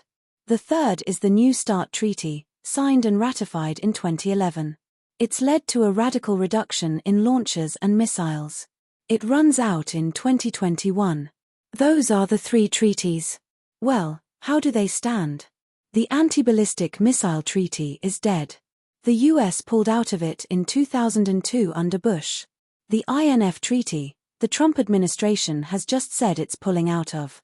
The third one, Trump has indicated that he wants to cancel. He says that this is one of those Obama treaties. Therefore, by definition, the worst treaty ever signed, along with everything else done by the hated Obama. We've got to get rid of that. So that takes care of the three treaties, in which case, the doors for production of more destructive and threatening nuclear weapons are wide open. Well, there are plenty of things we can do. We could remember the background for the other treaties, the mass popular protests. There are many other concrete steps that can be taken to mitigate the severe threat of nuclear war. One of them, which is important, is establishing nuclear weapons-free zones around the world. That reduces the possibility of conflict and development of weapons. There are already several of them. Almost. One of them is in the Western Hemisphere, but of course that one's not complete. It has to leave out the United States and Canada. Another one, which is important, is Africa, but that one can't be implemented because of one problem. There's an island called Diego Garcia. Africa claims it, but Britain, the former colonial master, does too. At the request of the United States, Britain kicked out the entire population so that the United States could construct a huge military base there. The British claim of sovereignty is backed by the United States and France, not others. The military base is used. It's one of the main military bases for bombing Iraq and Afghanistan. It has been expanded. It seems that under the Obama administration it was expanded to include nuclear weapons facilities, housing for nuclear submarines and placement of nuclear weapons. So therefore that prevents the African Treaty from going into effect. There's another one in the Pacific, the Pacific Nuclear Weapons Free Zone. That one was held up for years because France was carrying out nuclear weapons tests on its island possessions, but they stopped some years ago. However, the United States insists on maintaining nuclear weapons facilities and facilities for nuclear weapons submarines on its Pacific islands, so that one can't go into effect. The most important one of all would be a nuclear weapons free zone in the Middle East, a highly volatile area with plenty of nuclear weapons threats. It's a very interesting case, like the others, almost never discussed, as you can confirm. There is overwhelming global support for establishing a nuclear weapons free zone in the Middle East. The campaign to establish it was initiated by the Arab states, Egypt and others, back in the 90s. The campaign to institute it in recent years has been led by Iran, acting in the name of G77, the former non-aligned countries, by now essentially the Global South, including 132 countries. They are strongly calling for establishing a nuclear weapons free zone in the region. And the rest of the world agrees, with one exception, the usual one. The United States blocks it. Every 5 years there's a review meeting of the Non-Proliferation Treaty countries. Every time, the idea is put forth and supported. The United States blocks it, most recently, Obama in 2015. Everyone knows the reason. If a nuclear weapons-free zone is established in the Middle East, Israel would have to open up its huge nuclear weapons system to inspection. And the United States would have to concede that it exists. Of course, everybody knows that it exists, but it's necessary for the US and Israel to refuse to acknowledge it. There's a good reason. If they concede that it exists, military aid to Israel has to terminate under US law, the Symington Amendment. So therefore we don't know whether it exists, and the US must block the regional and international efforts to establish a nuclear weapons-free zone in the Middle East, which incidentally would eliminate any imaginable threat that Iran might pose, if anyone thinks there is a threat, if supplemented with a serious inspection system. And ample experience, verified by US intelligence and the International Atomic Energy Agency, has shown that Iran has been scrupulously adhering to the inspection agreements of the July 2015 Iran nuclear deal, JCPOA, reached by Iran, the US, and the other veto-wielding UN members, and Germany. The alleged Iranian nuclear weapons threat has been a major topic for years, all over the front pages and TV, with sober debates about whether we should just bomb them now or whether we should keep that option on the table, in violation of the UN Charter and the US Constitution, as already discussed. Try to find a word on the fact that there's an easy solution to these awesome problems. Follow the lead of Iran, the Arab states, and the rest of the world by establishing a nuclear weapons-free zone with a credible inspection regime, quite straightforward except. It's an instructive exercise, which tells us quite a lot about the iron grip of official doctrine in a deeply conformist intellectual culture. One will also have to work hard to find any mention within the mainstream of the fact that the US and UK have a unique responsibility to devote themselves to establishing a nuclear weapons-free zone in the Middle East. When the two governments were planning their invasion of Iraq, they tried to construct some thin legal cover for the aggression by appealing to UN Security Council Resolution 687, 1991, which called on Iraq to terminate its development of weapons of mass destruction. The US-UK claimed, falsely, that Iraq had failed to do so. A look at Resolution 687 reveals that it commits its signers to move to establish a nuclear weapons-free zone in the Middle East. So although Iraq had in fact complied with Resolution 687, the US continues to violate it, in isolation. That's no small matter, as we see daily with the extreme dangers posed by the US-Israeli threats against Iran for its alleged intentions with regard to nuclear weapons. There is a good deal more to say about all of this, but for now let's let it rest with the observation that these are among the things it wouldn't do to say, borrowing Orwell's explanation of how important matters are suppressed in free societies. The most important message is, again, that there are things that can be done to avert serious crises. And to return to earlier comments, that's surely true of global warming. The timescale for action is short, the problems are escalating, but the game is by no means over. More generally, I think that John Dewey, whom I quoted earlier, was quite right to say that until what he called industrial feudalism, our current system, until it's replaced by industrial democracy, meaning democratic control of production, along with democratic control of all aspects of social life, until that happens, as he put it, politics will be the shadow cast by business over society. To remove the shadow is an enormous task. It's beyond the timescale for addressing the environmental crisis, though it's well within the range of possibility to lift it at least in part. That can make a huge difference. It can facilitate means to confront the terrible risks we are facing while also moving on to real democracy. We've been discussing some of the grave problems we face. In the next few weeks, we'll be going on to talk about others. There are some who say that it's hopeless to try to do anything about them. We simply have to recognize that humanity has lost the game, and that we must give up. One of these voices is the US government.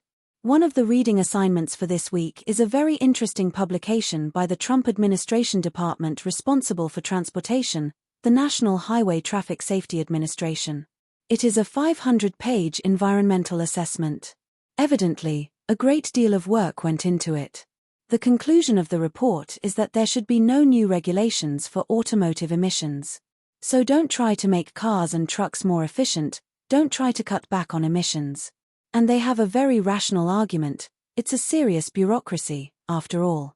They conclude that by the end of the century the temperature will have risen to 7 degrees Fahrenheit beyond pre-industrial levels, a level that the World Bank called cataclysmic, About twice as high as the scientific world estimates as possible for organized human life to persist in any recognizable form. In short, the game will soon be over anyway. And since automotive emissions don't really contribute that much more to the total catastrophe, why not just enjoy ourselves? The human experiment is all over anyhow. You may recall Nero, who was supposed to have fiddled while Rome burned. The Republican administration is telling us that we should enjoy ourselves while the world burns. These are the instructions of the most powerful government in world history. Of course, there's an assumption that everyone else is as criminally insane as they are and will join them in escalating the threats. This has got to be the most astonishing document that has ever appeared in human history. See if you can think of anything like it. Quite seriously. And take a look at how it's handled. It did receive a report in the Washington Post, probably a few other places, and was then effectively deep-sixed. Who cares? Fortunately, it's not true that everyone is as criminally insane as our leaders are. Things are being done. So for example, in Denmark, about 50% of energy needs are going to be supplied by renewables by 2030, and they're planning to reach zero fossil fuel use by 2050. There are many other cases. And even though the federal government, under Republican rule, is determined to win the laurels as the most criminal organization in world history, devoted to the destruction of organized human life, things are happening here in states and local areas. Just recently in the Pacific Northwest, the city of Portland and several other areas have declared a commitment to eliminate all fossil fuels. The most extraordinary example is China. There's an interesting study of this by Dean Baker, a very fine economist, a couple of days ago, Baker 2019. He points out that China leads the world in developing sustainable energy. Use of electric cars in China is already at the same level as the entire rest of the world combined and increasing fast. Same with wind power, same as the rest of the world combined, and with solar power even more so. Last year, China added more solar capacity than the entire rest of the world combined. We might think about a place like Tucson where the sun is shining almost all the time. China is a poor country. It has a big economy, but per capita it remains overall a poor country with severe internal problems unknown in the West. The US could surely do better than this. Are we doing it? Well, ask yourself. There are lots of other things that should be done, like weatherization of homes. It's happening all over Europe to the point where the companies have no more business and are trying to break into the American market, but nobody's much interested. It makes life better, cheaper, happier, reduces impact on the climate, but it doesn't fit the doctrine. Even just using things like LED lights, if you add it up, has quite an impact. There are lots of things that can be done, and there are organizations really working on them. One of them in the United States is a group called the Sunrise Movement. They're mostly young people, like most others.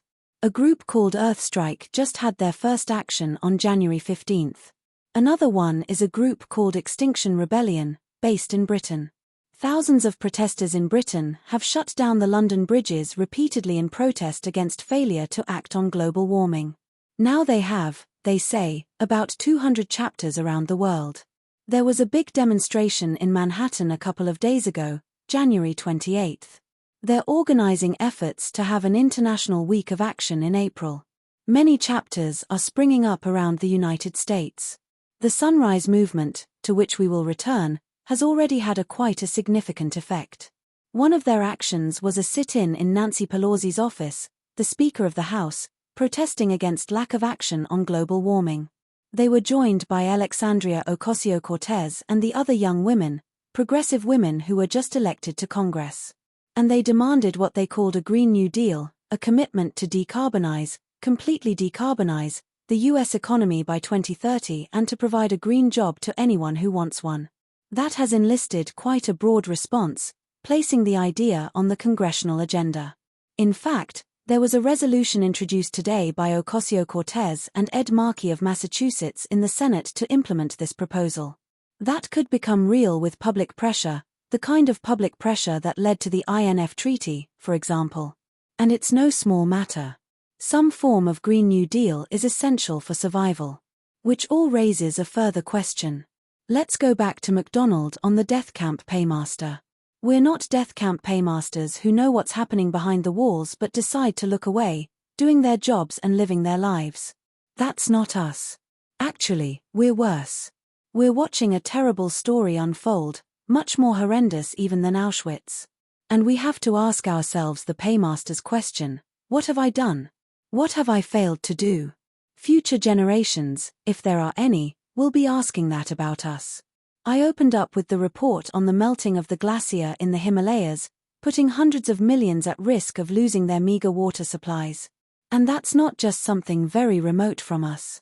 Tucson, as most of you know, has a very fragile water system that's being seriously threatened. Thanks for tuning in to the Learner's Library. Please like, comment, subscribe, and share. Don't forget to press the bell icon. Chapter 5. Neoliberalism, Globalization, and Financialization. Waterstone Lecture, February 12, 2019. Okay. I'd like to get started. Before I dive into the main topic for tonight, I just wanted to provide a very brief update for some material that we covered last week, just because in the last couple of days, a couple of really alarming reports have come out that a number of you probably have seen or might have seen. They've gotten a little bit of news coverage.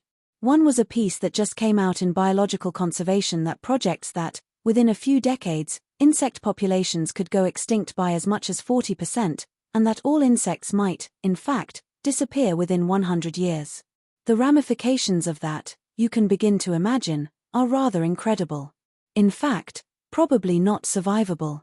But in any event, this was one of the reports that came out just in the last couple of days. The other one that just came out in the last couple of days has to do with the disappearance of glacier worldwide, but mostly focusing on the Himalayan glacier, a number of which will have completely disappeared, with the fate of between 1.5 and 2 billion people who depend on them for water supplies, for drinking water, for agriculture, and so forth. Both of these just came out in the last couple of days, and so the pace with which science is projecting the circumstances of climate disruption, I don't think it's appropriate anymore to simply call it climate change. I think climate catastrophe or climate disruption is probably a better description, but in any event, the pace with which science is uncovering the trajectory of these phenomena is, in fact, accelerating really alarmingly. Tonight's topic, or topics really, are these three related phenomena: neoliberalism, globalization, and financialization. Let me just give you a very brief roadmap for what I'd like to cover this evening. First, I'm going to give you just a very brief definition of neoliberalism, and I'm going to distinguish it from globalization and financialization. Then, I want to talk about the development of these phenomena in two distinct periods. The first period covers 1945, immediately post-World War II, to up around 1970 or so. These dates are not precise, of course, but they encapsulate certain kinds of changes in the political economic system. This is a period that's sometimes called regulated capitalism. Sometimes it's called embedded liberalism. Sometimes it's called the golden age of capitalism. Then, the second period from about 1970 to about 2008, which is really the advent period of neoliberalism.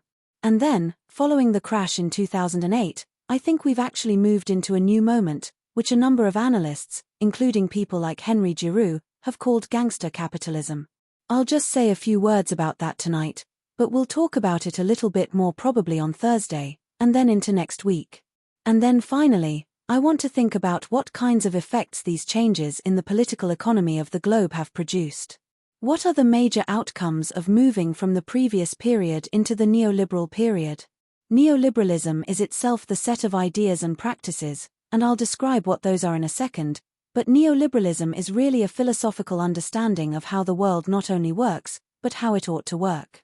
Globalization is the spread of those ideas and practices over space and from place to place, and then accompanying this has been the rise of financialization, which really characterizes the changing and increasingly dominant role of finance capital vis-à-vis other capital sectors. Not only has the nature of finance changed, but the nature of its relationship with other sectors of capital has changed quite dramatically, and this has had really important effects. Let's start with neoliberalism. And you will recognize some of this phraseology having read the piece a few weeks ago by Milton Friedman, one of the major proponents of neoliberalism. At its heart, Neoliberalism is a theory of political economic practices that proposes that human well-being can best be advanced by liberating individual, not collective. Please note individual entrepreneurial freedoms defined in very particular ways, and skills within an institutional framework characterized by strong private property rights, so-called free markets, and so-called free trade. If I could just have my hands doing air quotes, I'd be doing it continuously, but you can see that in your imagination. The role of the state under neoliberal philosophy is to create and preserve an institutional framework that's appropriate to these kinds of practices. It must guarantee the quality and integrity of money. Also set up those military defense, police, and legal structures and functions required to secure private property rights, and to guarantee, by force if need be, and we've seen some of this already in the conversation about militarism, we'll see more of it, by force if need be, the proper functioning of markets. That's the role of the state. If markets do not exist in areas such as land, water, education, healthcare, social security, or environmental pollution, then they must be created by state action if necessary. You can see these things immediately as either prior public goods or public resources. These are all to be brought under the rubrics of the market through privatization, an essential feature of neoliberalism. Any other actions by the state are deemed then to be illegitimate, but you can tell already that the state has a very significant role to play here, even though proponents of neoliberalism and their rhetoric constantly downplay both the role and the necessity of the state. It should also be quite clear, immediately and despite this rhetoric, that neoliberalism is not really an unencumbered, non-state-mediated enterprise. I'm going to talk mainly about two periods, and then the post-2008 timeframe as a separate, but related extension of phenomena that precede it. Let's begin with this chart. The x-axis is years from 1949 to 2015. The y-axis is an index relative to 1970 of the relationship, in this case, between productivity and wages of goods-producing workers. In the period post-World War II up until about 1970 and a little bit later, there's a very close correlation, and what this means clearly is that workers were sharing in the results of this increased productivity. And you see an inflection point in the mid-70s where these lines begin to diverge quite dramatically, so productivity continues to go up, but in fact, wages remain rather stagnant. I'll talk about that more in a little bit, but in any event, this is the dividing point between these two periods.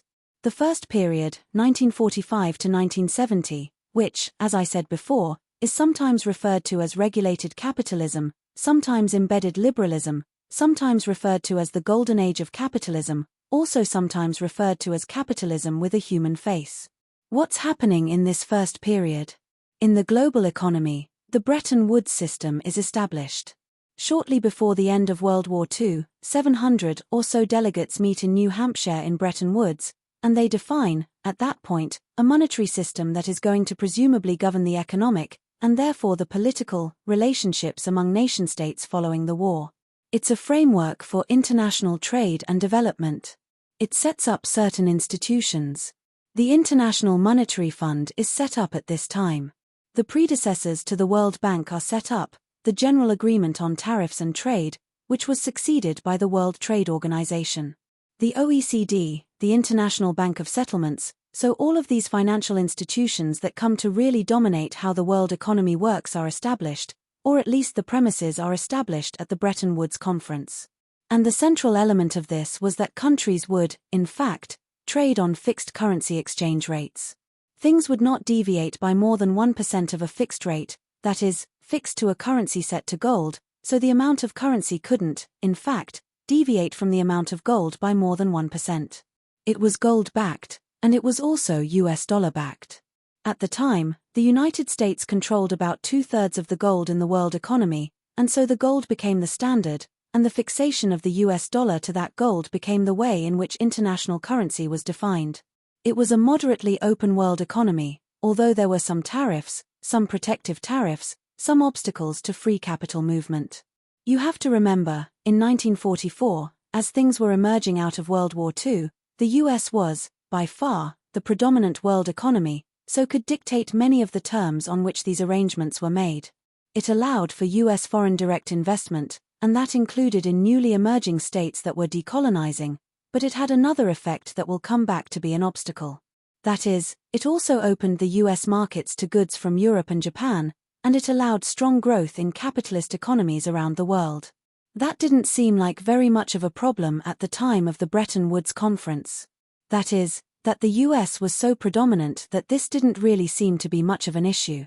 During this period, there was an important role for government in the economy.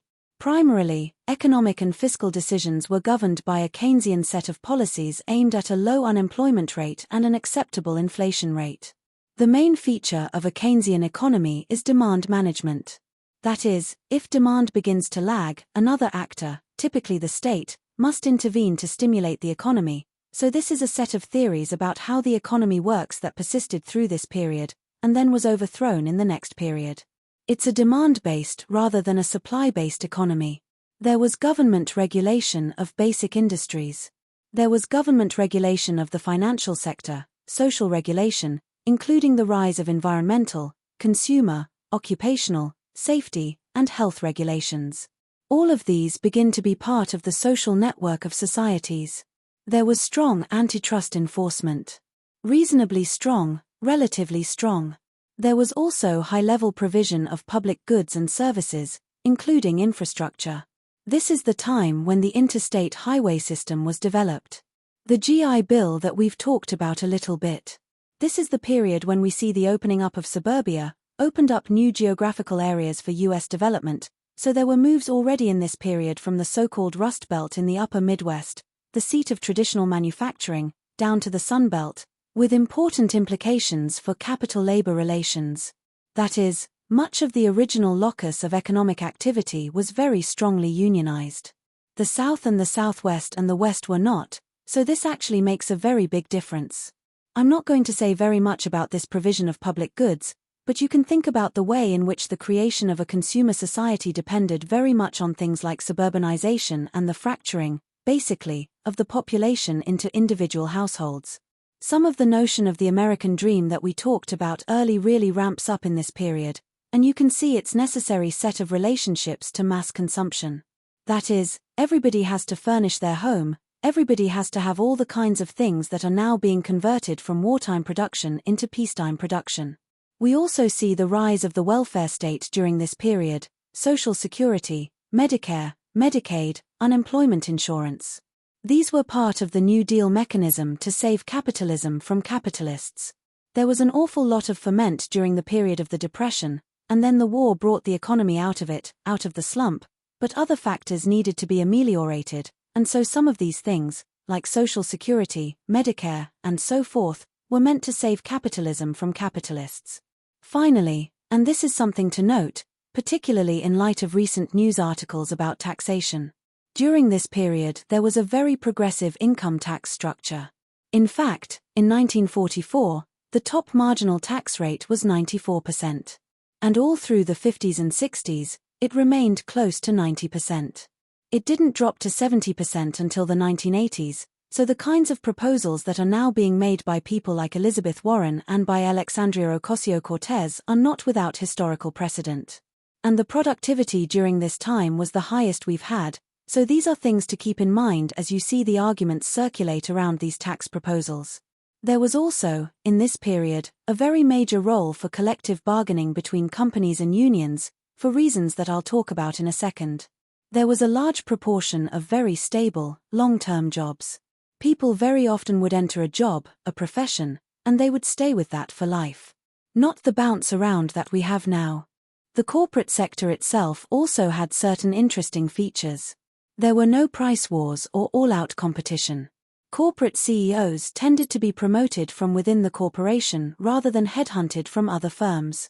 Bureaucratic principles rather than economic principles governed many of the relationships inside corporations, so this idea of promotion from within, the idea of seniority, and so forth, those were the more important kinds of relations. Those change in the next period. Very importantly, in this period, financial institutions mainly provide financing for the non-financial businesses and households. That is, the role of finance was to, in fact, grease the skids for the rest of the economy. That is, the idea is you invest. People then go into production, and that produces jobs and output and so forth. That also changes. Here's a question about this period, 1945 to 1970. Why did capital agree to this form? Remember, it's called regulated capitalism. Why did capitalists agree to this? First, in the depths of the Great Depression, a major labor upsurge began in the United States and in many other parts of the world. That is, this antipathy to capitalism that came out of the Great Depression was being felt in very, very political ways. People were beginning to organize and organizing on the basis of labor solidarity in large measure. Workers in many industries launched campaigns for union recognition, including in auto, steel, tires, electrical, machinery, trucking, and longshoring. There were fierce and often violent battles that resulted with labor gaining strength over time in some sectors, compelling many giant corporations to recognize and bargain with unions, so this was a typical arrangement. When the United States entered World War II, the labor leadership accepted a truce agreeing to a no-strike pledge for the duration of the war, in other words, to help the economy during wartime. During the war, with full employment bolstering laborious bargaining power and the success of the war effort dependent on labor's cooperation, the unions made several further gains, including dues checkoff, grievance procedures, seniority as the basis for promotion and as protection against layoff, and further expansion of union membership. The emerging dynamic is that labor is increasing in its power over this period. Going into wartime production had taken the US out of the Great Depression. Many feared that, with the war's end, the Depression might return, and with that, the conditions of the Depression, including all of the social and political agitation. In addition to the economic effects, big business feared that such conditions could lead to a spread of socialism and communism, and these were not fears without a basis. Many socialist and communist parties had gained great power in this period, especially, though not only, outside the US. All through Europe, Asia, socialist and communist parties were, in fact, advancing. Also, much more of the world was governed by communist governments after World War II, a third of the world's population, including, principally, China and the USSR, and this provided at least an alternative imaginary, so concessions were necessary. We've already talked about the difficulty of having this alternative imaginary at play in the world. And I should have put quotes around communist. They were not communists by any means, for reasons that we talked about, but they claimed rhetorically to be communists, and this allowed a kind of tension to be set up between the West and the rest.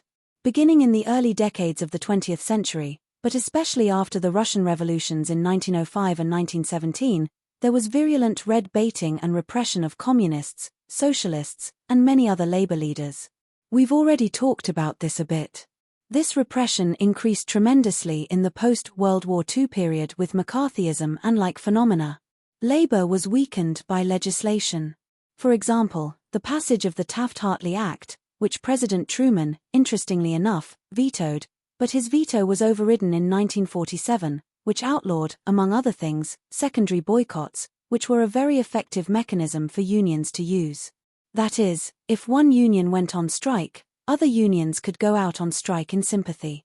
Well, Taft-Hartley prohibited that, among other things. As the Cold War proceeded, the very conservative Congress of Industrial Organizations, which was still separate from the American Federation of Labor, began to turn against very left-wing leaders, so the AFL-CIO eventually becomes one of the instruments of communist red baiting and witch hunting, and this culminated in the expulsion of several major national unions, led by communists and other leftists, from the CIO in this period from 1949 to 1950. The year 1949 was very significant, of course, in terms of the so-called domino effect. Noam talked about this moment when we lost China, as though we had had China in some possessive way in 1949. If you recall our discussions of this period and the paranoid style of US politics, the Chinese Revolution and the loss of China added further fuel to this anti-socialist, anti-communist frenzy. One result was that many left-wing union activists were fired from their jobs by management. Labor unions were quite weakened and deradicalized, particularly in the United States. What does this have to do with why capital agrees to the bargain? Under these circumstances, that is, with unions weakened and with their most radical leaders eliminated, bargaining seemed preferable to capital than government intrusion. This was particularly the case if government intrusion meant much more active government management of the economy, for example by nationalization of industries or other kinds of mechanisms. Given these possibilities, capital was more interested in engaging the moderate politics that emerged from union political activity in the United States. By contrast, in most European countries in that period, labor played a much more radical political role, supporting socialist and communist parties that pressed for greater state intervention in business, while proclaiming an ultimate objective of replacing capitalism with socialism. And this conversation, it's hard to imagine now, although it's rebounding a bit, was very prevalent. A grand bargain, particularly on wages and working conditions, was established between capital and labor. Began during World War II with this kind of agreement by labor not to strike and so forth, not to make excessive demands during wartime, but then it was retained afterward. There was a bigger pie. There was rising productivity and more equitable sharing in that pie. Opposition to the bargain came mainly from small businesses. That is, big business had no trouble paying union wages. They had no trouble acceding to government programs. For example, for worker protection, for environmental protection, internalizing some externalities, and so forth. But small businesses, which operate on a very small margin, and many of which go out of business in their first year, have a much tougher time adhering to these kinds of arrangements. As a side note, just to suggest to you, sometimes big companies use those kinds of tactics to eliminate smaller competitors while sounding quite high-minded. That is, large companies will agitate for more stringent either labor practices or environmental protections and so forth, knowing that they can easily absorb the cost, while smaller businesses cannot and then will go under. That's a side note, just one of the many, many friendly features of capitalism. The result of this bargain, as we've talked about, was this equitable sharing of the rise in productivity. During the 1945 to 1970 period, we see this set of relationships between capital and labor producing a rising set of expectations and a rising set of outcomes. What happens in that moment when things begin to shift? What prompted this change from regulated capitalism to neoliberalism? The short answer was that capital began to experience a falling rate of profit. The much longer answer has to account for why this was so. First of all, there was a set of conflicts internal to the capitalist form itself. There were conflicts between capital and labor, brought about largely through changing conditions in the production process. Spurred by falling profit rates, capitalists tried to implement new working conditions. There were speed-ups, unsafe jobs, unequal distribution of profits, and so there was a lot of labor agitation. There was conflict between capital and citizens over the provision of social welfare programs and over complaints about externalities, pollution, unsafe products. We see some of these things reflected in the Powell Memorandum, Powell 1971. When, for example, Lewis Powell goes after Ralph Nader, we can see that that's the beginning of a backlash by capital to the consumer protection movement, and by extension other social welfare movements, and things like auto safety and so forth. These all represented costs to capital that were starting to pile up. There was also more competition with developing countries, as other economies were on the rise, over resources and rising oil prices. At the very end of this period, we have the formation of the Organization of Petroleum Exporting Countries, OPEC, and a rise in price.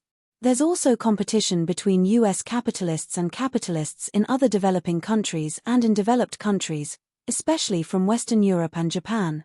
We can see that reflected very significantly in the auto industry of the time. That is, this is the first time when Detroit and the big US automakers really start to face very substantial competition from European automakers, and particularly from Japanese automakers. This, as I indicated earlier, is one of the unanticipated, or at least underplayed in 1944, effects of the Bretton Woods arrangement. The opening up of the world economy to US foreign direct investment, but also opening up the US economy to investment here and the interpenetration of US markets. The result of all of these rising costs to capital was a falling rate of profit, very stagnant productivity growth, rising inflation, increasing unemployment, and the breakdown of the Bretton Woods system. The so-called Nixon shock when Nixon took the US economy off the gold standard, and therefore all the rest of the economies basically went off the gold standard, went to fiat currency. I know none of you probably will recall, even if you were around at the time. If you looked at US currency, it used to say, exchangeable for gold. And then it said, exchangeable upon demand. Now it just says, in God we trust, so that's a fiat currency. You've got to be aware of that. All of this produced international monetary and economic chaos, which was part of this destabilization in this period. So there was a need for a new set of arrangements to allow capital accumulation to continue and to expand. That form is neoliberalism. So, beginning in this period and continuing right up to the present, though now with some very significant cracks, how did the neoliberal form of capitalism become the common sense? The ideas around neoliberalism actually began to coalesce most recently in the 1940s. Some of the ideas have been around for as long as capitalism. A small and exclusive group of passionate advocates, mostly academic economists, historians, and philosophers, had gathered together around the renowned political philosopher Friedrich von Hayek to create the Morn-Pellerin Society, which was named after the Swiss spa where they first met. The Morn-Pellerin Society, by the way, is still in existence. They first met in 1947. The notables included Hayek, Ludwig von Mises, the economist Milton Friedman, and even for a time, the noted philosopher Karl Popper. The founding statement of the society reads as follows, and you'll see some familiar words now: the central values of civilization are in danger. Remember, this is immediately post-World War II, so the things that we saw in NSC 68, 1950, are prevalent. The Iron Curtain speech by Churchill, 1946, so we already begin to see this antagonism between the East and the West, and then it's re-represented in statements of this sort. The central values of civilization are in danger. Over large stretches of the Earth's surface, the essential conditions of human dignity and freedom have already disappeared. In others, they are under constant menace from the development of current tendencies of policy. The position of the individual and the voluntary group are progressively undermined by extensions of arbitrary power. Even that most precious possession of Western man, freedom of thought and expression, is threatened by the spread of creeds, which, claiming the privilege of tolerance when in the position of the minority, seek only to establish a position of power in which they can suppress and obliterate all views but their own. This clearly echoes the language that we see in NSC 68 and so forth, and we will see it come back to haunt us in the Powell Memorandum. The statement continues. The group holds that these developments have been fostered by the growth of a view of history which denies all absolute moral standards, and by the growth of theories which question the desirability of the rule of law. It holds further that they had been fostered by decline of belief in private property and the competitive market, for without the diffused power and initiative associated with these institutions, it is difficult to imagine a society in which freedom may be effectively preserved.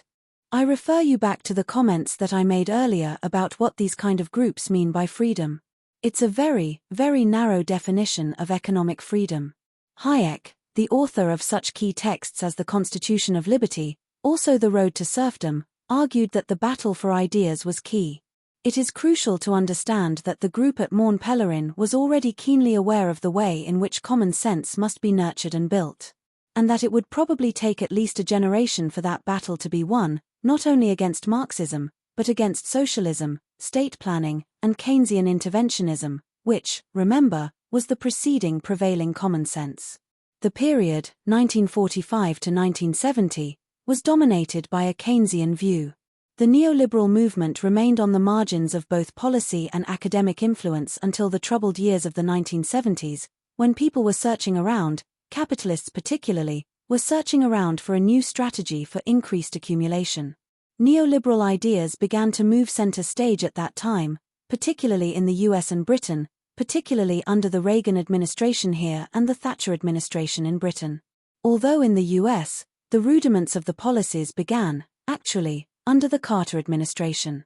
It was nurtured in various well-financed think tanks, some of them direct offshoots of the Morn-Pellerin Society, such as the Institute of Economic Affairs in London, the Heritage Foundation in Washington, and I'll name a few others in a minute. Also, through its growing influence within the academy, particularly at the University of Chicago, where Milton Friedman dominated. I'll say more about him in 1 second. Neoliberal theory gained an academic respectability by the award of the Nobel Prize in Economics to Hayek in 1974, and Friedman in 1976, along with 6 other Morn-Pellerin affiliated economists, so that seemed to give a lot of cachet to this set of notions. But you should be aware, of course, that this particular prize, though it's assumed the aura of Nobel, had nothing to do with the other prizes and is basically under the very tight control of the Swedish banking elite. In fact, Peter Nobel, Alfred Nobel's grandson, said that his grandfather would never have wanted a prize awarded for any activity that put profits over people. Hayek himself thought that there shouldn't be a prize in economics, and when he gave his acceptance speech in 1974, he said as much. Milton Friedman asks in his 1962 preface to Capitalism and Freedom, "What then is the role of books such as this? Twofold, in my opinion. Provide subject matter for bull sessions. Second, and more basic, to keep options open until circumstances make change necessary.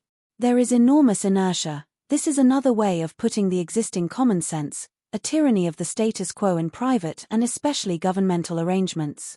Only a crisis, actual or perceived, or created, which has, in fact, been part of the mode of operation of the neoliberalism system, produces real change. When that crisis occurs, the actions that are taken depend on the ideas that are lying around." 1962. If anybody's read Naomi Klein's book, The Shock Doctrine, she picks up on this idea that it's the ideas that are lying around in a moment of crisis that become predominant. Friedman is saying that these ideas, which neoliberals had been developing since the 1940s, simply awaited a ripe moment to be taken up and become part of the common sense.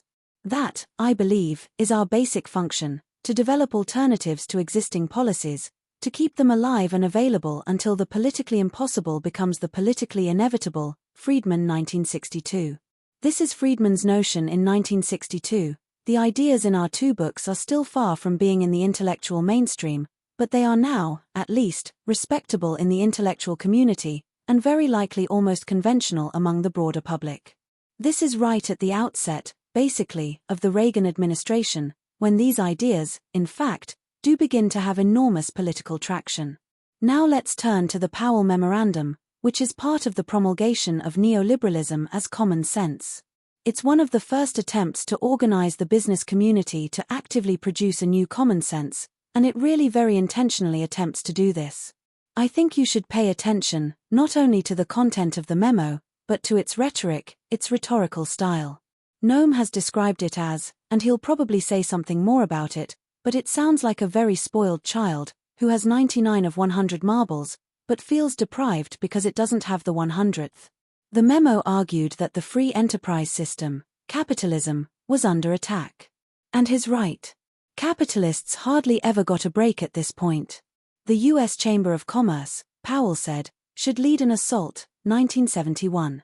And remember, this is a secret memo that was only revealed later. A secret memo from Lewis Powell to the Secretary of the U.S. Chamber of Commerce, so he's exhorting the Chamber to become politically active in defending the free enterprise system. The U.S. Chamber of Commerce should lead an assault upon the major institutions, universities, schools, the media, publishing, the courts, in order to change how individuals think about the corporation, the law, culture, and the individual. 1971. U.S. businesses, Powell suggested, did not lack the resources for such an effort, particularly if they were pooled. The business community could be most effective if people started to think together as a class rather than as individual firms and corporations. The U.S. Chamber of Commerce took up this challenge in a very dramatic way. The Chamber subsequently expanded its base from around 60,000 firms in 1972 to over 250,000 just 10 years later. The basic message was to draw upon the rhetoric of individual freedom, defined very narrowly in economic terms, although they didn't put it that way, to oppose every form of collectivism, including, for example, unions and union organizing as major targets. But every form, not only of collectivism, but any notion of the desirability or appropriateness of a public good or public goods. The privatization dimension of neoliberalism is aimed, in both the short and long term, at reducing expectations that there's such a thing as a public good.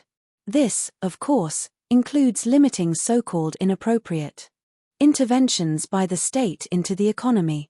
But keep in mind the absolute dependence of the neoliberal model on continuing interventions by the state. Another organization that was developed as a result of the Powell Memorandum was something called the Business Roundtable.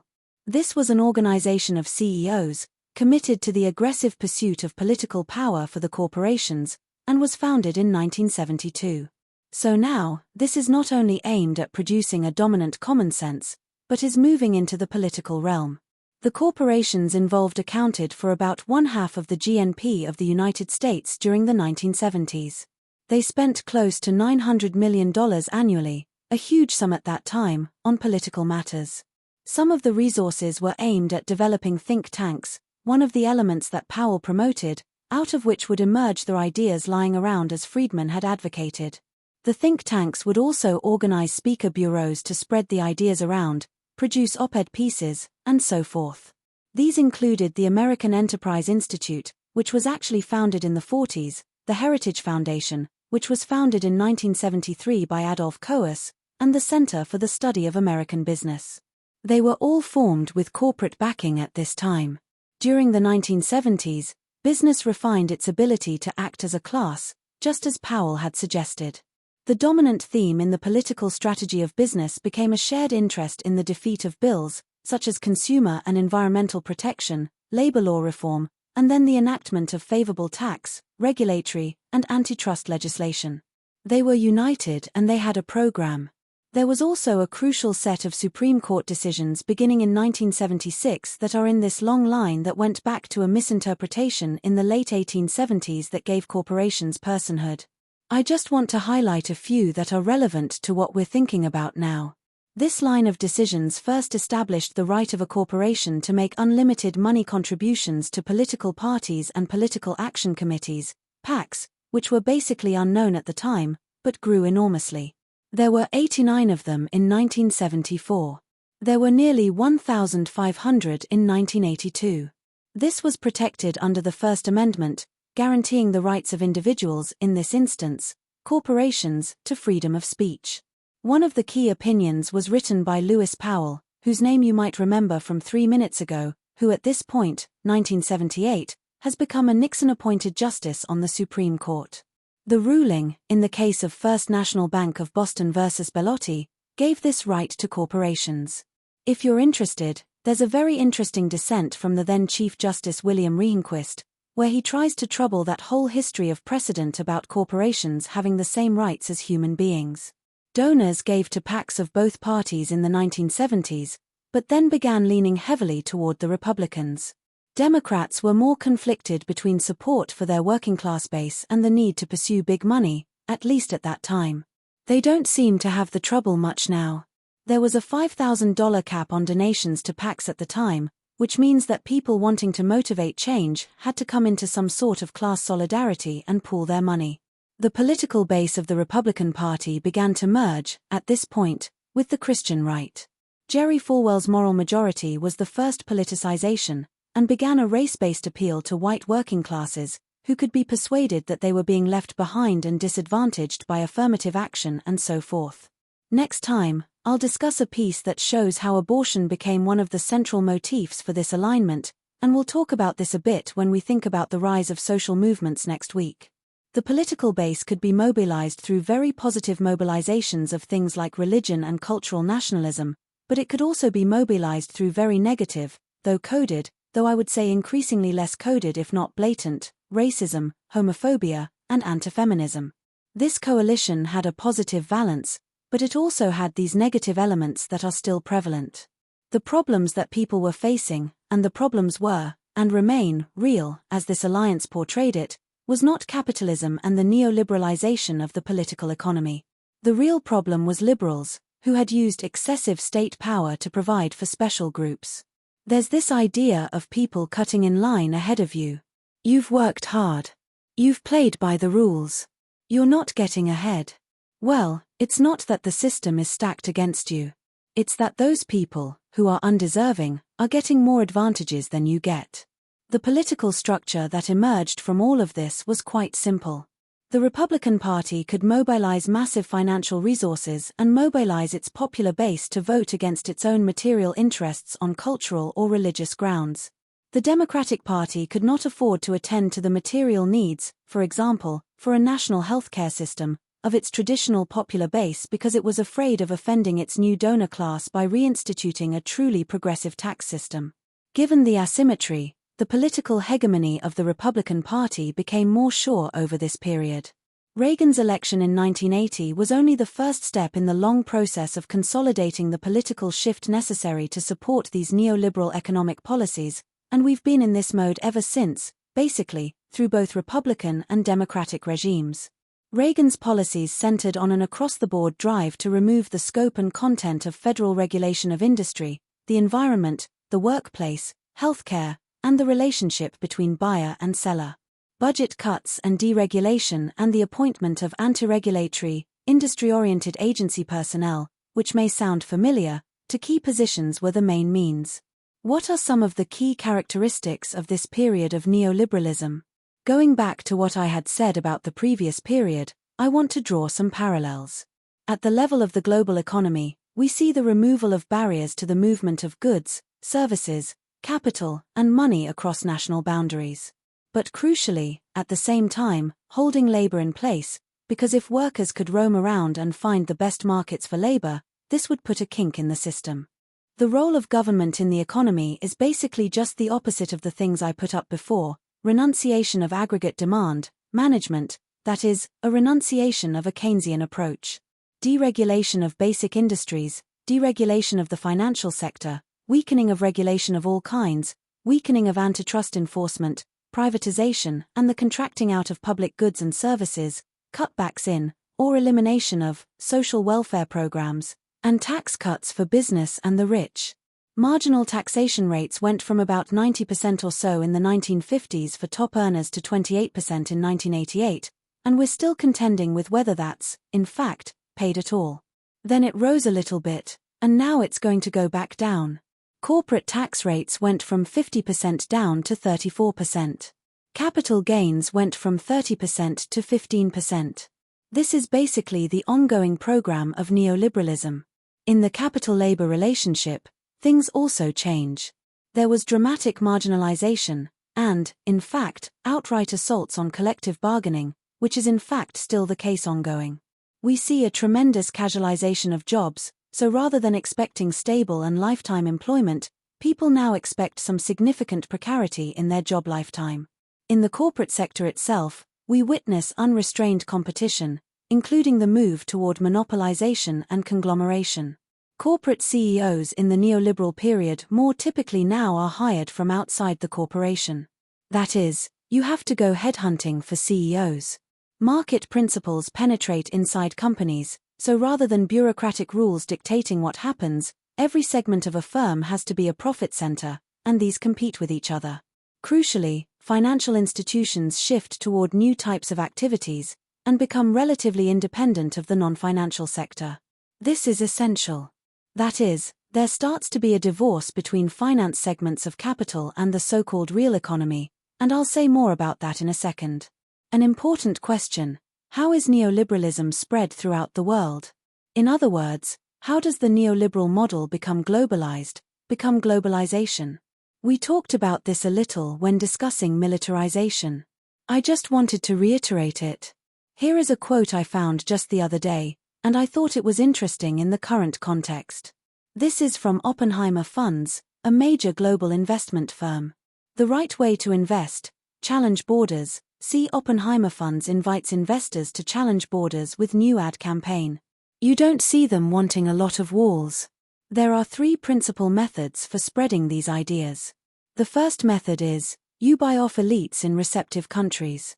You find a local strongman, and it's almost entirely men, of course. Examples are legion.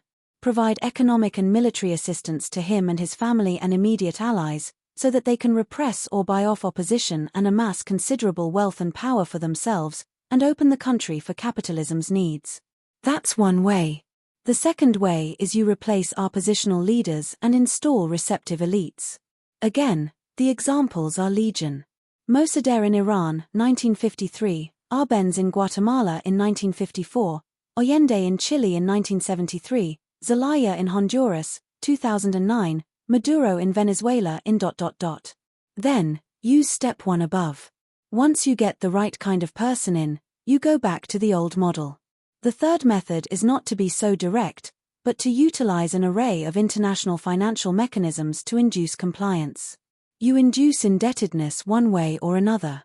Then the IMF, the World Bank, the World Trade Organization come in with what are called structural adjustment programs, which largely consist of countries selling off their public assets, privatizing as much as they can, opening both their financial and commodity markets to foreign investment, eliminating any public welfare systems that might interfere with debt repayment.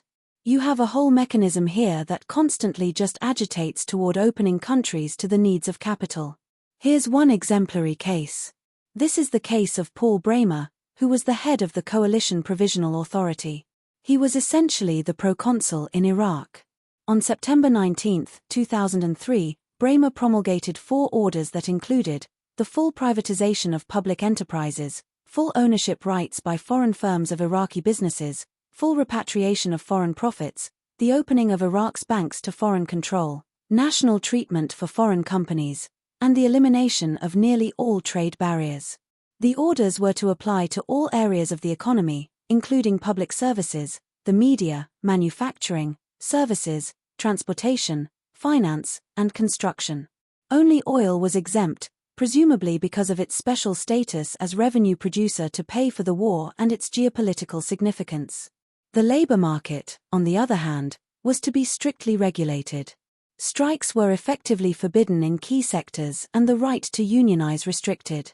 What the US evidently sought to impose by main force on Iraq was a state apparatus whose fundamental mission was to facilitate conditions for profitable capital accumulation on the part of both domestic and foreign capital. The freedoms it embodies reflect the interests of private property owners, businesses, multinational corporations, and financial capital. An apt illustration of the spreading of democracy and freedom, which, of course, are synonymous. What did neoliberalism promise? It promised that all of the gains accruing at the top would eventually be shared by everyone. A rising tide raises all boats. Wealth would trickle down, eventually. That was the promise. But what did it actually produce? I'm going to go through several dimensions of the effects. I'll start with the US and then I'll talk a bit about the global scene. Again, think about the chart above, where we see this disparity starting in 1970, and this turning point has had enormous effects. One is wealth and income inequality. Where did all the income and wealth gains of that productivity go if they didn't go to wages of working people? These gains went to the wealthy for the most part. The bottom 20% barely got anything at all. The next 20% did a little better, but at the top, people actually did substantially better. They almost doubled their wealth and income in the period we're examining. Another way to look at it, in terms of total household wealth growth between 1983 and 2010 according to various wealth groups, the top 5% of households received 74.2%. Still another way to think about it, this is more contemporary. The 400 richest Americans now own more than the bottom 150 million. In 1980, the bottom 60% had, at a high point, almost 6% of the wealth. That went down almost to near zero in 2008 to 2009, and then bounced back a little to 2%. The 400 richest people, owning about 3.2% of the wealth, now have more than the bottom 150 million. The tax cuts recently enacted are just going to make things worse. They're not doing what they were supposed to be doing. Corporations were supposed to repatriate all of their offshore taxes. That really hasn't happened. Tax returns that are about to come out are going to be a disappointment to a whole lot of people. There's some speculation that the Trump administration actually worked with the IRS and the Department of Treasury to deliberately withhold less from each paycheck for people, so that it would look like the tax cut made an immediate bump. That's going to be a very short-lived kind of political gain, because most people will not remember the few pennies that they got in each paycheck, but they will notice the missing tax refund in April or May, if the IRS is open. Here's another way to think about wealth and income inequality: average CEO to average worker pay. In 2013, these were the figures: Japan, 11-1, Germany, 12-1, France, 15-1, Canada, 20-1, UK, 22-1, Mexico, 47-1, US, 475-1. J.P. Morgan, at the turn of the last century, said if this ratio ever got above 10-1, there would be enormous outpourings of rage on the streets. Don't really see it. See it a little bit in France, yellow vests, but the US population is a little more quiescent. Let's also look briefly at this picture on the global scale, where globalization was supposed to raise all boats. In 2012, the bottom 99.9% of the global population had about 19% of the global wealth. Conversely, the top 0.1% owned 81%, with a full 30% owned by the top 0.01%. Maybe not that equitable. Another way to think about this, which also just came out recently, the 8 richest individuals now own as much wealth as the bottom 50% of the world population, so there may be a little unrest at some point. The World Bank, and a number of other analysts, makes the claim that one of the achievements of capitalism in its neoliberal, globalized form has been to raise enormous numbers of people out of poverty. And in some absolute sense, that is true. It is true that in some absolute sense, more people are out of poverty than, say, in 1800, but it's a very complicated notion. A recent article in The Economist describes the reasons why poverty reduction is so very difficult to assess. The statistics are very difficult to collect, and poverty, as a concept, is very difficult to define. I now want to move on to some other effects of neoliberal globalization. An interesting one that we've talked about a very little bit: life expectancy in the US has now fallen, I think now for the 3rd year in a row. In 1960, Americans had the highest life expectancy, 2.4 years higher than the average for the OECD. But the US started losing ground in the 1980s, right around that inflection point on the graph, interestingly enough. US life expectancy fell below the OECD average in 1998, plateaued in 2012, and is now 1.5 years lower than the OECD average. This is unheard of in a developed country. It simply can't happen. In 2015 alone, more than 64,000 Americans died from drug overdoses, exceeding the number of casualties in the Vietnam War. Also exceeding the number of casualties and fatalities from auto accidents. Between 1999 and 2014, the suicide rate rose by 24%. These deaths of despair, as the British Medical Journal describes it, and I would also refer you back to the piece that we looked at from the UN, Philip Alston, the UN Commission on Human Rights, are disproportionately affecting white Americans, especially adults aged 25 to 59, those with limited education, and women. The sharpest increases are occurring in rural counties, often in regions with long-standing socio-economic challenges, some of the places where certain voters are being located. Possible explanations: collapse of industries and the local economies they supported, erosion of social cohesion, and greater social isolation. These are all speculations from the British Medical Journal based on their data.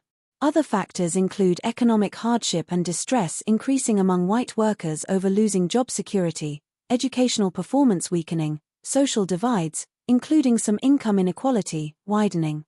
Middle-class incomes have stagnated. Poverty rates in the US are now exceeding those of most rich countries. These again are some of the results of the Philip Alston report. Social contract is weaker than in other countries. Those in need have less access to social services, health care, or the prevention and treatment of mental illness and addiction. Another effect is the commercialization of everything, as we've already talked about, including privatization of all forms of common goods, intellectual property, patents and copyrights, indigenous knowledge, commercialization of governance and politics, i.e., the best democracy money can buy, which has been the title now of several different books. All of which are forms of primitive accumulation or accumulation by dispossession that I talked about earlier. During the neoliberal period, there have been many episodes of economic instability, exactly what the Keynesian approach was designed to prevent, so there's been rampant financial speculation. We had commodity and asset bubbles of various kinds, the savings and loan scandal of the 80s, the dot-com crash of the 90s, the 2008 financial and housing crisis, only the latest instance. These kinds of cyclical crises are things that the Keynesian approach was meant to dampen down. The set of effects that I want to talk about a little bit is the idea of surplus and disposable populations, and I'll talk about it more next week. In part, this phenomenon is a result of the dominance of finance capital. That is, that you can produce profits of a certain kind without producing. In fact, the economist Kostas Lapavitsas has written a book with that title, Profiting Without Producing. Finance capital is increasingly divorced from the real, i.e., the productive, economy. Profits come increasingly from fictitious commodities and rent, either transaction costs or fees or a whole number of other things. It's a form of cheating that Marx tried to avoid. In his analysis. That is, you get it from one person, but it's a zero sum. Somebody else loses. There's no additional value produced. One result is then the production of more and more surplus people. They're not needed as workers because of automation, because of outsourcing, because of profits without production, because of all kinds of other things. If they're not needed as workers, because you're not producing much, you're using the finance system to develop profits, then they're not capable of consumption. What happens to them? They become part of a global reserve army of labor. They do serve some purposes, one of which is to exert downward pressure on wages. Another is to discipline the continuing workforce. That is, if you know there are a bunch of unemployed people out there, you're likely to be quite compliant. The remaining work is more and more precarious and casual. Many of the new jobs created since the 2008 crash, in which 9 million jobs were lost in the US, are low-wage, part-time, no benefits. We see the rise of the so-called gig economy, which is now characterized as something that's desirable for people. What to do with the surplus? They're no longer needed as workers, can't use them as consumers, because they don't have any expendable income. Instead of a war on poverty, we now have a war on the poor. One option, you may make money off their bodies through things like mass incarceration. Very lucrative. Prison industrial complex, local, state, federal private prisons. Debtor prisons have come back. You need throughput if you're in this business, so you need prisoners. How do you get them? You invent new crimes. A prime example, the war on drugs. Anybody who says the war on drugs has been a failure doesn't understand it, doesn't understand what it was for. It's a genocide, basically. It's the removal of young men, particularly young men of color, from the society because they're not productive as either workers or consumers, supposedly. Also, things like detention before deportation, which is tremendously on the rise. And the deportation circuit, which was cruel enough as it was, we now detain people and they become the fodder for these private detention prisons. The companies that run these often profit twice, once for the housing of prisoners in and of itself, the second time, if they can actually use those incarcerated as a very cheap labor force, increasingly the case. Petty fees and fines that many police forces now rely upon for their own sustenance. When these specious fees can't be paid, the debtors are now ending up in jail or prison and feed the cycle. As I've discussed several times now, because of the present neoliberalized, globalized, financialized nature of capitalism, nation-states can no longer ensure the economic welfare of their citizens, which was a powerful basis of state legitimacy, and therefore hegemonic governance. So now they need a new basis for state legitimacy. That new basis is what the readings by Borman this week and Henry Giroux are talking about, is a move from a welfare state to a garrison state.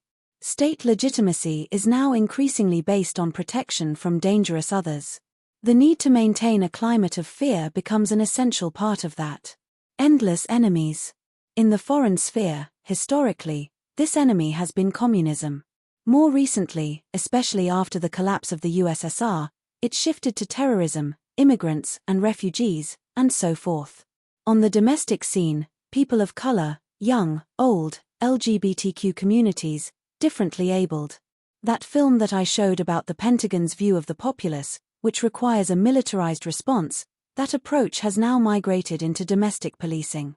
And if you have a military outlook, the people you're interested in now look like an enemy. One crucial political and economic effect of all of this is to divide and conquer the population and prevent them from seeing bases for coalition.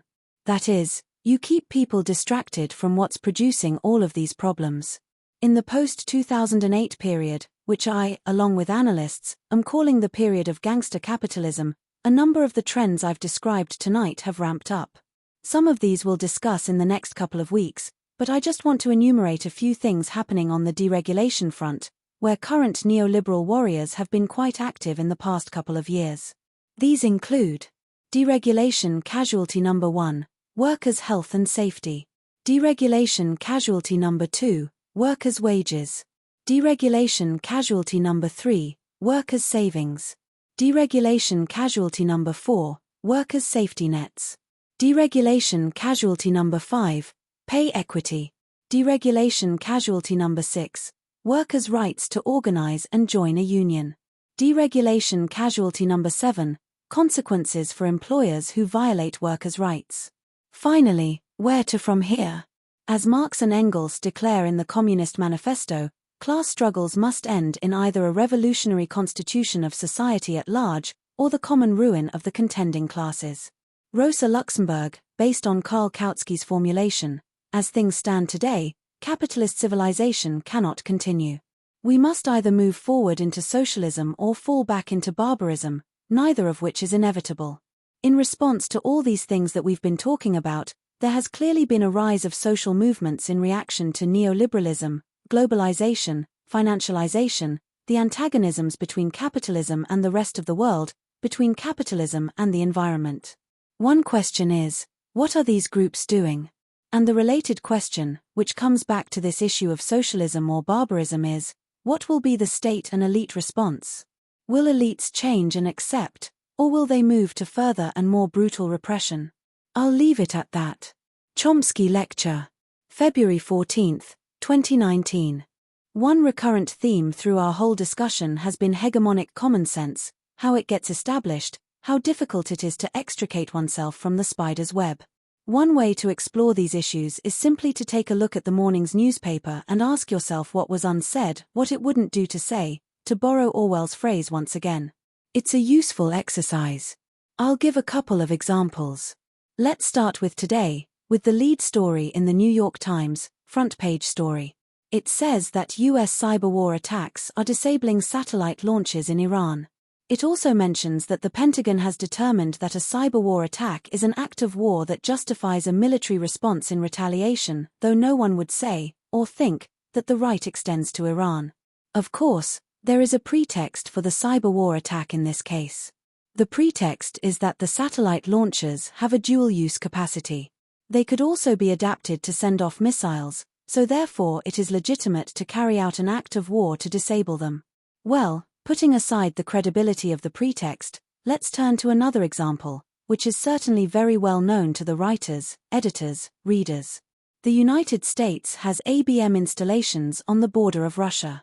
Russia argues that these have a dual-use capacity, that they can easily be adapted for first-strike missiles, which would have a devastating impact on Russia, vastly beyond anything even imaginable in the Iran case. The Russian claims are simply dismissed if even mentioned, though not by everyone. For example, not by the Bulletin of Atomic Scientists, the leading scientific journal in the United States that deals with military issues. Take a look at their lead story in this month's edition. It is a detailed discussion by a well-known specialist, Theodore Postel of MIT, of how the US ABM systems on Russia's borders can easily be adapted to first-strike weapons. Suppose that Russia decided to carry out a cyber war attack, disabling US ABM installations on its borders. We don't have to actually speculate on what would happen, because there wouldn't be anybody around to care one way or another. Well, those are all things that it wouldn't do to say or think when you write the front-page article, or when the editor allows it, or when people read it. You might take a look at comments. I didn't bother, but I doubt that there will be any that bring up these elementary points. A homework exercise. Let's take another example, from yesterday's New York Times, another front-page story, a long and interesting one, worth some thought. The headline is Congress poised to help veterans exposed to burn pits over decades of Iraq war. The article opens by quoting a veteran who reports that everywhere he went in Iraq during his year-long deployment, he saw the burning trash pits. Sometimes, like in Ramadi, they were as large as a municipal dump, filled with abandoned or destroyed military vehicles, synthetic piping and discarded combat meals. Sometimes he tossed garbage on them himself. The smell was horrendous. This has had a toxic effect on US soldiers, who are demanding medical treatment and compensation. The article quotes Senator Amy Klobuchar, Democrat of Minnesota, now running for president. "This is our generation's Agent Orange," she said, adding that she's already got some legislation passed on burn pits and has more on the horizon, motivated, like many members of Congress, by stories of affected constituents. Representative Tulsi Gabbard, Democrat from Hawaii, helped sponsor legislation to evaluate the exposure of service members to toxic chemicals. That's all at the progressive end of the political spectrum. Is there something it wouldn't do to say? Can you think of something missing from this account? Well, yeah, two things. Iraqis and Vietnamese. They are unworthy victims, to borrow the phrase of an old friend and colleague who passed away recently, Edward Herman. He made a distinction between worthy victims, whose fate matters, victims of enemy states, and unworthy victims, whose fate doesn't matter, our victims. A very useful distinction, with broad range and incisive significance. Klobuchar made an analogy to Agent Orange, a reference to the Vietnam War. In Vietnam, there was a vast campaign of chemical warfare. It began with John F. Kennedy's escalation of the attack on South Vietnam as soon as he took office. The goal of the chemical warfare was to destroy crops and livestock.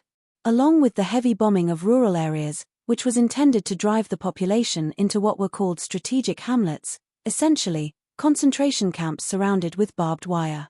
The official goal was to protect them from the guerrillas whom the US government knew very well they were supporting. All of this is straight from official government documents and officials, no commie rats or journalists spouting fake news in the failing lamestream media.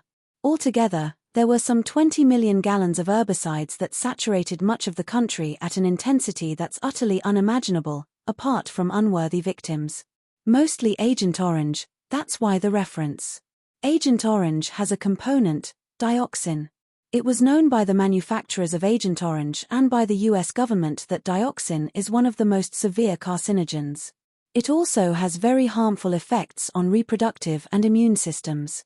Now, quoting again, the evidence is overwhelming. Vietnamese soldiers, from both sides, with perfectly healthy children before going to fight, came home and sired offspring with deformities and horrific illnesses. Villages repeatedly sprayed have exceptionally high birth deformity rates. And our own Department of Veterans Affairs now lists 14 illnesses presumed to be related to Agent Orange. A New York Times op-ed by the noted Vietnamese-American intellectual Viet Ton Nguyen and Dick Hughes, a highly respected analyst who lived and worked in Vietnam for many years and still does. And, in fact, hideously deformed fetuses are still appearing in Saigon Hospital in South Vietnam. That's several generations later. There's alleged to be some concern in the US about protecting fetuses. It somehow seems to be rather selective. North Vietnam was subjected to massive bombing, with much of the country turned into a moonscape and the major cities heavily bombed as well. I happened to see a little of it firsthand on a brief visit during a bombing pause. But it was spared this particular horror. The chemical warfare attack was only against the South. After extensive campaigns and many court battles, US veterans finally won some recognition from the government that Agent Orange had extremely harmful effects. Many of them were severely harmed.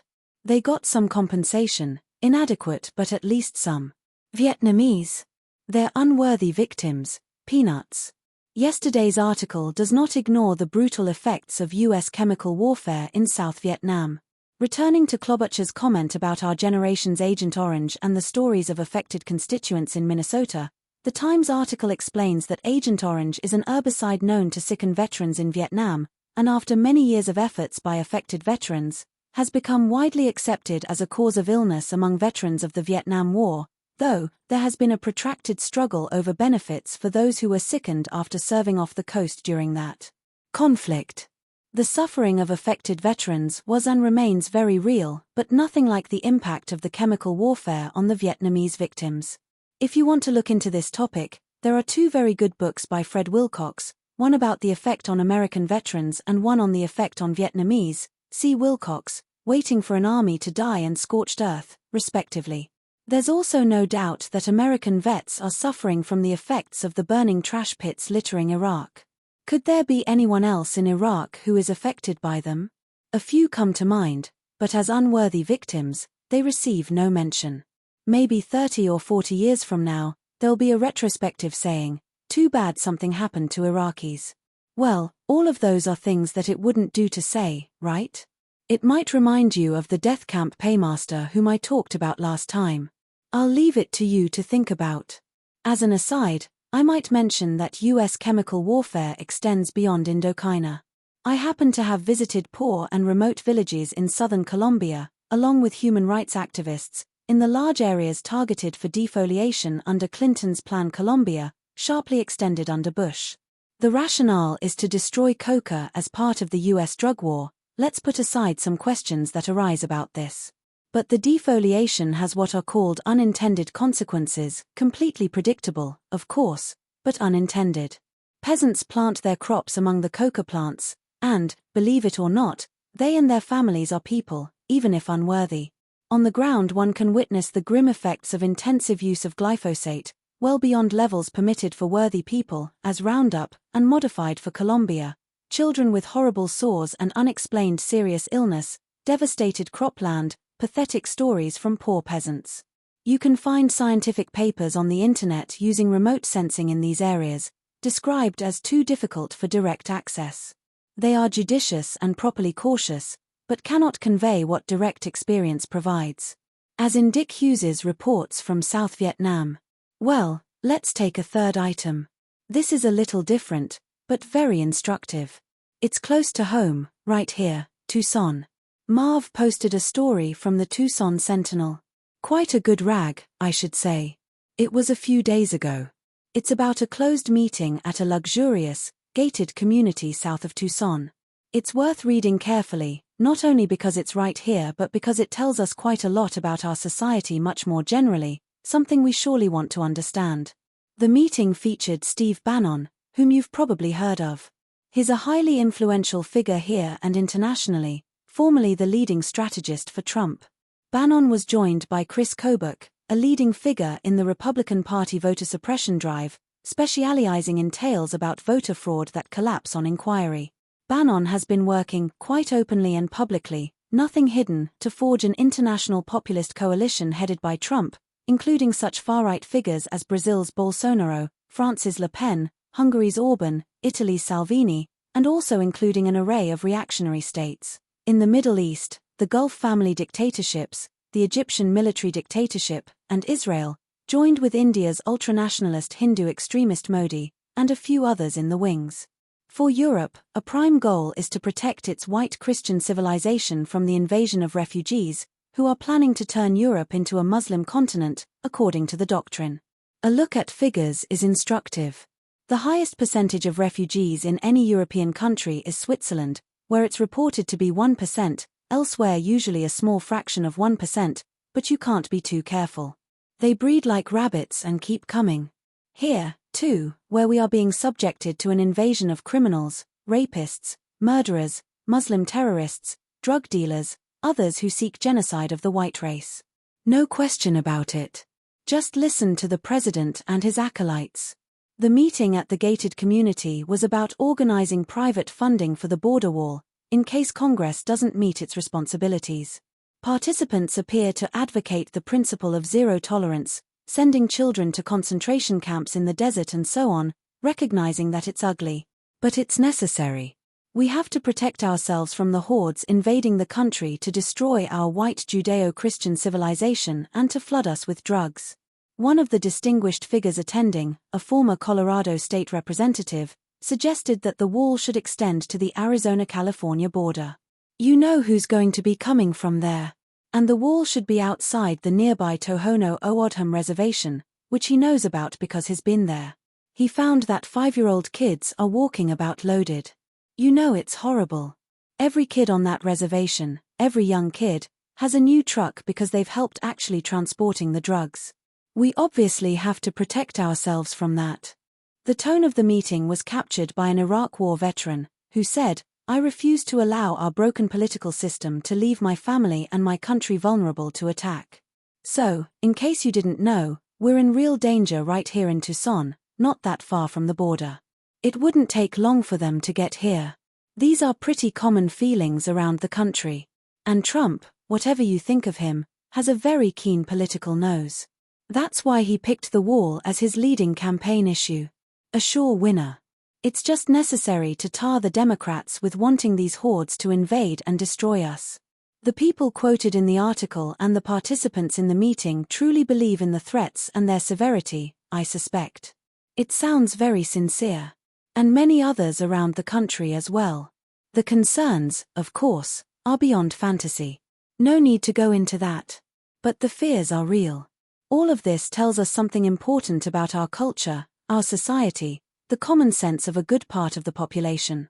Just as the hideous treatment of refugees in Europe, far worse than here, tells us a lot about Europe's advanced civilization. A brief look at history may help understand these attitudes. For 200 years, since the British were out of the way, the United States has probably been the most secure country in the world, maybe in all of history. Also, it's probably the most frightened country and has been for a long time. It's a very striking phenomenon. Why? It's common these days to deplore the fact that in this century, the US has been engaged in endless wars.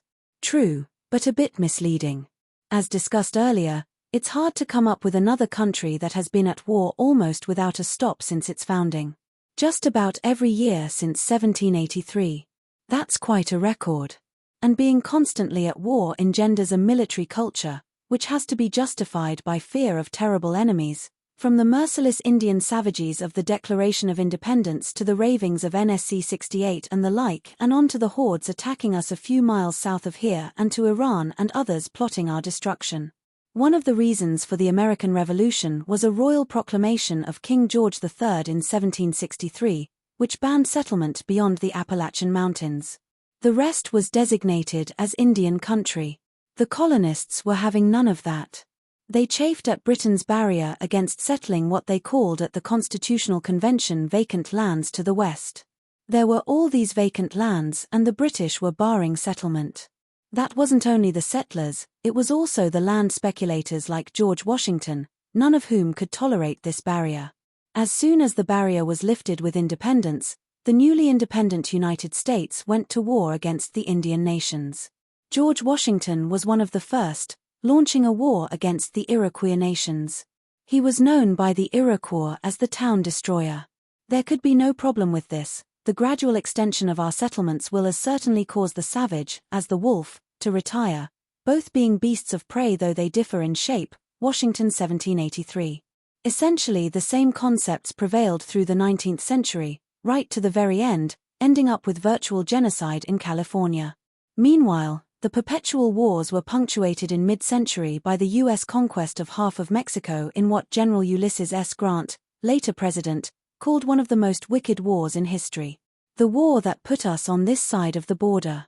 By the end of the 19th century, the national territory had been conquered. Wars then extended beyond the Caribbean and Central America, which had already been subjected to half a century of repeated interventions. And on to the far Pacific. By now, the United States has some 800 military bases abroad. We're not the only ones, of course. The former imperial powers, Britain and France, are reported to have about 10 each. So, 800, 10, 0, 1 or 2. And US military forces are engaged in fighting all over the world. So, it's a strange history. A unique history. And, as I said at the beginning, just today, this morning, it was announced that the US is engaged in war against Iran, not conceded. And many of these actions are far from minor. Since World War II, the worst act of aggression is the US war in Vietnam, then expanded to all of Indochina, much of it completely laid waste. In this millennium, the worst crime, a textbook example of the kind of aggression for which Nazi war criminals were hanged, was the invasion of Iraq, joined by the British in this case. Well, when a country is constantly at war for its entire history, hardly a year without war, it's not too surprising that there's a lot of fear. There's a lot to be frightened about. And if you look at polls, you see some further reasons. Gallup poll, the major polling agency, takes international polls regularly, asking many questions. A few years ago, in 2013, one of the questions was, which is the most dangerous country in the world? The United States was first, nobody even close. Way behind in second place was Pakistan, surely inflated by the Indian vote. Other countries are barely mentioned. That was the first time Gallup asked that question, and the last. They run the polls every year, but this question hasn't been asked again. Actually, they didn't have to worry too much because although the poll was reported internationally, Americans were protected from the unwanted news. The free press didn't publish it, a database search indicated. A friend of mine who does extensive database searches said he did find one mention. I didn't see it, so it's second-hand information.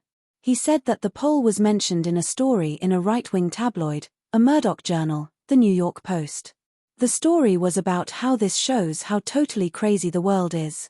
But apart from that, it wasn't mentioned. Though the question hasn't been asked again, there's indirect evidence from other polls suggesting that the results would be about the same. One prime reason for the American Revolution was the imperative of taking over the vacant lands to the west. Another was slavery. One of England's leading jurists, Lord Mansfield, in 1772 issued a ruling that slavery was so odious that it could not be tolerated within England, understood to include the American colonies.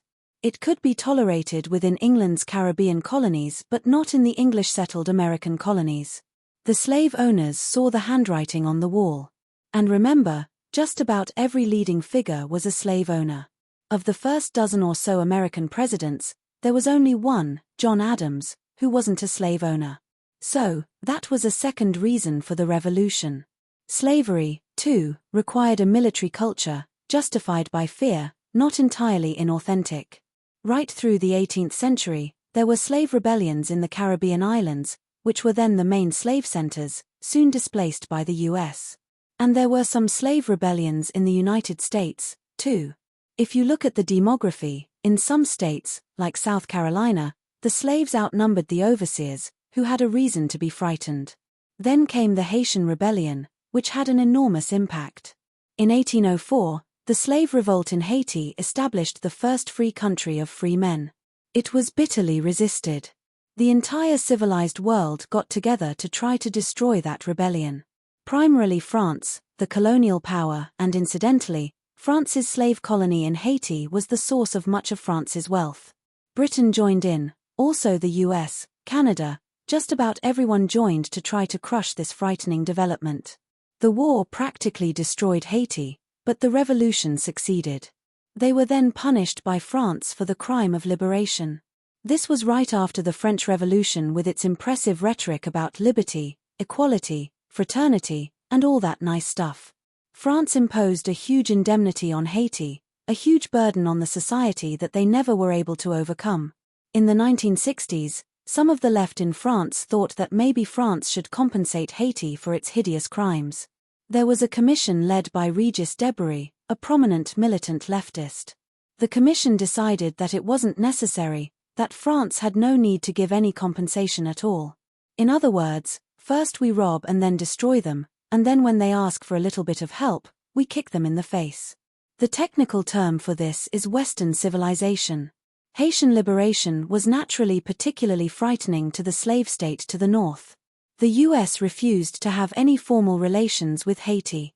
It didn't recognize Haiti until 1862. That was the year of the Emancipation Declaration.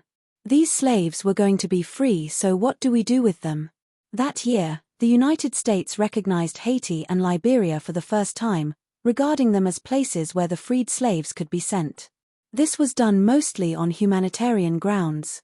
Well-meaning people recognized that obviously these inferior people, not authentic humans, wouldn't be able to survive in a civilized society, so we want to rescue them by sending them to some place where they could get along with creatures of a similar kind.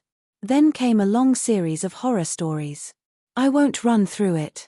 Haiti's been by some measures the main target of US aggression throughout the last century. Again, this century, with an intervention in 2004 to rescue President Aristide, whom the US had barely tolerated ever since he became Haiti's first elected president, in reality to kidnap him and ship him off to Central Africa, also banning him and his party from participating in elections. In short, there are good historical grounds for fear in the most secure country in the world, even in places like the luxurious gated community near here that is probably about the safest place anywhere, but authentically frightened. They are coming after us, just as they have been since they starting attacking us when the first settlers landed and then through the 19th century within our national territory, in the slave labor camps that were producing the cheap cotton that was the foundation of the economy, and then on through most of the world, where we defend ourselves with a huge military presence that extends wherever we can reach. Now moving on to space. The fear is pretty deeply rooted. It's presumably part of the reason for the extraordinary gun culture in the United States. There's nothing comparable anywhere. It's partly just fear. There's actually a lot more to it. If there's time, we might go into it. A very interesting story. But presumably fear is a substantial factor. This pervasive fear is one reason why it's repeatedly been so easy to terrify the country about both internal and foreign enemies. NSC 68 and Vandenberg's scaring hell out of the country is a case in point. In 1950, the same year as NSC 68, the US determined to change its policies in Southeast Asia. The US had followed rather mixed policies toward the various imperial systems. It didn't like them and was generally dubious about the old colonial systems, while recognizing their important function in the reconstruction of the former colonial masters, which relied on their resources and raw materials. In particular, it vacillated about Vietnam, well aware of Ho Chi Minh's conciliatory initiatives. But by 1950, that changed. The US decided to support France in its effort to reconquer its former colony. That led to horrors that I don't have to go into. Recall that NSC 68 was carefully crafted to obscure the fact that the United States was far more powerful militarily than the Russians. There's an intelligence record since then, and it's quite interesting. Consistently, it greatly overestimates the strength and power of possible enemies, Russians, or whoever the next one is. Daniel Ellsberg's book, which you've read one chapter of, is a useful record of this, through the early period into the 60s. But it goes right on to the present. So right now, Iran is the greatest threat to world peace, practically poised to destroy us. The world has a different picture, but what do they know? Intelligence estimates are necessarily uncertain. One expects errors. But it's striking that consistently they're wrong in the same direction, overestimating, often greatly, the power of those who are going to attack us. That's not conscious deception, I presume, though there may be cases of that, as apparently in NSC 68. Rather, analysts are subject to the same, if you like, common sense as the rest of us. These are features of the dominant culture, exaggerated fear. So that it's natural for state and private power to share the fear to some extent and to exploit it for their own purposes. Speculation of course, but not, I think, without grounds. That takes us right to the Powell Memorandum, today's reading. A classic example of almost comically exaggerated fear. In Powell's case, it wasn't the country that was being destroyed, it was the business world. It was the important part of the country that was under attack, in fact, facing destruction. And it was really frightening. The universities were being taken over by Herbert Marcuse, remember him, and his minions, who had essentially taken over the whole university system. Congress was gone. It was under the control of Ralph Nader, who was carrying out a consumer safety campaign to try to save people from being killed by cars that were poorly made. And, while doing that, he had practically taken over Congress. The media were all bitterly anti-capitalist. You should go back and read them. It goes on like this. In fact, the rhetoric, which is hysterical, is very similar to NSC 68. Marv pointed out that it has the feel of a 3-year-old who has all the toys but his little brother took one away, so he has a tantrum. How can I live without that one toy? I have to have everything. Well, all of this is doubtless sincere. That's the important part of it. It's not faked. It's deeply rooted in the culture and the history. The Powell Memorandum was one of the immediate cultural and intellectual prongs of the neoliberal assault that took off soon after, as Marv discussed last time. The assault was led by the militant business community. The United States is unusual in that respect. And, curiously, its main target, the labor movement, often doesn't seem to grasp the fact. As the neoliberal assault was just beginning to take shape, in 1978, the president of the UAW, United Auto Workers, Doug Fraser, resigned from a labor management committee that was set up by the Carter administration, expressing his shock that, as he put it, business leaders had chosen to wage a one-sided class war in this country, a war against working people, the unemployed, the poor, the minorities, the very young and the very old, and even many in the middle class of our society, and had broken and discarded the fragile, unwritten compact previously existing during a period of growth and progress, during the period of class collaboration under regimented capitalism, Cowie 2003. Fraser should have known better than that. That's what business is always doing, constantly. Especially here, where we have a bitterly class-conscious business community. That goes way back. That's why the United States has an unusually violent history of repression of labor at a level that astonished even right-wing observers from Europe. We talk now about gangster capitalism, and rightly, but elements of it have always been there in bitter repression. As already mentioned, hundreds of American workers were being killed in strike actions well into the 20th century, at a time when nothing like that was happening in any other comparable country. That's only one of many examples. Well, the Powell Memorandum is one of the prongs. There's another one, which is quite interesting, maybe more interesting, in my opinion. It's quite similar in content, was produced at the same time, but it was at the opposite end of the spectrum, the political and intellectual spectrum. This was a document published by the Trilateral Commission, its first publication. The Trilateral Commission was drawn from liberal internationalists in the United States, Europe, and Japan. You get a sense of its complexion by the fact that the Carter administration was drawn almost entirely from its ranks. Same in Europe and Japan, the trilateral partners. It's a very interesting document. The book is called The Crisis of Democracy. The basic message is that the entire society is under threat, not just the business community. The entire society is under threat from the activism of the 1960s. What happened in the 1960s, it says, is that large parts of the society, what are sometimes called special interests, tried to enter the political arena to advance their concerns and demands. Young people, old people, women, farmers, workers, in short, the general population. There's one group that isn't mentioned in these complaints about the special interests, the corporate sector. But that makes sense. They represent the national interest, they're not special interests. So, all these groups are trying to enter the political arena. That creates the excessive democracy that has been such a problem for the men of best quality since the first modern democratic revolution. The state cannot handle those pressures. Therefore, the liberal commentators recommend more moderation in democracy, a return of the general population to passivity and obedience, to their role as spectators, not participants. The American reporter in the trilateral study, Harvard political scientist Samuel Huntington, reminisced about the days when President Truman had been able to govern the country with the cooperation of a relatively small number of Wall Street lawyers and bankers, so that there was no crisis of democracy.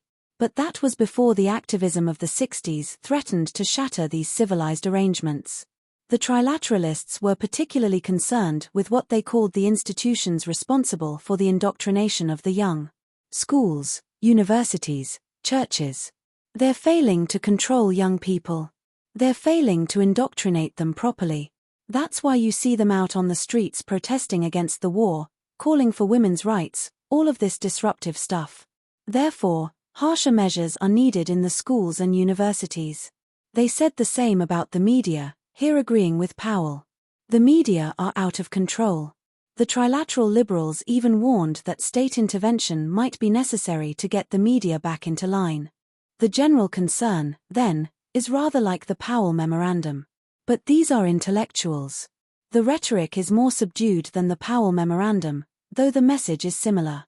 The conclusion across the spectrum, what we call left to right, reflects the cultural and intellectual background of the neoliberal assault. There's recent scholarly work on the origins of neoliberalism, tracing it back much earlier than has usually been assumed, to the period right after World War I. It brings out very interesting features, which unfortunately there's no time to go into now except very superficially. One interesting revelation, relevant to gangster capitalism, is the attitude of the founders of the doctrine in post-World War I Vienna to the use of government force to crush the left. The most respected figure, the guru of the movement, is Ludwig von Mises. He could barely contain his pleasure in 1928 when the Austrian government violently broke up a major strike, undermining the vibrant labor and social democratic movements and setting the stage for Austrian fascism, and thus safeguarding sound economics from the disruptive impact of labor unions and of the social reform that sought to soften the harsh edges of market discipline on workers and the poor. There's a theory behind these characteristic features of neoliberalism back to its earliest days. Labor unions seek rights of workers. That interferes with what these days is called flexibility of labor, which means in practice the right of employers to fire workers at will and to determine conditions of work without interference.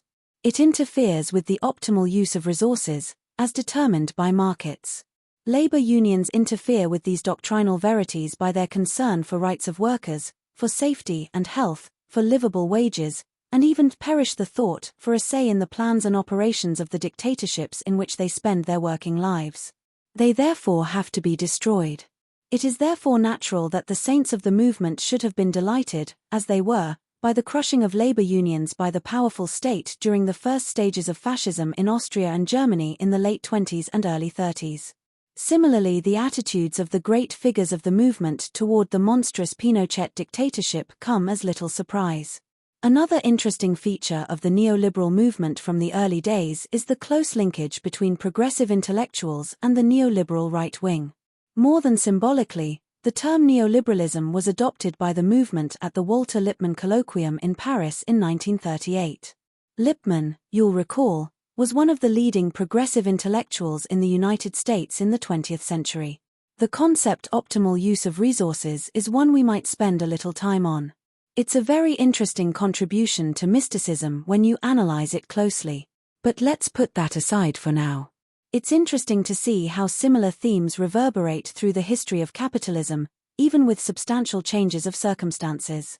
We've already discussed the continuity from the suppression of the rabble and their demands for democracy and rights in the first democratic revolution in 17th century England, to the framers' conservative revolution that overcame the popular demand for excessive democracy a century later, to the warnings of progressive 20th century intellectuals about succumbing to democratic dogmatisms about the right of the bewildered herd to participate in decisions that affect them, the province of the intelligent minority.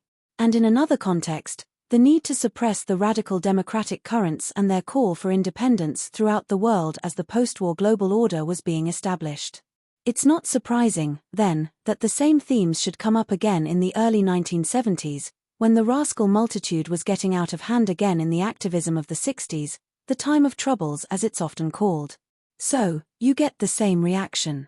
It was necessary, once again, to counter the threat of the excessive democracy that was arising from 60s activism, which in fact did significantly civilize the country. For the business community, as Powell emphasized in his rather frantic way, it was necessary to protect what Madison had called the permanent interests of the country, the private enterprise system, which was threatened particularly by the falling rate of profit that was in part a result of the labor militancy that was picking up in the late 60s and early 70s. A lot of it was stimulated by the general activism of young people, including Vietnam veterans. In strikes like Lordstown, which is worth looking into carefully, young workers were not just calling for decent pay but also for dignity in the workplace and for some means to participate in controlling it. Tendencies that are truly ominous and have to be crushed. Then comes the neoliberal assault, long in preparation, exploiting the economic disorders of the 70s as the opportunity to take control. It has achieved many of its objectives. Discipline was at least partially imposed in the universities, in interesting ways, including the imposition of business models and sharp cutbacks in state funding. You see that here in Arizona very clearly, but it happened all over the country. Another factor was the sharp escalation of tuition, for which there's no authentic economic basis. We'll return to it if there's time. Crucially, the decline of the rate of profit was reversed. That was really important. Neoliberal policies have led to radical concentration of wealth and new prerogatives for the business sector along with stagnation for the majority of the population. Marv gave some information in our last session. It's striking that real wages for non-supervisory workers today are lower than they were in 1979, right at the outset of the neoliberal assault. There has been economic growth and increase in productivity, but the results went into very few pockets. That continues after the 2008 crisis, the bursting of the housing bubble and the resulting financial crisis. No less significantly, there has been erosion of workers' rights, beginning with Reagan's strong attack on unions and rights of workers generally. There are almost no union-organized strikes anymore because it's virtually impossible.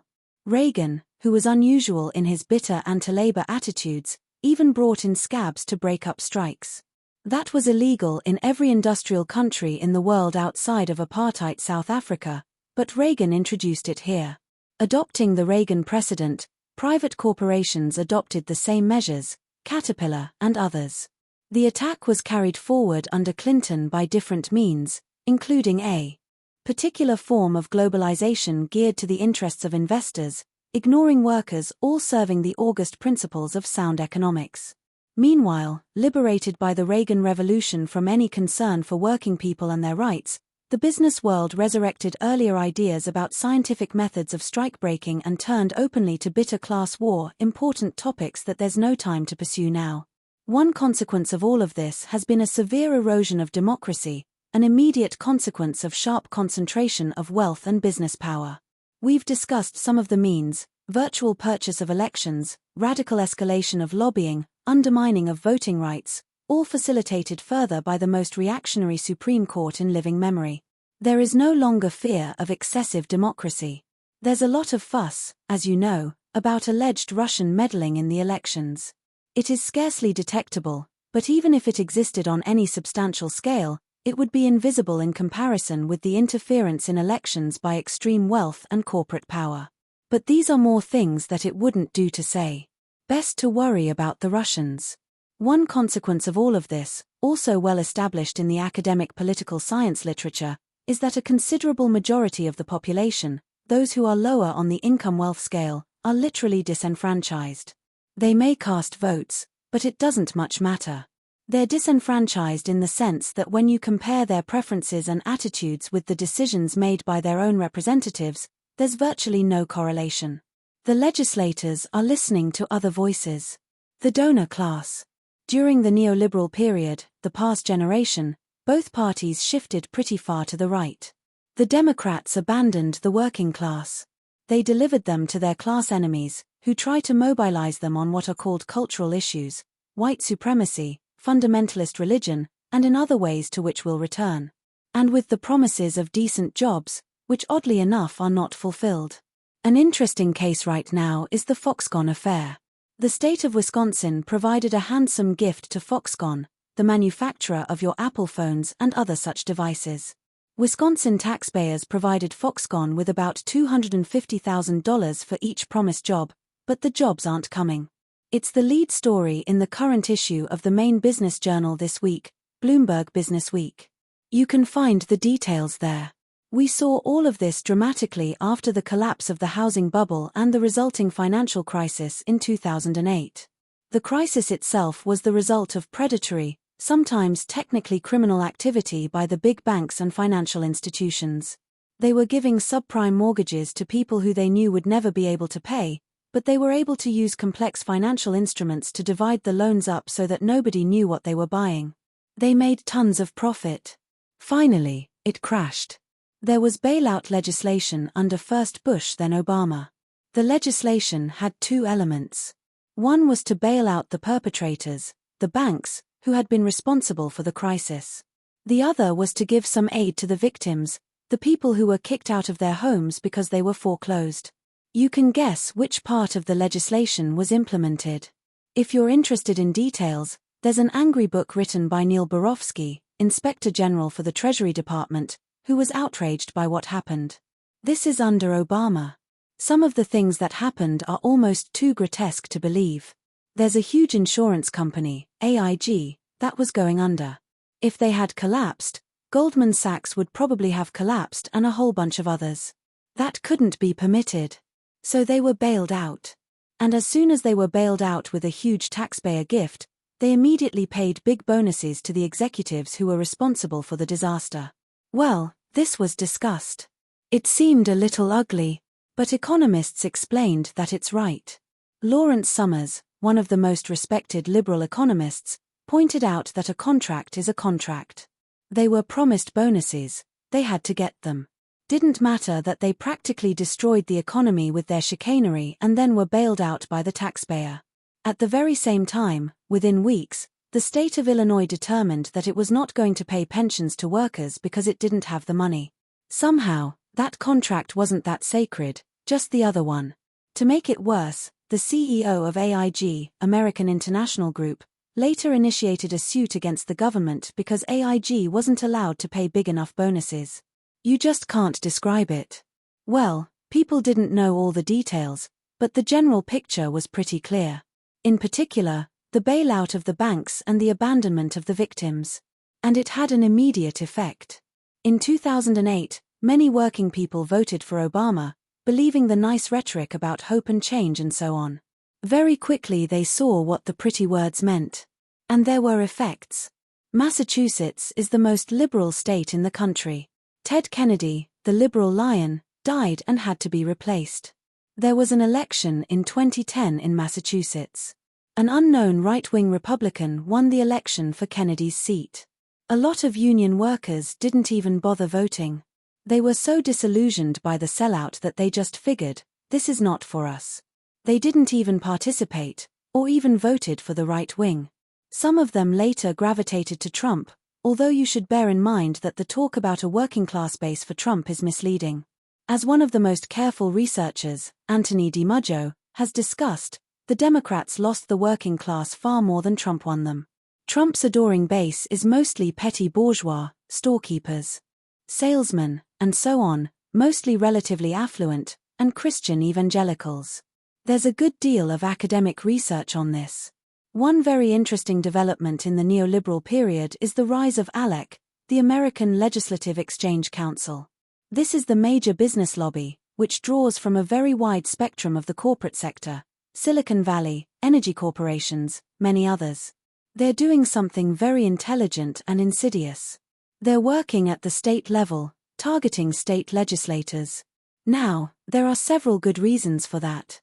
State legislation matters. It affects a lot of things that happen in people's lives. And it's pretty much invisible. Almost no one even knows the name of their state representative. What goes on in the state legislature barely gets reported. Also, the legislators are very vulnerable. Elections are largely bought, but it doesn't take much to buy an election for a state legislator. It's not billions of dollars like a president. So, it's a very easy target.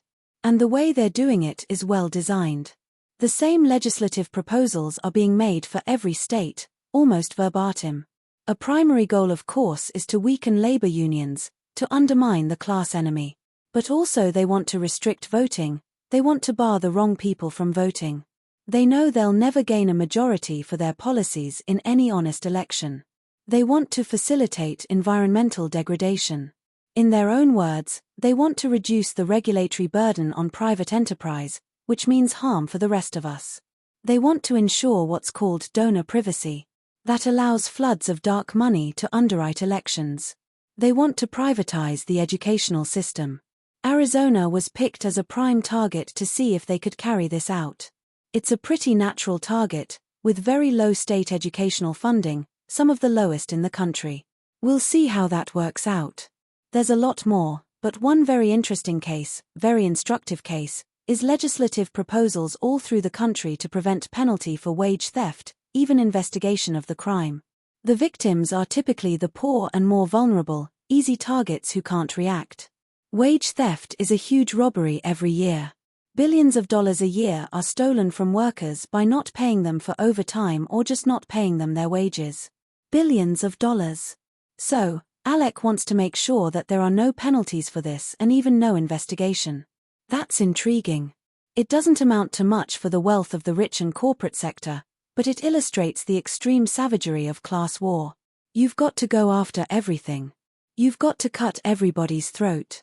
Even if their wages are being stolen, it can't be investigated. Adam Smith would nod his head in recognition of the practices of the masters of mankind. There's an ALEC stealth campaign going on with far broader consequences, not just robbery of the poor and more vulnerable, but strangling what Thorstein Veblen called the underlying population generally. They're aiming for a constitutional amendment for a balanced budget. They've already got almost the required number of states signed up to call for an amendment to the Constitution. What does a balanced budget mean? It means you end all social benefits. If you have a balanced budget, you don't stop funding the military. You don't stop funding border security to protect us from these hordes attacking us. You just cut back the things that matter to the unworthy people. Those whose real income has stagnated or declined through the neoliberal period. Alec can't come straight out and say, look, we want to kill social security and healthcare. You can't win elections that way, but you can do it indirectly. A balanced budget amendment is one way. In fact, as you'll recall, that was a major point of the main legislative achievement of the Trump administration, the tax bill of 2017, a huge giveaway to the rich and corporate sector, whose profits are escalating while they fail to invest. An important part of the scam was the subtext, presented to us right away by the architects, Mitch McConnell and Paul Ryan, Republican leaders of the Senate and the House. They explained that that tax cut is creating a huge deficit, so we'll have to cut back on entitlements down the road. Can't help it. We'd like you to have food and health care and other superfluities, but what can we do? A constitutional amendment will drive the last nail into that coffin.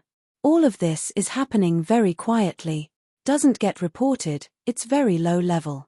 Same with the packing of the federal judiciary and other measures that are being carried out to ensure that whatever electoral outcomes might turn out to be, policies won't be able to change much because a lot will be fixed.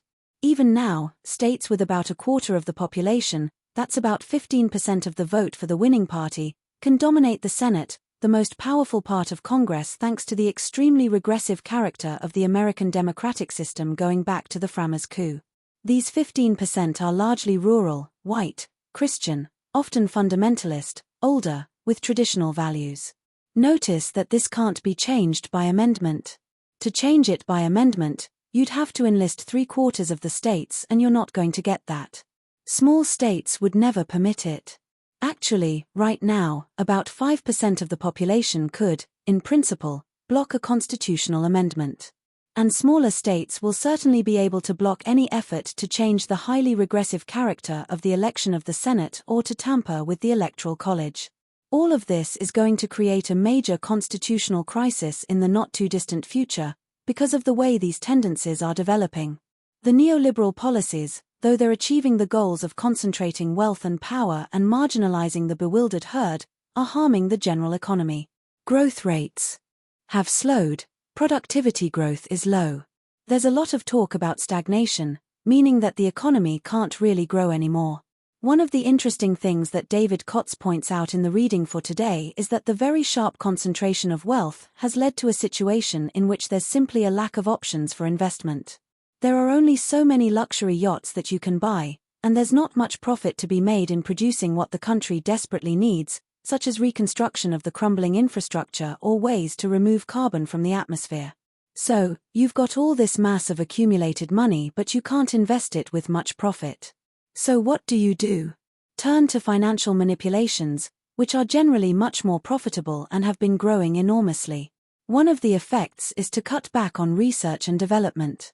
Take Apple, the biggest corporation. Take a look at their own budget proposals. They're cutting back on research and development. They have less interest in producing something that would be useful. They're turning to the financial markets, which are much more profitable in the short term. And the same is happening across the board. As we've discussed, much of the R&D, research and development, that created the high-tech economy, came out of the taxpayer's pocket. The guiding principle, in brief, has been public subsidy, private profit. The taxpayer funds the creative and risky R&D, often over a long period, and if something is produced that can be adapted to the market for profit, it's handed over to private power. These are things it wouldn't do to say, so various subterfuges are used. The easiest is to appeal to defense, that can't be questioned. So for a long period, U.S. industrial and educational policy, creating the high-tech economy and research universities, was funneled through the Pentagon, just as Eisenhower's Interstate Highway Project was sold to the public as a defense highway system, formerly, the National System of Interstate and Defense Highways. Such matters were discussed in the business press in the early post-war period. There was great concern about a return to the Depression, and wide recognition that government stimulus would be needed to avoid it. Analysts pointed out that social spending has the same stimulative effect as military spending. But the business world had reservations about it, preferring military spending, which can be used as a cover for much else. Social spending has harmful side effects. The public doesn't question military spending, or pay attention to the way it is used, but social spending has direct and visible effects on people's lives. It therefore arouses interest and attention, and might even stimulate subversive ideas about participation in decisions about what kind of society and world we should live in. Excessive democracy again. Military spending doesn't have these negative aspects. From the perspective of business, the public subsidy private profit system has been advantageous, but raises other problems. If conducted openly, it might engender the belief that your government can actually do something for you and that maybe it should be a government by the people. That's another reason to prefer the cover of defense, and to concoct tales of evil enemies about to destroy us. In the longer term, business itself will be harmed by shifting from R&D to financial manipulations. In earlier days, that might have been a concern. But managerial ethic has shifted from the time when viability of the firm was a serious concern to today's focus on gain tomorrow. The long-term prospects for the firm become lesser considerations, or for human society generally. Nothing could reveal this shift with more brilliant clarity than a matter already discussed: the virtually reflexive decisions to race toward destruction, with eyes open, if it yields short-term gain. Right now profits are spectacular and CEO salaries have skyrocketed to the stratosphere, dragging other managerial rewards with them, while for the general population, real wages stagnate, social spending is meager, unions and other interferences with sound economics are dismantled. The best of all possible worlds. So why care if my firm will go under after I've moved to greener pastures, or for that matter, why care if I leave to my grandchildren a world in which they have some chance for decent survival? Capitalist mentality gone insane. There is, of course, the usual problem. The rascal multitude. They're not too happy about the undermining of functioning democracy and basic rights. I should add the same is true in Europe. In fact, even more so. The attack on democracy in Europe is even sharper than here. Significant decisions about society and politics are out of the hands of the population. They're made by unelected bureaucrats in Brussels, the IMF, the Central Bank, the European Commission. All of this, all over the world, is leading to anger, resentment, and bitterness. You see it right now in the Yellow Vest movement in France, but it's everywhere. In election after election, the centrist parties are collapsing. It's happening here, too. Parties happen to be keeping their names in our rigid two-party system, but the centrist elements are losing their grip. Popular anger is often attributed to xenophobia, and fear that immigrants are destroying our economies and poisoning our culture, sentiments that are real enough. There's a good bit of research on this.